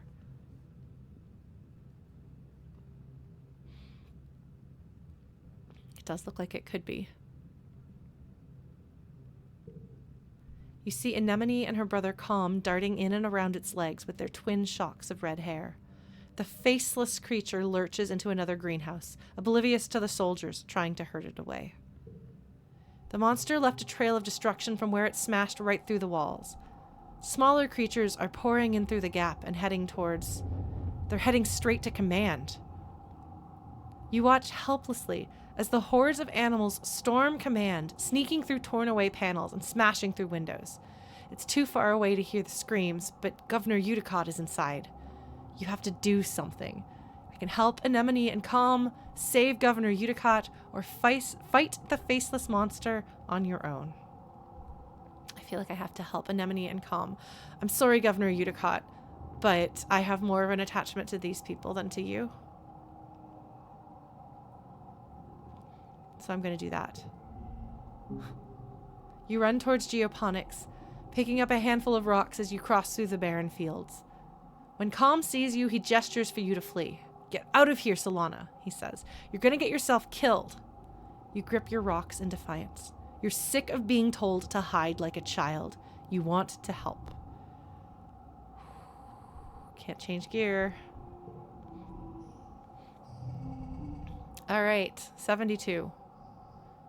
Are we able to do this?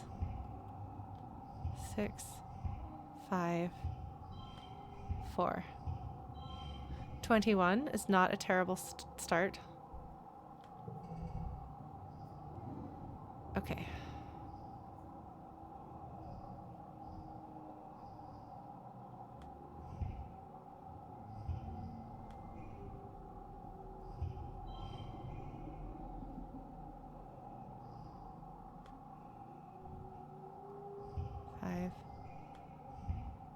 Seven.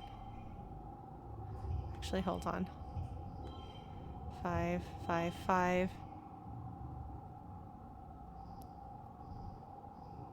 I'd love to do this, but that's going to mess up. So that's 25. That's 21, actually.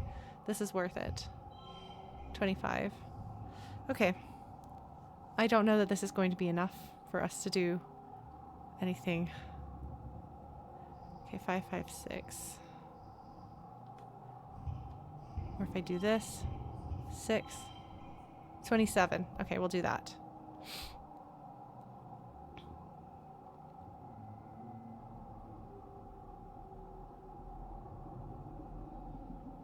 Yeah, because I can't.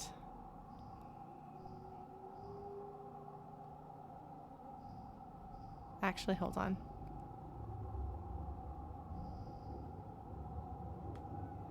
Hold on, we're gonna do something here.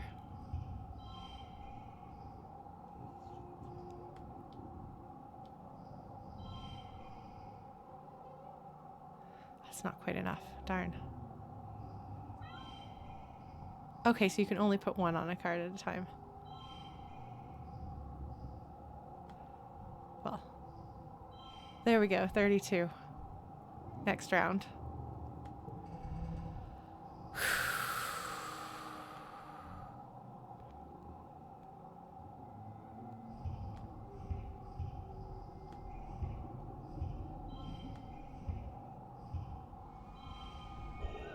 Okay, so we are actually going to win this. 3. Hold on. 5, 4. So there's no way for this to be a 4. Well, it's fine. It's a win. We'll accept that as a win.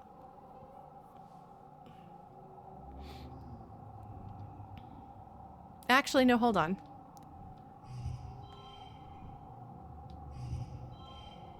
$25. I don't know if that's the same as what I had before. Actually, but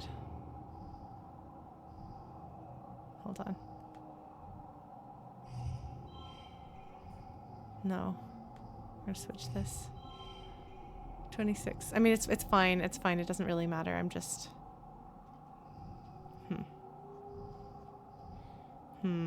That's fine. We're gonna win. Done. You try your hardest, but even with the full force of the defense squad... Wow, that was actually kind of a nice break. I almost forgot what was going on because I was so focused on the cards. You try your hardest, but even with the full force of the defense squad, you can barely keep it contained near the farms. You dart in and around the battle, throwing rocks and making noise to keep the abomination's attention away from the rest of the colony. Its tentacles whip around, slapping the ground and knocking into people, picking them up and throwing their helpless bodies like dolls, only to be crushed under the massive trunk-like feet. The fields are littered with bodies of the fallen. Sweat stings your eyes, but you somehow stay on your feet. Others aren't so lucky. Wow. Wow. Solana, watch out! Calm cries out, and you look up just in time to dodge the wet slap of a tentacle, tripping over a body and sprawling to the dirt yourself. The Faceless makes a horrible noise from deep inside its craw, flecking you with spittle as your guts liquefy from the near miss. You're close enough to feel the sick heat radiating off it. It doesn't have a face, but you realize with horror that it sees you. Zzzt! The beam of a plas rifle arcs over your head, and the Faceless roars again and turns its terrible attention to calm. We're going to lose more characters, aren't we? And yes, unfortunately, the upside of having fewer people alive is that there are fewer mouths to feed, but also fewer people to feed those mouths. You scream and uselessly cover your head as it lumbers over you. As you scramble to your feet, you see Calm go flying through the air. He lands a few meters away with a sickeningly wet crunch. Anemone cries in horror as she runs to Calm's side, but it's too late. His body is bent at an unnatural angle, his eyes open and his face frozen in stupefied terror. He looks unreal, like a wax mannequin. He's just gone, like that. Anemone lets out a primal scream of pain, and you can see the thought ignite in her mind, contorting her face with ugly fury as she stands up to launch herself at the Faceless again. You grab her arm, and she yells at you in wordless rage before collapsing to her knees, throwing her body over Calm's and sobbing like the scared teenager she is. You can only stand and watch. You hear a colossal cracking noise, and look up to see the Faceless stumble toward the stratospheric.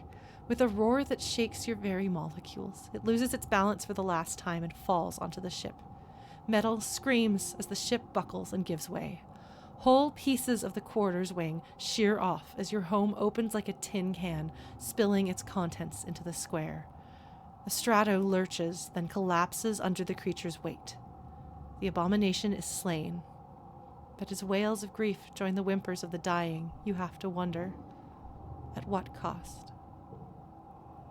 The council calls an all-colony meeting to face the aftermath of the attack. In the oppressive gloom of Glow, you gather near engineering with the other survivors. It's one of the few buildings still standing. The corpse of the Faceless still sits in the caved-in wreckage of the stratospheric, spilling its flaccid pink tentacles from its horrible zipper-toothed maw. It's already beginning to stink.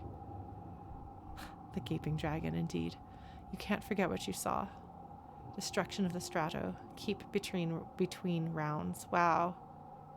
And you see the two of them facing it together. I didn't think he'd make it. Your mind keeps replaying that terrible moment.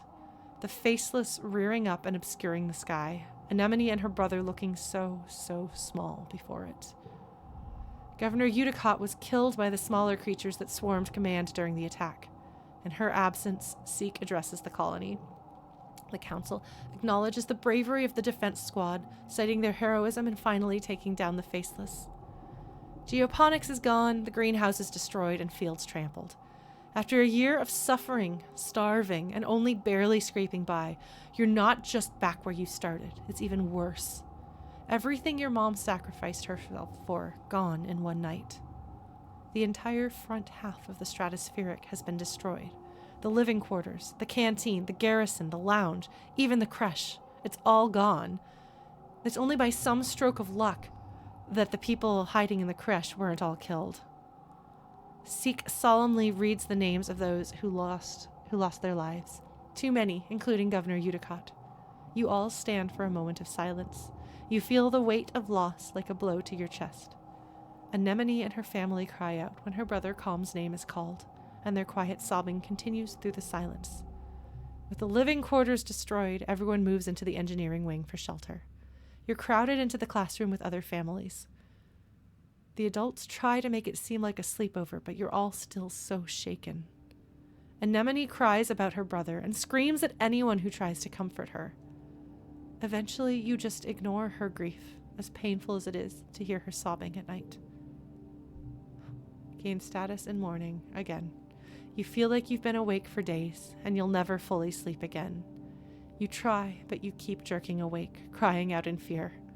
Eventually, you fall asleep sitting up, held in your father's arms. Your sleep is fitful, but mercifully dreamless. Rest for now.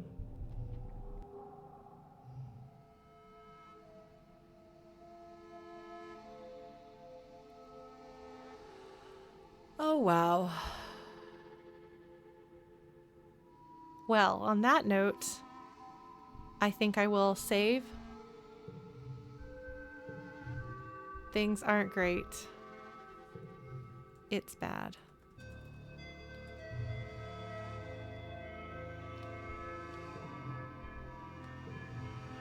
Yeah. Whew. I suspected that things were going to get bad. I thought that it would end. I didn't realize we were going to try to limp along. And yet we are.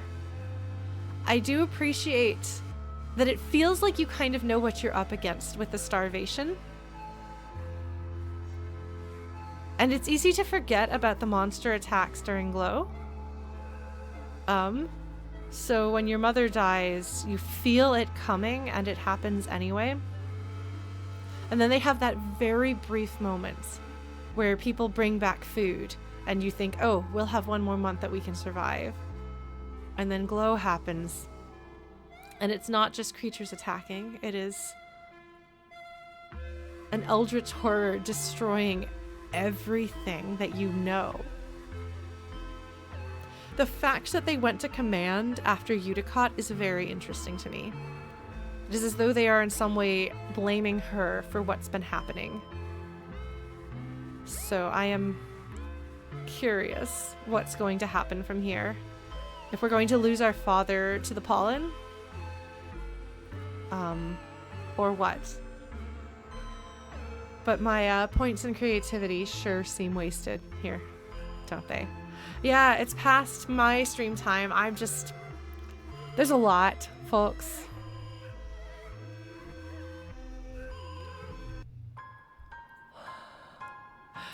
This is why the music is so ominous and why it begins as ominously as it does. Well, I'm glad we didn't have that in the middle of a stream. I think going long tonight was the right decision. Thank you all for joining me so late. I'm sorry to have gone an entire hour plus over, but I feel like we needed this, honestly. The story needed this, and now we'll have a fun and exciting next week's stream. I'll see you all for Eiyuden, which hopefully won't have a crisis. And then next week we'll have more Exocolonist on Tuesday. Good night, folks. Please take care of yourselves. I appreciate you being here with me.